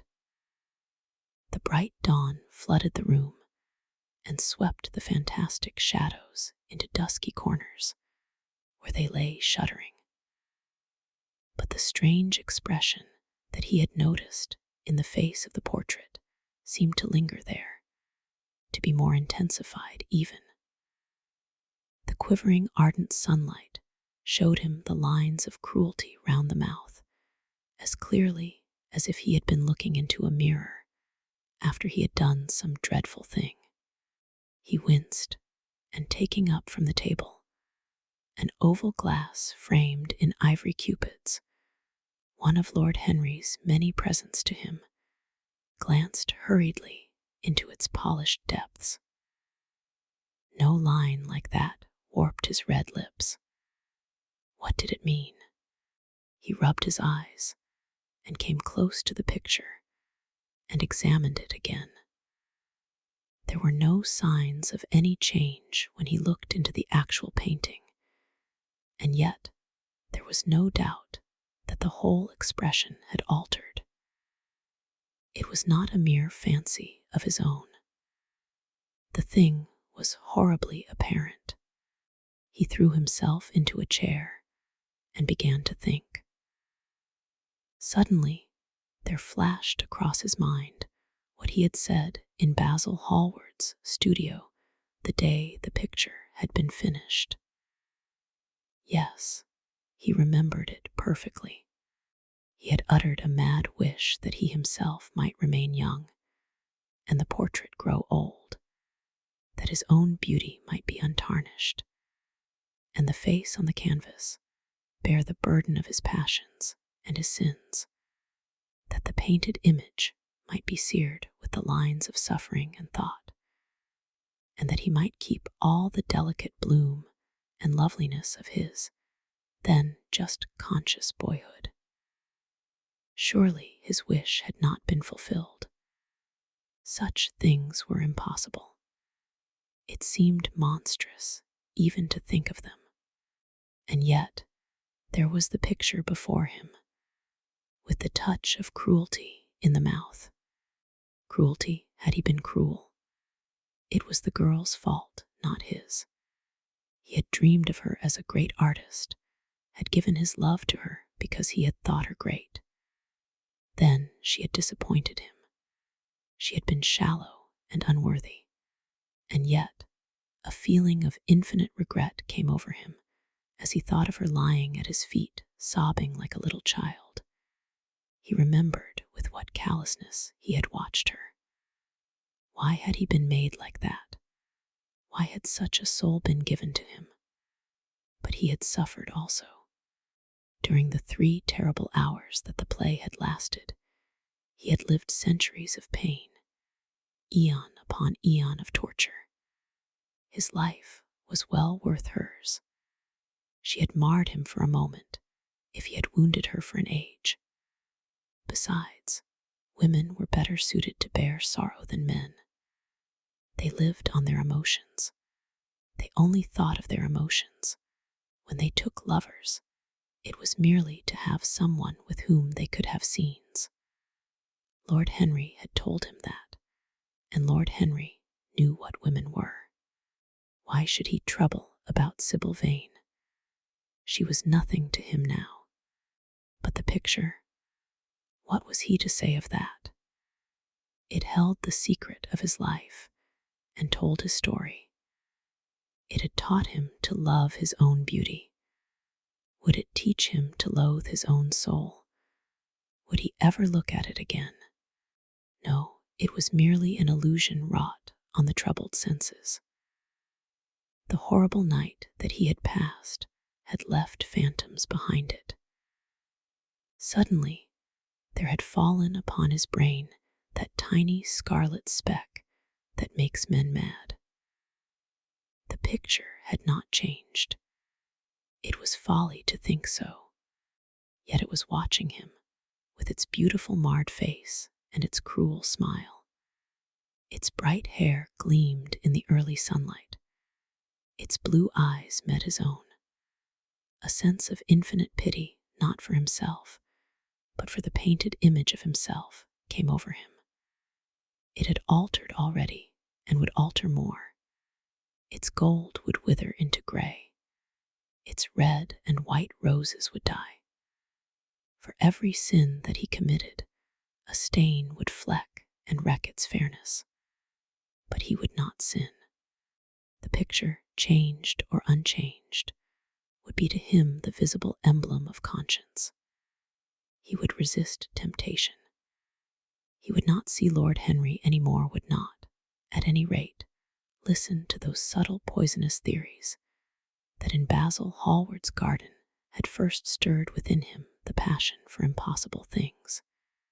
He would go back to Sybil Vane, make her amends, marry her, try to love her again. Yes, it was his duty to do so. She must have suffered more than he had. Poor child. He had been selfish and cruel to her. The fascination that she had exercised over him would return. They would be happy together. His life with her would be beautiful and pure. He got up from his chair and drew a large screen right in front of the portrait, shuddering as he glanced at it. How horrible, he murmured to himself, and he walked across to the window and opened it. When he stepped out onto the grass, he drew a deep breath. The fresh morning air seemed to drive away all his somber passions. He thought only of Sybil. A faint echo of his love came back to him. He repeated her name over and over again. The birds that were singing in the dew-drenched garden seemed to be telling the flowers about her. Chapter 8. It was long past noon when he awoke. His valet had crept several times on tiptoe into the room to see if he was stirring, and had wondered what made his young master sleep so late. Finally, his bell sounded, and Victor came in softly with a cup of tea and a pile of letters on a small tray of old Sevres china, and drew back the olive satin curtains with their shimmering blue lining that hung in front of the 3 tall windows. "Monsieur has well slept this morning," he said, smiling. "What o'clock is it, Victor?" asked Dorian Gray drowsily. 1 hour and a quarter, monsieur." How late it was. He sat up, and having sipped some tea, turned over his letters. One of them was from Lord Henry, and had been brought by hand that morning. He hesitated for a moment, and then put it aside. The others he opened listlessly. They contained the usual collection of cards, invitations to dinner, tickets for private views, programs of charity concerts, and the like that are showered on fashionable young men every morning during the season. There was a rather heavy bill for a chaste silver Louis Quinze toilet set that he had not yet had the courage to send on to his guardians, who were extremely old-fashioned people, and did not realize that we live in an age when unnecessary things are our only necessities. And there were several very courteously worded communications from German street moneylenders, offering to advance any sum of money at a moment's notice, and at the most reasonable rates of interest. After about 10 minutes he got up, and throwing on an elaborate dressing gown of silk-embroidered cashmere wool, passed into the onyx-paved bathroom. The cool water refreshed him after his long sleep. He seemed to have forgotten all that he had gone through. A dim sense of having taken part in some strange tragedy came to him once or twice, but there was the unreality of a dream about it. As soon as he was dressed, he went into the library and sat down to a light French breakfast that had been laid out for him on a small round table close to the open window. It was an exquisite day. The warm air seemed laden with spices. A bee flew in and buzzed round the blue dragon bowl that, filled with sulphur-yellow roses, stood before him. He felt perfectly happy. Suddenly, his eye fell on the screen that he had placed in front of the portrait, and he started. "Too cold for monsieur?" asked his valet, putting an omelette on the table. I shut the window. Dorian shook his head. "I am not cold," he murmured. Was it all true? Had the portrait really changed? Or had it been simply his own imagination that had made him see a look of evil where there had been a look of joy? Surely a painted canvas could not alter. The thing was absurd. It would serve as a tale to tell Basil some day. It would make him smile. And yet, how vivid was his recollection of the whole thing. First in the dim twilight, and then in the bright dawn, he had seen the touch of cruelty round the warped lips. He almost dreaded his valet leaving the room. He knew that when he was alone, he would have to examine the portrait. He was afraid of certainty. When the coffee and cigarettes had been brought, and the man turned to go, he felt a wild desire to tell him to remain. As the door was closing behind him, he called him back. The man stood waiting for his orders. Dorian looked at him for a moment. "I am not at home to anyone, Victor," he said with a sigh. The man bowed and retired. Then he rose from the table, lit a cigarette, and flung himself down on a luxuriously cushioned couch that stood facing the screen. The screen was an old one, of gilt Spanish leather, stamped and wrought with a rather florid Louis XIV pattern. He scanned it curiously, wondering if ever before it had concealed the secret of a man's life. Should he move it aside, after all? Why not let it stay there? What was the use of knowing? If the thing was true, it was terrible. If it was not true, why trouble about it? But what if, by some fate or deadlier chance, eyes other than his spied behind and saw the horrible change? What should he do if Basil Hallward came and asked to look at his own picture? Basil would be sure to do that. No, the thing had to be examined, and at once. Anything would be better than this dreadful state of doubt. He got up and locked both doors. At least he would be alone when he looked upon the mask of his shame. Then he drew the screen aside and saw himself face to face. It was perfectly true. The portrait had altered, as he often remembered afterwards, and always with no small wonder. He found himself at first gazing at the portrait with a feeling of almost scientific interest. That such a change should have taken place was incredible to him. And yet it was a fact. Was there some subtle affinity between the chemical atoms that shaped themselves into form and color on the canvas, and the soul that was within him? Could it be that what that soul thought, they realized? That what it dreamed, they made true? Or was there some other, more terrible reason? He shuddered and felt afraid, and going back to the couch, lay there, gazing at the picture in sickened horror. One thing, however, he felt that it had done for him. It had made him conscious how unjust, how cruel he had been to Sybil Vane. It was not too late to make reparation for that.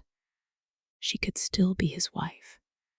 His unreal and selfish love would yield to some higher influence, would be transformed into some nobler passion, and the portrait that Basil Hallward had painted of him would be a guide to him through life, would be to him what holiness is to some, and conscience to others, and the fear of God to us all.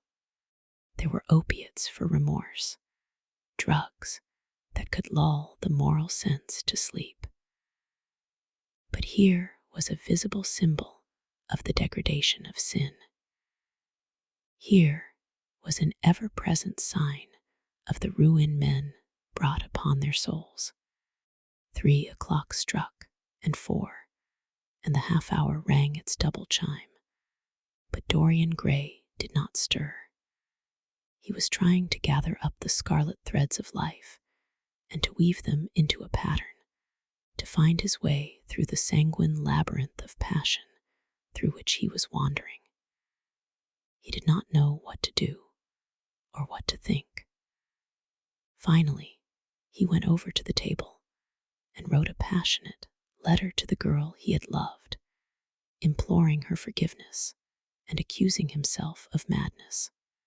He covered page after page with wild words of sorrow and wilder words of pain. There is a luxury in self-reproach. When we blame ourselves, we feel that no one else has a right to blame us. It is the confession, not the priest, that gives us absolution. When Dorian had finished the letter, he felt that he had been forgiven. Suddenly, there came a knock to the door, and he heard Lord Henry's voice outside. "My dear boy, I must see you. Let me in at once. I can't bear your shutting yourself up like this."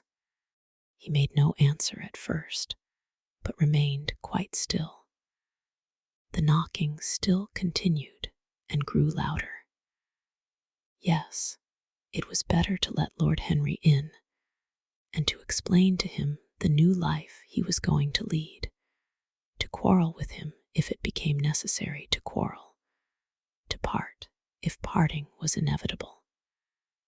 He jumped up, drew the screen hastily across the picture, and unlocked the door.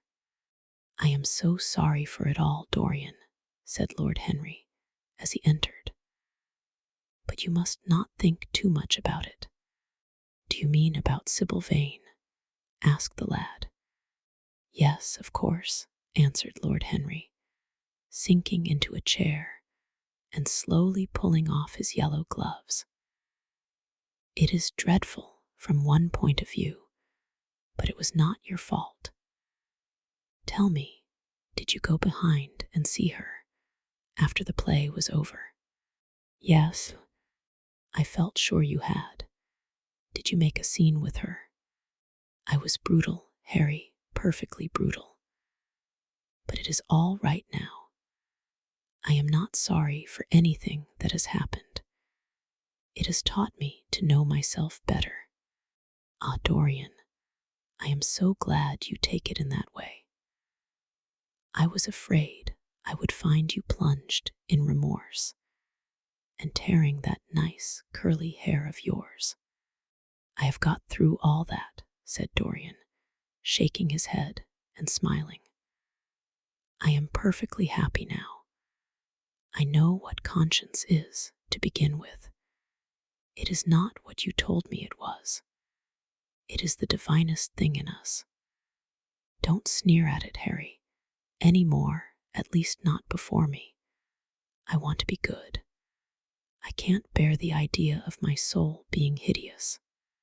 A very charming artistic basis for ethics, Dorian. I congratulate you on it. But how are you going to begin?" "By marrying Sybil Vane." "Marrying Sybil Vane," cried Lord Henry, standing up and looking at him in perplexed amazement. "But, my dear Dorian—" "Yes, Harry, I know what you are going to say. Something dreadful about marriage. Don't say it. Don't ever say things of that kind to me again. 2 days ago, I asked Sybil to marry me. I am not going to break my word to her. She is to be my wife." "Your wife, Dorian? Didn't you get my letter? I wrote to you this morning and sent the note down by my own man." "Your letter? Oh, yes, I remember. I have not read it yet, Harry.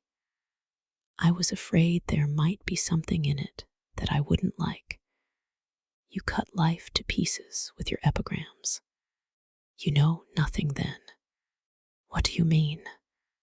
Lord Henry walked across the room and, sitting down by Dorian Gray, took both his hands in his own and held them tightly. "Dorian," he said, "my letter don't be frightened was to tell you that Sybil Vane is dead. A cry of pain broke from the lad's lips, and he leaped to his feet, tearing his hands away from Lord Henry's grasp. Dead. Sybil dead. It is not true. It is a horrible lie. How dare you say it? It is quite true, Dorian, said Lord Henry gravely. It is in all the morning papers. I wrote down to you to ask you not to see anyone till I came. There will have to be an inquest, of course, and you must not be mixed up in it. Things like that make a man fashionable in Paris, but in London, people are so prejudiced. Here, one should never make one's debut with a scandal. One should reserve that to give an interest to one's old age.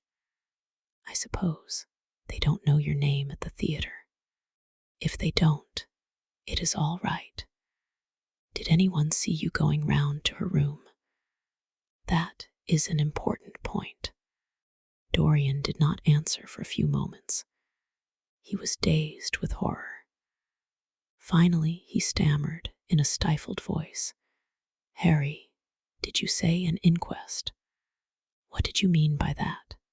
Did Sybil? Oh, Harry, I can't bear it. But be quick. Tell me everything at once. I have no doubt it was not an accident, Dorian, though it must be put in that way to the public. It seems that as she was leaving the theater with her mother, about 12:30 or so, she said she had forgotten something upstairs. They waited some time for her, but she did not come down again. They ultimately found her lying dead on the floor of her dressing room. She had swallowed something by mistake, some dreadful thing they use at theaters. I don't know what it was, but it had either prussic acid or white lead in it. I should fancy it was prussic acid, as she seems to have died instantaneously. Harry, Harry, it is terrible, cried the lad. Yes, it is very tragic, of course, but you must not get yourself mixed up in it. I see by the standard that she was 17. I should have thought she was almost younger than that. She looked such a child, and seemed to know so little about acting. Dorian, you mustn't let this thing get on your nerves. You must come and dine with me, and afterwards we will look in at the opera. It is a Patti night, and everybody will be there. You can come to my sister's box. She has got some smart women with her. So I have murdered Sybil Vane, said Dorian Gray, half to himself. Murdered her as surely as if I had cut her little throat with a knife. Yet the roses are not less lovely for all that. The birds sing just as happily in my garden. And tonight I am to dine with you, and then go on to the opera, and sup somewhere, I suppose, afterwards. How extraordinarily dramatic life is. If I had read all this in a book, Harry, I think I would have wept over it. Somehow, now that it has happened actually, and to me, it seems far too wonderful for tears. Here is the first passionate love letter I have ever written in my life. Strange that my first passionate love letter should have been addressed to a dead girl. Can they feel, I wonder, those white silent people we call the dead? Sybil, can she feel or know or listen? Oh, Harry, how I loved her once. It seems years ago to me now. She was everything to me. Then came that dreadful night, was it really only last night, when she played so badly, and my heart almost broke. She explained it all to me. It was terribly pathetic, but I was not moved a bit. I thought her shallow. Suddenly something happened that made me afraid. I can't tell you what it was, but it was terrible. I said I would go back to her. I felt I had done wrong. And now she is dead. My God, my God. Harry, what shall I do? You don't know the danger I am in, and there is nothing to keep me straight. She would have done that for me. She had no right to kill herself. It was selfish of her. My dear Dorian, answered Lord Henry, taking a cigarette from his case and producing a gold latten matchbox. The only way a woman can ever reform a man is by boring him so completely that he loses all possible interest in life. If you had married this girl, you would have been wretched. Of course, you would have treated her kindly. One can always be kind to people about whom one cares nothing. But she would have soon found out that you were absolutely indifferent to her. And when a woman finds that out about her husband, she either becomes dreadfully dowdy or wears very smart bonnets that some other woman's husband has to pay for. I say nothing about the social mistake, which would have been abject, which, of course, I would not have allowed. But I assure you that in any case, the whole thing would have been an absolute failure. I suppose it would, muttered the lad, walking up and down the room and looking horribly pale. But I thought it was my duty. It is not my fault that this terrible tragedy has prevented my doing what was right. I remember your saying once that there is a fatality about good resolutions, that they are always made too late. Mine certainly were. Good resolutions are useless attempts to interfere with scientific laws. Their origin is pure vanity. Their result is absolutely nil. They give us, now and then, some of those luxurious, sterile emotions that have a certain charm for the weak. That is all that can be said for them. They are simply checks that men draw on a bank where they have no account. Harry, cried Dorian Gray, coming over and sitting down beside him. Why is it that I cannot feel this tragedy as much as I want to? I don't think I am heartless. Do you? You have done too many foolish things during the last fortnight to be entitled to give yourself that name, Dorian, answered Lord Henry, with his sweet, melancholy smile. The lad frowned. I don't like that explanation, Harry, he rejoined, but I am glad you don't think I am heartless. I am nothing of the kind. I know I am not. And yet, I must admit that this thing that has happened does not affect me as it should. It seems to me to be simply like a wonderful ending to a wonderful play. It has all the terrible beauty of a Greek tragedy, a tragedy in which I took a great part, but by which I have not been wounded. It is an interesting question, said Lord Henry, who found an exquisite pleasure in playing on the lad's unconscious egotism. An extremely interesting question. I fancy that the true explanation is this.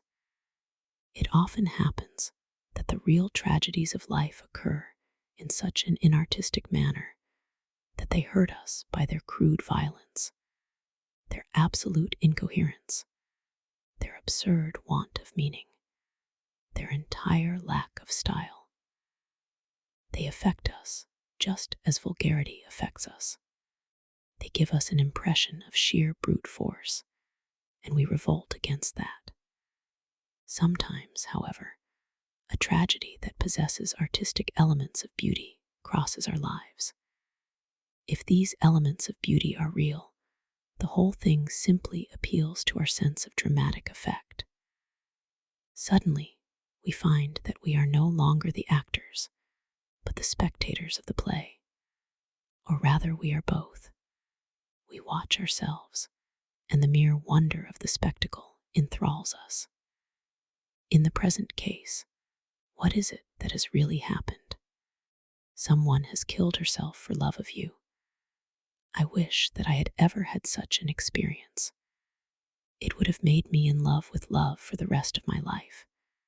The people who have adored me, there have not been very many, but there have been some, have always insisted on living on, long after I had ceased to care for them, or they to care for me. They have become stout and tedious, and when I meet them, they go in at once for reminiscences. That awful memory of woman, what a fearful thing it is, and what an utter intellectual stagnation it reveals. One should absorb the color of life, but one should never remember its details. Details are always vulgar. I must sow poppies in my garden, sighed Dorian. There is no necessity, rejoined his companion.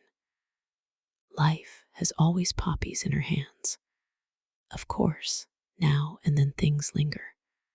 I once wore nothing but violets all through one season, as a form of artistic mourning for a romance that would not die. Ultimately, however, it did die. I forget what killed it. I think it was her proposing to sacrifice the whole world for me. That is always a dreadful moment. It fills one with the terror of eternity. Well, would you believe it? A week ago, at Lady Hampshire's, I found myself seated at dinner next the lady in question, and she insisted on going over the whole thing again, and digging up the past, and raking up the future. I had buried my romance in a bed of asphodel. She dragged it out again, and assured me that I had spoiled her life. I am bound to state that she ate an enormous dinner, so I did not feel any anxiety. But what a lack of taste she showed. The one charm of the past is that it is the past. But women never know when the curtain has fallen. They always want a sixth act, and as soon as the interest of the play is entirely over, they propose to continue it.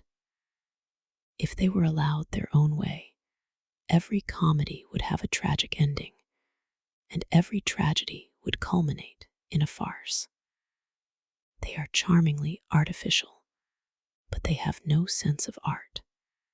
You are more fortunate than I am. I assure you, Dorian, that not one of the women I have known would have done for me what Sybil Vane did for you. Ordinary women always console themselves. Some of them do it by going in for sentimental colors. Never trust a woman who wears mauve, whatever her age may be, or a woman over 35 who is fond of pink ribbons. It always means that they have a history. Others find a great consolation in suddenly discovering the good qualities of their husbands. They flaunt their conjugal felicity in one's face, as if it were the most fascinating of sins. Religion consoles some. Its mysteries have all the charm of a flirtation, a woman once told me, and I can quite understand it. Besides, nothing makes one so vain as being told that one is a sinner. Conscience makes egotists of us all. Yes, there is really no end to the consolations that women find in modern life. Indeed, I have not mentioned the most important one. What is that, Harry? Said the lad listlessly. Oh, the obvious consolation. Taking someone else's admirer when one loses one's own. In good society, that always whitewashes a woman. But really, Dorian, how different Sybil Vane must have been from all the women one meets. There is something to me quite beautiful about her death. I am glad I am living in a century when such wonders happen. They make one believe in the reality of the things we all play with, such as romance, passion, and love. I was terribly cruel to her. You forget that. I am afraid that women appreciate cruelty, downright cruelty, more than anything else. They have wonderfully primitive instincts. We have emancipated them, but they remain slaves looking for their masters, all the same. They love being dominated. I am sure you were splendid. I have never seen you really and absolutely angry, but I can fancy how delightful you looked. And after all, you said something to me the day before yesterday that seemed to me at the time to be merely fanciful, but that I see now was absolutely true, and it holds the key to everything. What was that, Harry? You said to me that Sybil Vane represented to you all the heroines of romance, that she was Desdemona one night, and Ophelia the other, that if she died as Juliet, she came to life as Imogen. She will never come to life again now, muttered the lad, burying his face in his hands. No, she will never come to life. She has played her last part. But you must think of that lonely death in the tawdry dressing room simply as a strange, lurid fragment from some Jacobean tragedy, as a wonderful scene from Webster or Ford or Cyril Tourneur. The girl never really lived, and so she has never really died. You, at least, she was always a dream, a phantom that flitted through Shakespeare's plays and left them lovelier for its presence, a reed through which Shakespeare's music sounded richer and more full of joy. The moment she touched actual life, she marred it, and it marred her, and so she passed away. Mourn for Ophelia, if you like. Put ashes on your head because Cordelia was strangled. Cry out against heaven because the daughter of Brabantio died. But don't waste your tears over Sybil Vane. She was less real than they are. There was a silence. The evening darkened in the room. Noiselessly, and with silver feet, the shadows crept in from the garden. The colors faded wearily out of things. After some time, Dorian Gray looked up. You have explained me to myself, Harry, he murmured with something of a sigh of relief. I felt all that you have said, but somehow I was afraid of it, and I could not express it to myself. How well you know me. But we will not talk again of what has happened. It has been a marvelous experience. That is all. I wonder if life has still in store for me anything as marvelous. Life has everything in store for you, Dorian. There is nothing that you, with your extraordinary good looks, will not be able to do. But suppose, Harry, I became haggard and old and wrinkled. What then? Ah, then, said Lord Henry, rising to go, then, my dear Dorian, you would have to fight for your victories. As it is, they are brought to you. No, you must keep your good looks. We live in an age that reads too much to be wise, and that thinks too much to be beautiful. We cannot spare you. And now you had better dress and drive down to the club. We are rather late, as it is. I think I shall join you at the opera, Harry. I feel too tired to eat anything. What is the number of your sister's box? 27, I believe. It is on the grand tier. You will see her name on the door. But I am sorry you won't come and dine. I don't feel up to it, said Dorian listlessly. But I am awfully obliged to you for all that you have said to me. You are certainly my best friend. No one has ever understood me as you have. "We are only at the beginning of our friendship, Dorian," answered Lord Henry, shaking him by the hand. "Goodbye. I shall see you before 9:30, I hope. Remember, Patty is singing." As he closed the door behind him, Dorian Gray touched the bell, and in a few minutes, Victor appeared with the lamps and drew the blinds down. He waited impatiently for him to go. The man seemed to take an interminable time over everything. As soon as he had left, he rushed to the screen and drew it back. No, there was no further change in the picture. It had received the news of Sybil Vane's death before he had known of it himself. It was conscious of the events of life as they occurred. The vicious cruelty that marred the fine lines of the mouth had, no doubt, appeared at the very moment that the girl had drunk the poison, whatever it was. Or was it indifferent to results? Did it merely take cognizance of what passed within the soul? He wondered, and hoped that some day he would see the change taking place before his very eyes, shuddering as he hoped it. Poor Sybil, what a romance it had all been. She had often mimicked death on the stage. Then death himself had touched her and taken her with him. How had she played that dreadful last scene? Had she cursed him as she died? No, she had died for love of him, and love would always be a sacrament to him now. She had atoned for everything by the sacrifice she had made of her life. He would not think any more of what she had made him go through on that horrible night at the theater. When he thought of her, it would be as a wonderful tragic figure sent on to the world's stage to show the supreme reality of love. A wonderful tragic figure. Tears came to his eyes as he remembered her childlike look and winsome, fanciful ways and shy, tremulous grace. He brushed them away hastily and looked again at the picture.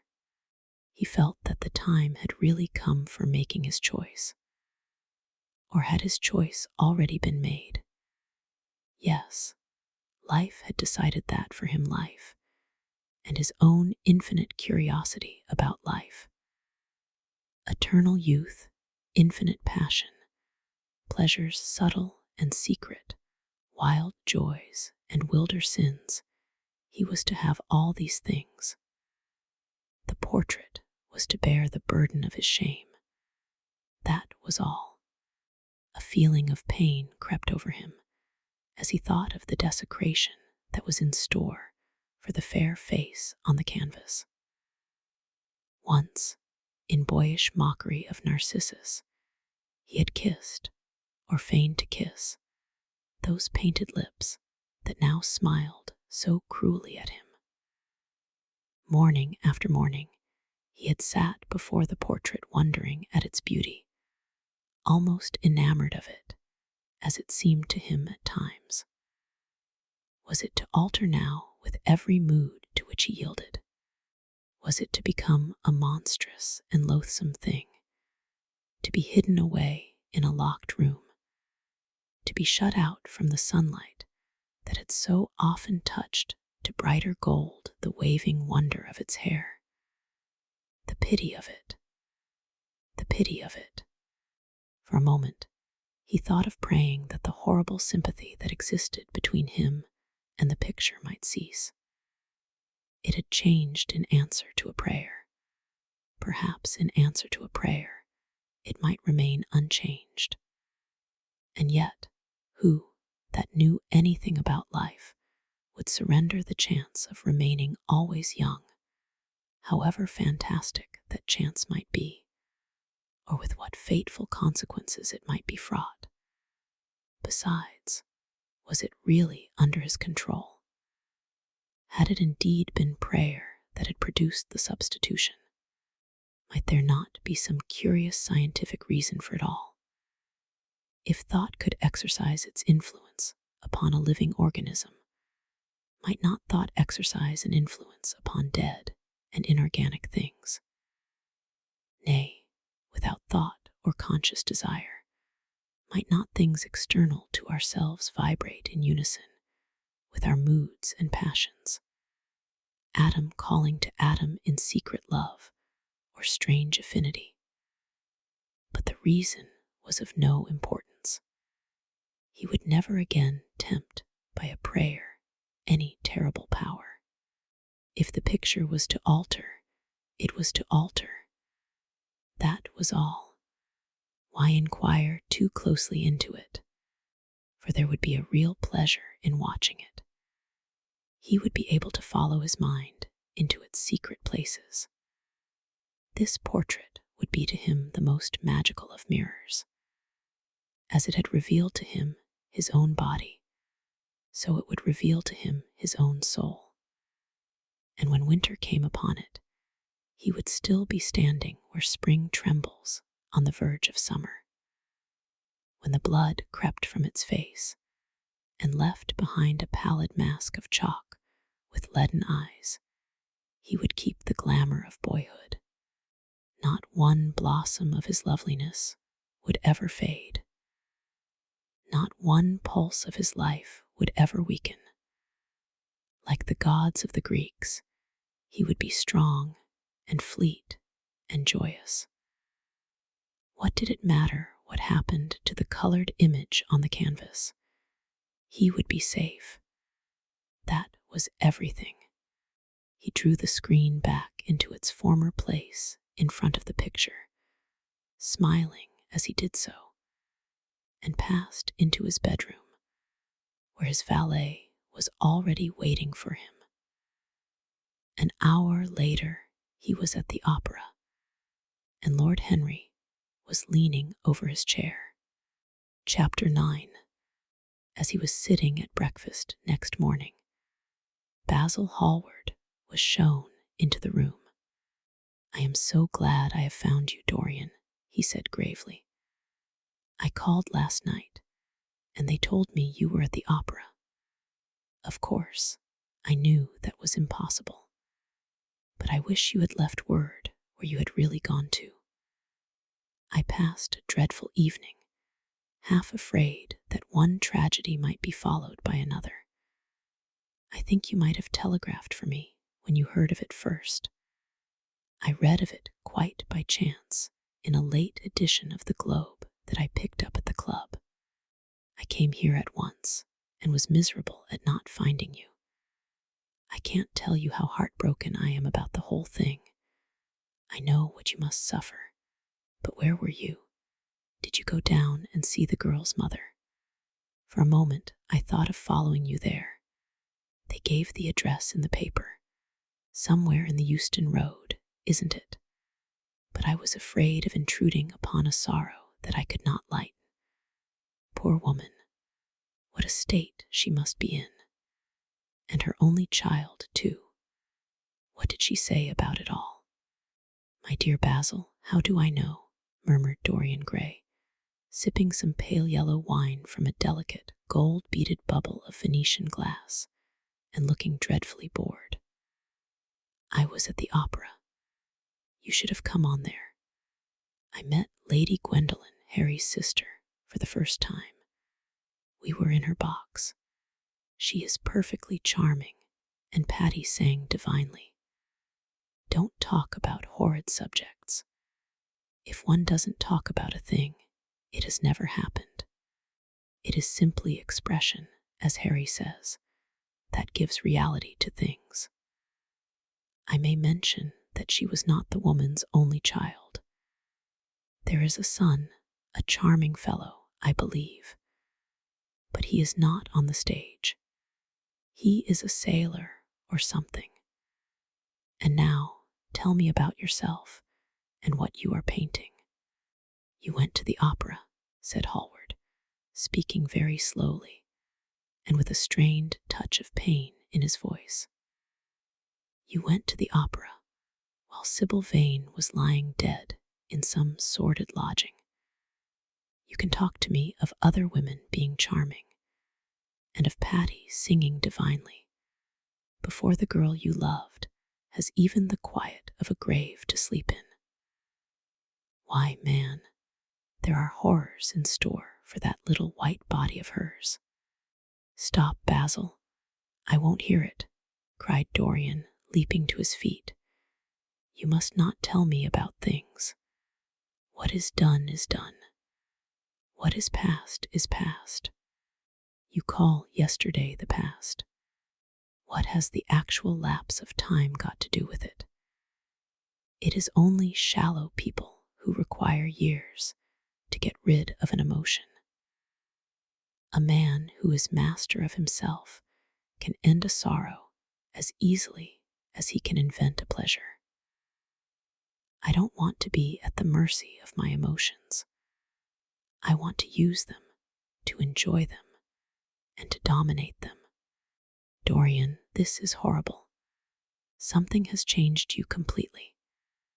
You look exactly the same wonderful boy who, day after day, used to come down to my studio to sit for his picture. But you were simple, natural, and affectionate then. You were the most unspoiled creature in the whole world. Now, I don't know what has come over you. You talk as if you had no heart, no pity in you. It is all Harry's influence. I see that. The lad flushed up, and going to the window, looked out for a few moments on the green, flickering, sun-lashed garden. I owe a great deal to Harry, Basil, he said at last, more than I owe to you. You only taught me to be vain. Well, I am punished for that, Dorian, or shall be some day. I don't know what you mean, Basil, he exclaimed, turning round. I don't know what you want. What do you want? I want the Dorian Gray I used to paint, said the artist sadly. Basil, said the lad, going over to him and putting his hand on his shoulder, you have come too late. Yesterday, when I heard that Sybil Vane had killed herself, good heavens, is there no doubt about that? Cried Hallward, looking up at him with an expression of horror. My dear Basil, surely you don't think it was a vulgar accident. Of course she killed herself. The elder man buried his face in his hands. How fearful, he muttered, and a shudder ran through him. No, said Dorian Gray, there is nothing fearful about it. It is one of the great romantic tragedies of the age. As a rule, people who act lead the most commonplace lives. They are good husbands, or faithful wives, or something tedious. You know what I mean, middle-class virtue, and all that kind of thing. How different Sybil was. She lived her finest tragedy. She was always a heroine. The last night she played, the night you saw her, she acted badly, because she had known the reality of love. When she knew its unreality, she died, as Juliet might have died. She passed again into the sphere of art. There is something of the martyr about her. Her death has all the pathetic uselessness of martyrdom, all its wasted beauty. But as I was saying, you must not think I have not suffered. If you had come in yesterday at a particular moment, about 5:30, perhaps, or 5:45, you would have found me in tears. Even Harry, who was here, who brought me the news, in fact, had no idea what I was going through. I suffered immensely. Then it passed away. I cannot repeat an emotion. No one can, except sentimentalists. And you are awfully unjust, Basil. You come down here to console me. That is charming of you. You find me consoled, and you are furious. How like a sympathetic person.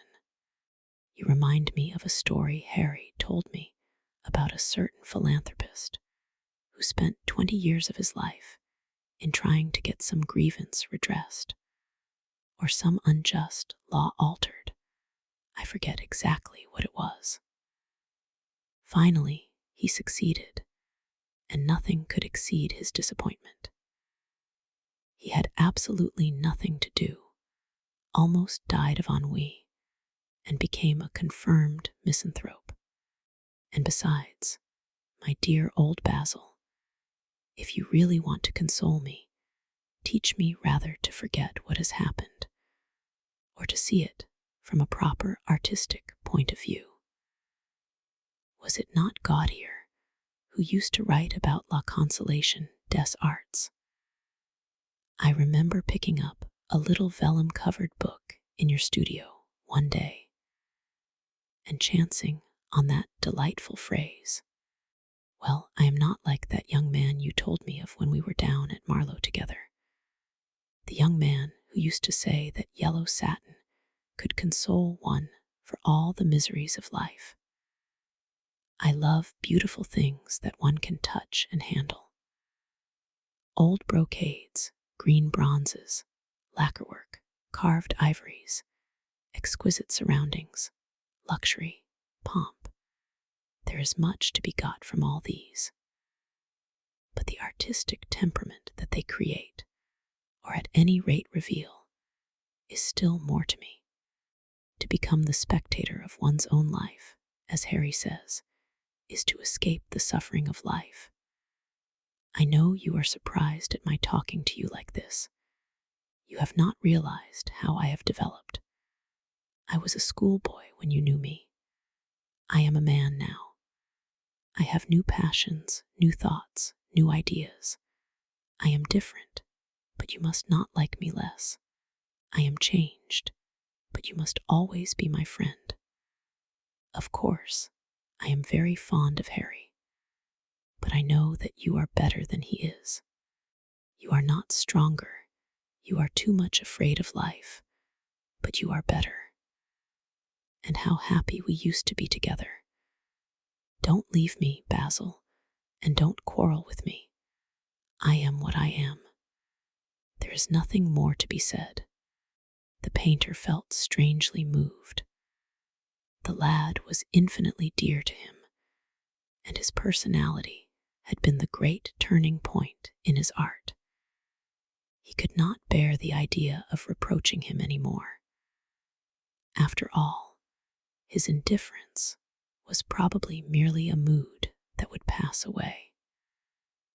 There was so much in him that was good, so much in him that was noble.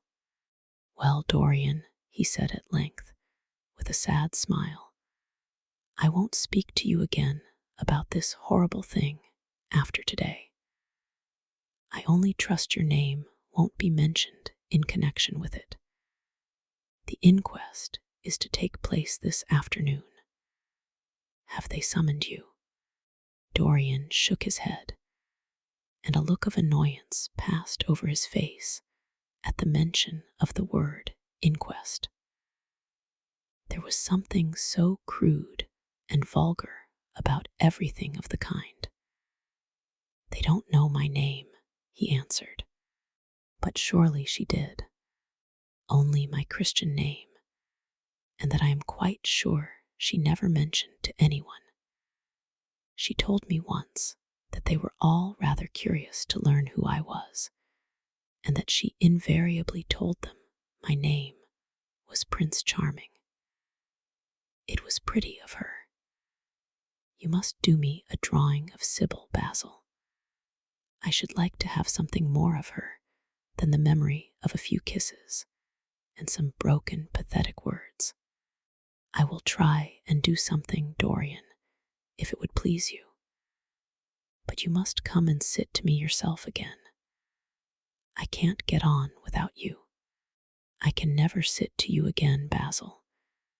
It is impossible, he exclaimed, starting back. The painter stared at him. My dear boy, what nonsense, he cried. Do you mean to say you don't like what I did of you? Where is it? Why have you pulled the screen in front of it? Let me look at it. It is the best thing I have ever done. Do take the screen away, Dorian. It is simply disgraceful of your servant hiding my work like that. I felt the room looked different as I came in. My servant has nothing to do with it, Basil. You don't imagine I let him arrange my room for me. He settles my flowers for me sometimes, that is all. No, I did it myself. The light was too strong on the portrait. Too strong. Surely not, my dear fellow. It is an admirable place for it. Let me see it. And Hallward walked towards the corner of the room. A cry of terror broke from Dorian Gray's lips, and he rushed between the painter and the screen. Basil, he said, looking very pale, you must not look at it. I don't wish you to. Not look at my own work. You are not serious. Why shouldn't I look at it? Exclaimed Hallward, laughing. If you try to look at it, Basil, on my word of honor, I will never speak to you again as long as I live. I am quite serious. I don't offer any explanation, and you are not to ask for any. But remember, if you touch this screen, everything is over between us. Hallward was thunderstruck. He looked at Dorian Gray in absolute amazement. He had never seen him like this before. The lad was actually pallid with rage. His hands were clenched, and the pupils of his eyes were like discs of blue fire. He was trembling all over. Dorian, don't speak. But what is the matter? Of course I won't look at it if you don't want me to, he said, rather coldly, turning on his heel and going over towards the window. But really, it seems rather absurd that I shouldn't see my own work, especially as I am going to exhibit it in Paris in the autumn. I shall probably have to give it another coat of varnish before that, so I must see it some day. And why not today? To exhibit it. You want to exhibit it, exclaimed Dorian Gray, a strange sense of terror creeping over him. Was the world going to be shown his secret? Were people to gape at the mystery of his life? That was impossible. Something, he did not know what, had to be done at once. Yes, I don't suppose you will object to that. Georges Petty is going to collect all my best pictures for a special exhibition in the Rue de Cise, which will open the first week in October. The portrait will only be away a month. I should think you could easily spare it for that time.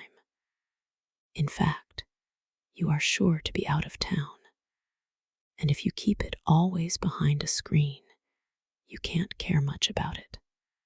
Dorian Gray passed his hand over his forehead. There were beads of perspiration there. He felt that he was on the brink of a horrible danger. You told me a month ago that you would never exhibit it, he cried. Why have you changed your mind? You people who go in for being consistent have just as many moods as others have. The only difference is that your moods are rather meaningless. You can't have forgotten that you assured me most solemnly that nothing in the world would induce you to send it to any exhibition. You told Harry exactly the same thing. He stopped suddenly, and a gleam of light came into his eyes. He remembered that Lord Henry had said to him once, half seriously and half in jest, if you want to have a strange quarter of an hour, get Basil to tell you why he won't exhibit your picture. He told me why he wouldn't, and it was a revelation to me. Yes, perhaps Basil, too, had his secret. He would ask him and try. Basil, he said, coming over quite close and looking him straight in the face, we have each of us a secret. Let me know yours, and I shall tell you mine. What was your reason for refusing to exhibit my picture? The painter shuddered in spite of himself. Dorian, if I told you, you might like me less than you do, and you would certainly laugh at me. I could not bear your doing either of those two things. If you wish me never to look at your picture again, I am content. I have always you to look at. If you wish the best work I have ever done to be hidden from the world, I am satisfied. Your friendship is dearer to me than any fame or reputation. No, Basil, you must tell me, insisted Dorian Gray. I think I have a right to know. His feeling of terror had passed away, and curiosity had taken its place. He was determined to find out Basil Hallward's mystery. Let us sit down, Dorian, said the painter, looking troubled. Let us sit down, and just answer me one question. Have you noticed in the picture something curious? Something that probably at first did not strike you, but that revealed itself to you suddenly. Basil, cried the lad, clutching the arms of his chair with trembling hands, and gazing at him with wild, startled eyes. I see you did. Don't speak. Wait till you hear what I have to say. Dorian, from the moment I met you, your personality had the most extraordinary influence over me. I was dominated, soul, brain, and power, by you. You became to me the visible incarnation of that unseen ideal whose memory haunts us artists like an exquisite dream. I worshipped you. I grew jealous of everyone to whom you spoke. I wanted to have you all to myself. I was only happy when I was with you. When you were away from me, you were still present in my art. Of course, I never let you know anything about this. It would have been impossible. You would not have understood it. I hardly understood it myself. I only knew that I had seen perfection face to face, and that the world had become wonderful to my eyes, too wonderful, perhaps, for in such mad worships there is peril, the peril of losing them, no less than the peril of keeping them. Weeks and weeks went on, and I grew more and more absorbed in you. Then came a new development.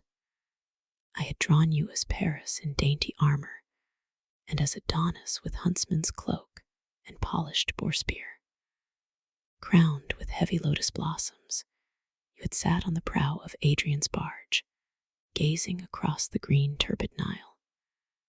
You had leaned over the still pool of some Greek woodland, and seen in the water's silent silver the marvel of your own face. And it had all been what art should be, unconscious, ideal, and remote. One day, a fatal day I sometimes think, I determined to paint a wonderful portrait of you as you actually are, not in the costume of dead ages, but in your own dress and in your own time. Whether it was the realism of the method or the mere wonder of your own personality, thus directly presented to me without mist or veil, I cannot tell. But I know that, as I worked at it, every flake and film of color seemed to me to reveal my secret. I grew afraid that others would know of my idolatry. I felt, Dorian, that I had told too much, that I had put too much of myself into it. Then it was that I resolved never to allow the picture to be exhibited. You were a little annoyed, But then you did not realize all that it meant to me. Harry, to whom I talked about it, laughed at me, but I did not mind that.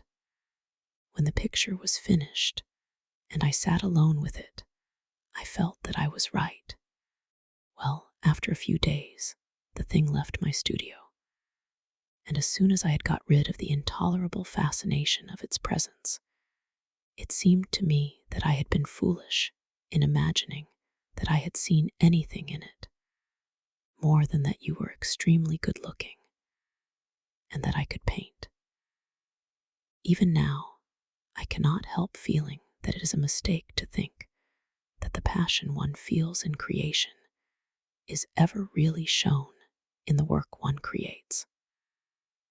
Art is always more abstract than we fancy. Form and color tell us of form and color, that is all. It often seems to me that art conceals the artist far more completely than it ever reveals him. And so when I got this offer from Paris, I determined to make your portrait the principal thing in my exhibition. It never occurred to me that you would refuse. I see now that you were right. The picture cannot be shown. You must not be angry with me, Dorian, for what I have told you. As I said to Harry once, you are made to be worshipped. Dorian Gray drew a long breath. The color came back to his cheeks, and a smile played about his lips. The peril was over. He was safe for the time. Yet he could not help feeling infinite pity for the painter who had just made this strange confession to him, and wondered if he himself would ever be so dominated by the personality of a friend. Lord Henry had the charm of being very dangerous, but that was all. He was too clever and too cynical to be really fond of. Would there ever be someone who would fill him with a strange idolatry? Was that one of the things that life had in store? It is extraordinary to me, Dorian, said Hallward, that you should have seen this in the portrait. Did you really see it? I saw something in it, he answered. Something that seemed to me very curious. Well, you don't mind my looking at the thing now? Dorian shook his head. You must not ask me that, Basil. I could not possibly let you stand in front of that picture. You will some day, surely. Never. Well, perhaps you are right. And now goodbye, Dorian. You have been the one person in my life who has really influenced my art. Whatever I have done that is good, I owe to you. Ah, you don't know what it cost me to tell you all that I have told you. My dear Basil, said Dorian, what have you told me? Simply that you felt that you admired me too much. That is not even a compliment. It was not intended as a compliment. It was a confession. Now that I have made it, something seems to have gone out of me. Perhaps one should never put one's worship into words. It was a very disappointing confession. Why, what did you expect, Dorian? You didn't see anything else in the picture, did you? There was nothing else to see. No, there was nothing else to see. Why do you ask? But you mustn't talk about worship. It is foolish. You and I are friends, Basil, and we must always remain so. You have got Harry, said the painter sadly. Oh, Harry, cried the lad, with a ripple of laughter. Harry spends his days in saying what is incredible, and his evenings in doing what is improbable. Just the sort of life I would like to lead. But still, I don't think I would go to Harry if I were in trouble. I would sooner go to you, Basil. You will sit to me again. Impossible. You spoil my life as an artist by refusing Dorian. No man comes across two ideal things. Few come across one. I can't explain it to you, Basil, but I must never sit to you again. There is something fatal about a portrait.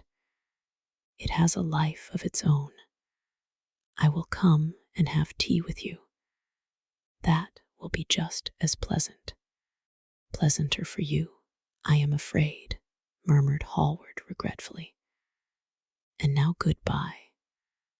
I am sorry you won't let me look at the picture once again, but that can't be helped. I quite understand what you feel about it. As he left the room, Dorian Gray smiled to himself. Poor Basil, how little he knew of the true reason, and how strange it was that, instead of having been forced to reveal his own secret, he had succeeded, almost by chance, in wresting a secret from his friend. How much that strange confession explained to him. The painter's absurd fits of jealousy, his wild devotion, his extravagant panegyrics, his curious reticences. He understood them all now, and he felt sorry. There seemed to him to be something tragic in a friendship so colored by romance. He sighed and touched the bell. The portrait must be hidden away at all costs. He could not run such a risk of discovery again. It had been mad of him to have allowed the thing to remain, even for an hour, in a room to which any of his friends had access. Chapter 10. When his servant entered, he looked at him steadfastly and wondered if he had thought of peering behind the screen. The man was quite impassive and waited for his orders.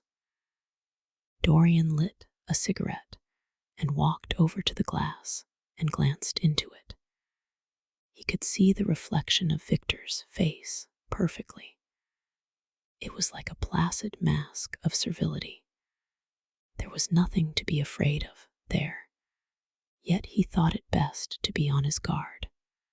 Speaking very slowly, he told him to tell the housekeeper that he wanted to see her, and then to go to the frame maker and ask him to send 2 of his men round at once.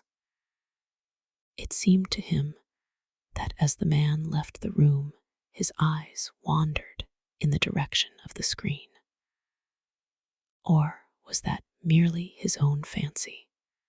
After a few moments, in her black silk dress, with old-fashioned thread mittens on her wrinkled hands, Mrs. Leaf bustled into the library.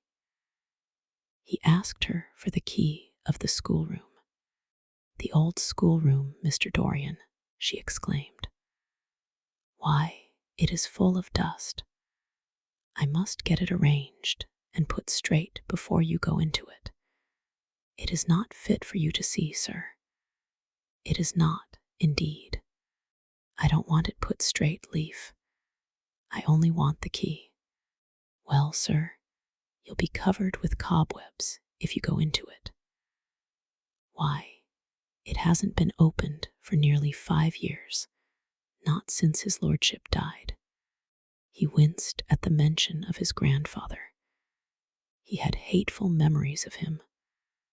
"That does not matter," he answered. "I simply want to see the place, that is all. Give me the key." "And here is the key, sir," said the old lady, going over the contents of her bunch with tremulously uncertain hands. "Here is the key. I'll have it off the bunch in a moment. But you don't think of living up there, sir, and you so comfortable here." "No, no," he cried petulantly. "Thank you, Leaf. That will do." She lingered for a few moments and was garrulous over some detail of the household. He sighed and told her to manage things as she thought best. She left the room, wreathed in smiles. As the door closed, Dorian put the key in his pocket and looked round the room. His eye fell on a large, purple satin coverlet, heavily embroidered with gold. A splendid piece of late 17th century Venetian work that his grandfather had found in a convent near Bologna.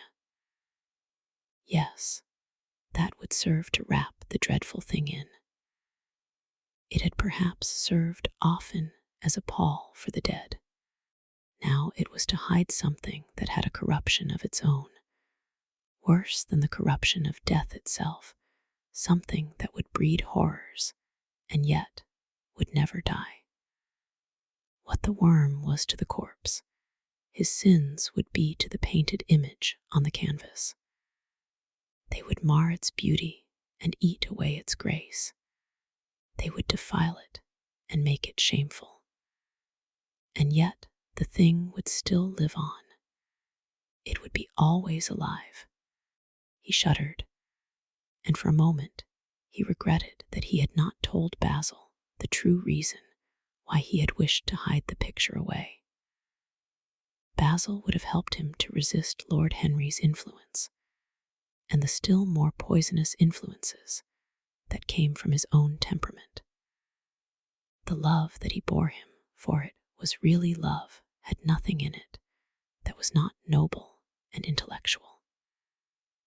It was not that mere physical admiration of beauty that is born of the senses, and that dies when the senses tire. It was such love as Michelangelo had known, and Montaigne, and Winckelmann, and Shakespeare himself. Yes, Basil could have saved him, but it was too late now. The past could always be annihilated. Regret, denial, or forgetfulness could do that. But the future was inevitable. There were passions in him that would find their terrible outlet, dreams that would make the shadow of their evil real. He took up from the couch the great purple and gold texture that covered it, and holding it in his hands, passed behind the screen. Was the face on the canvas viler than before? It seemed to him that it was unchanged, and yet his loathing of it was intensified. Gold hair, blue eyes, and rose-red lips, they all were there. It was simply the expression that had altered. That was horrible in its cruelty, compared to what he saw in it of censure or rebuke. How shallow Basil's reproaches about Sybil Vane had been. How shallow, and of what little account. His own soul was looking out at him from the canvas and calling him to judgment. A look of pain came across him, and he flung the rich pall over the picture. As he did so, a knock came to the door. He passed out as his servant entered. "The persons are here, monsieur." He felt that the man must be got rid of at once. He must not be allowed to know where the picture was being taken to. There was something sly about him, and he had thoughtful, treacherous eyes. Sitting down at the writing table, he scribbled a note to Lord Henry, asking him to send him round something to read, and reminding him that they were to meet at 8:15 that evening. "Wait for an answer," he said, handing it to him, "and show the men in here." In 2 or 3 minutes there was another knock, and Mr. Hubbard himself, the celebrated frame maker of South Audley Street, came in with a somewhat rough-looking young assistant. Mr. Hubbard was a florid, red-whiskered little man, whose admiration for art was considerably tempered by the inveterate impecuniosity of most of the artists who dealt with him. As a rule, he never left his shop. He waited for people to come to him, but he always made an exception in favor of Dorian Gray. There was something about Dorian that charmed everybody. It was a pleasure even to see him. "What can I do for you, Mr. Gray?" he said, rubbing his fat, freckled hands. "I thought I would do myself the honor of coming round in person. I have just got a beauty of a frame, sir. Picked it up at a sale. Old Florentine. Came from Fonthill, I believe. Admirably suited for a religious subject, Mr. Gray. I am so sorry you have given yourself the trouble of coming round, Mr. Hubbard. I shall certainly drop in and look at the frame, though I don't go in much at present for religious art. But today, I only want a picture carried to the top of the house for me. It is rather heavy, so I thought I would ask you to lend me a couple of your men." "No trouble at all, Mr. Gray. I am delighted to be of any service to you." "Which is the work of art, sir?" "This," replied Dorian, moving the screen back. "Can you move it, covering and all, just as it is? I don't want it to get scratched going upstairs." "There will be no difficulty, sir," said the genial frame maker, beginning, with the aid of his assistant, to unhook the picture from the long brass chains by which it was suspended. "And now, where shall we carry it to, Mr. Gray?" "I will show you the way, Mr. Hubbard, if you will kindly follow me. Or perhaps you had better go in front. I am afraid it is right at the top of the house. We will go up by the front staircase, as it is wider." He held the door open for them, and they passed out into the hall and began the ascent. The elaborate character of the frame had made the picture extremely bulky, and now and then, in spite of the obsequious protests of Mr. Hubbard, who had the true tradesman's spirited dislike of seeing a gentleman doing anything useful, Dorian put his hand to it so as to help them. "Something of a load to carry, sir," gasped the little man when they reached the top landing, and he wiped his shiny forehead. "I am afraid it is rather heavy," murmured Dorian, as he unlocked the door that opened into the room that was to keep for him the curious secret of his life, and hide his soul from the eyes of men. He had not entered the place for more than 4 years, not indeed, since he had used it first as a playroom when he was a child, and then as a study when he grew somewhat older. It was a large, well-proportioned room, which had been specially built by the last Lord Kelso for the use of the little grandson whom, for his strange likeness to his mother, and also for other reasons, he had always hated and desired to keep at a distance. It appeared to Dorian to have but little changed. There was the huge Italian cassone, with its fantastically painted panels and its tarnished gilt moldings, in which he had so often hidden himself as a boy. There the satinwood bookcase, filled with his dog-eared schoolbooks.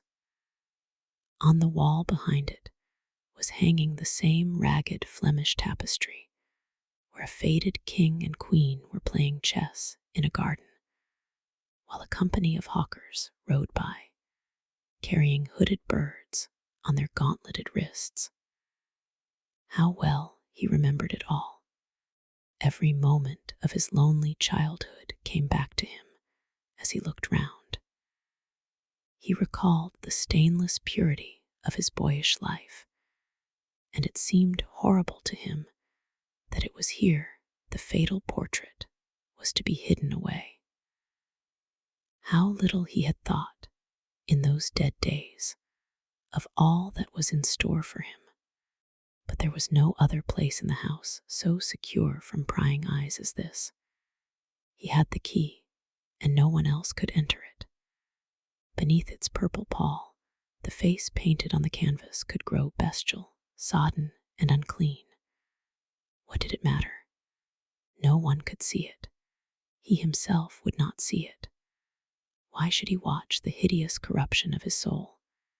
He kept his youth, that was enough. And besides, might not his nature grow finer after all? There was no reason that the future should be so full of shame.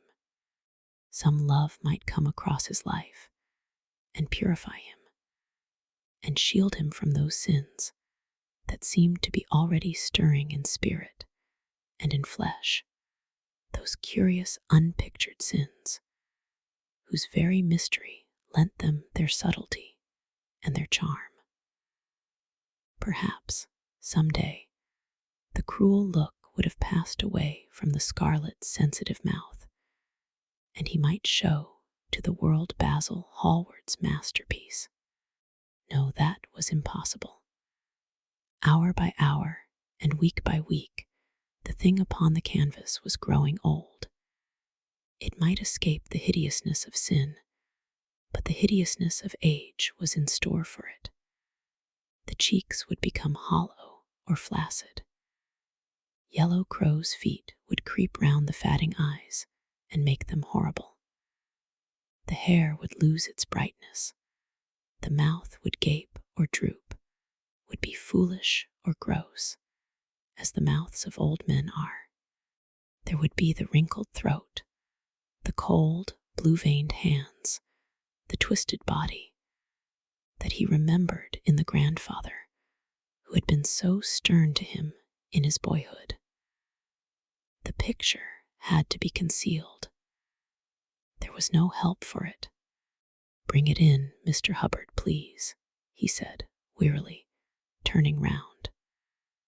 "I am sorry I kept you so long. I was thinking of something else." "Always glad to have a rest, Mr. Gray," answered the frame maker, who was still gasping for breath. "Where shall we put it, sir?" "Oh, anywhere. Here, this will do. I don't want to have it hung up. Just lean it against the wall. Thanks. Might one look at the work of art, sir?"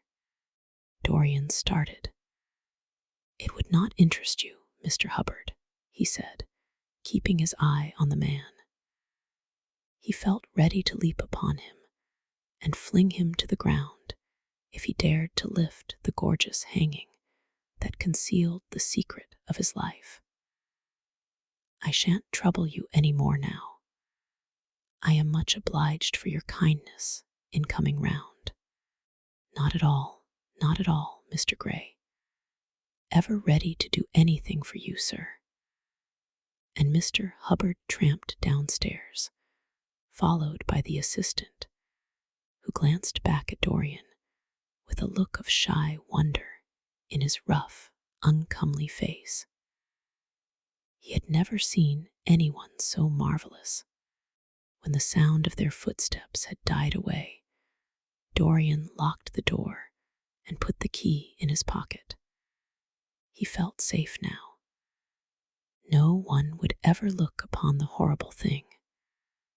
No eye but his would ever see his shame. On reaching the library, he found that it was just after 5 o'clock and that the tea had been already brought up.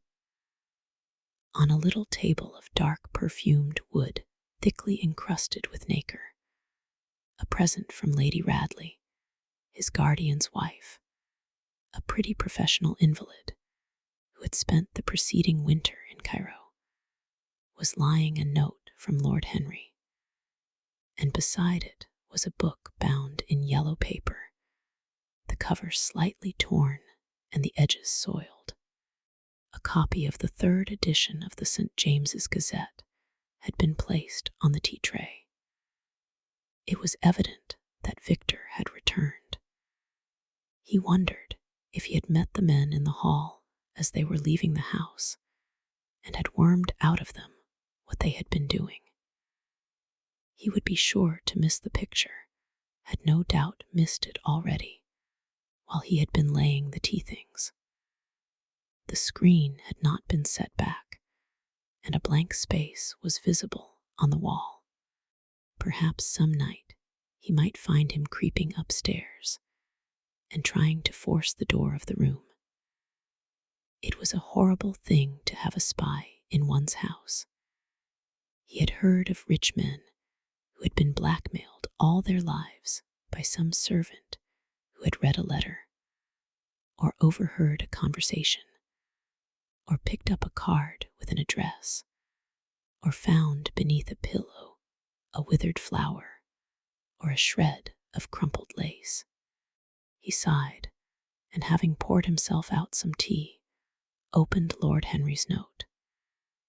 It was simply to say that he sent him round the evening paper and a book that might interest him, and that he would be at the club at 8:15. He opened the St. James's languidly and looked through it. A red pencil mark on the 5th page caught his eye. It drew attention to the following paragraph: Inquest on an actress. An inquest was held this morning at the Bell Tavern, Hoxton Road, by Mr. Danby, the district coroner, on the body of Sybil Vane, a young actress recently engaged at the Royal Theatre, Holborn. A verdict of death by misadventure was returned. Considerable sympathy was expressed for the mother of the deceased, who was greatly affected during the giving of her own evidence, and that of Dr. Burrell, who had made the post-mortem examination of the deceased. He frowned, and tearing the paper in two, went across the room and flung the pieces away. How ugly it all was, and how horribly real ugliness made things. He felt a little annoyed with Lord Henry for having sent him the report, and it was certainly stupid of him to have marked it with red pencil. Victor might have read it. The man knew more than enough English for that. Perhaps he had read it and had begun to suspect something. And yet, what did it matter? What had Dorian Gray to do with Sybil Vane's death? There was nothing to fear. Dorian Gray had not killed her. His eye fell on the yellow book that Lord Henry had sent him. What was it? He wondered. He went towards the little pearl-colored octagonal stand that had always looked to him like the work of some strange Egyptian bees that wrought in silver, and taking up the volume, flung himself into an armchair and began to turn over the leaves. After a few minutes, he became absorbed. It was the strangest book that he had ever read. It seemed to him that in exquisite raiment, and to the delicate sound of flutes, the sins of the world were passing in dumb show before him. Things that he had dimly dreamed of were suddenly made real to him. Things of which he had never dreamed were gradually revealed.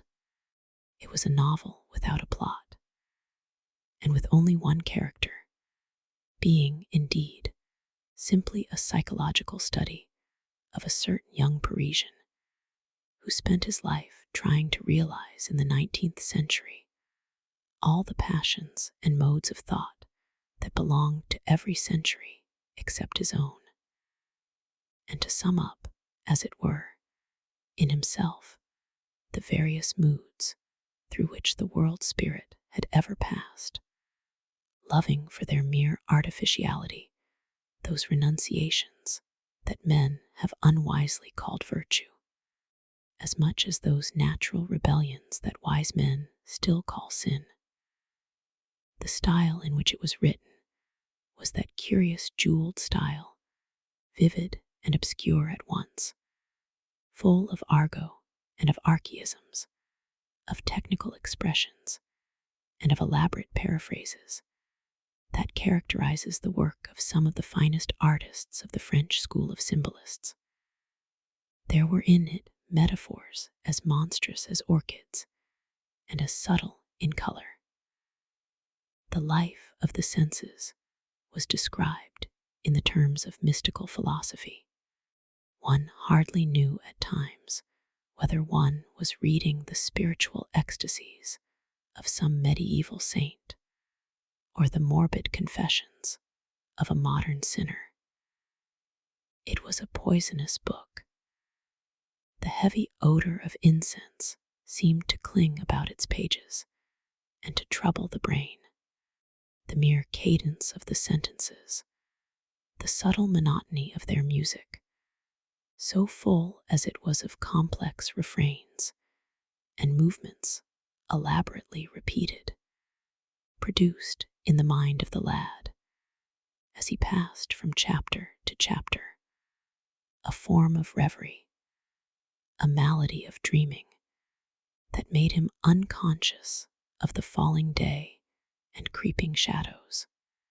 Cloudless and pierced by one solitary star, a copper-green sky gleamed through the windows. He read on by its wan light till he could read no more. Then, after his valet had reminded him several times of the lateness of the hour, he got up and, going into the next room, placed the book on the little Florentine table that always stood at his bedside and began to dress for dinner. It was almost 9 o'clock before he reached the club, where he found Lord Henry sitting alone in the morning room, looking very much bored. "I am so sorry, Harry," he cried, "but really it is entirely your fault. That book you sent me so fascinated me that I forgot how the time was going." "Yes, I thought you would like it," replied his host, rising from his chair. "I didn't say I liked it, Harry. I said it fascinated me. There is a great difference." "Ah, you have discovered that," murmured Lord Henry, and they passed into the dining room. This concludes part 1 of Oscar Wilde's hauntingly beautiful tale. To stay updated, subscribe to our channel, ring the bell for notifications, and explore more soothing tales like this one. If you enjoyed this tranquil escape, leave a comment sharing your thoughts or story requests, and don't forget to like and share this video with anyone who might need a peaceful bedtime story. Thank you for your support, sweet dreams, and we'll see you in part 2. Sleep well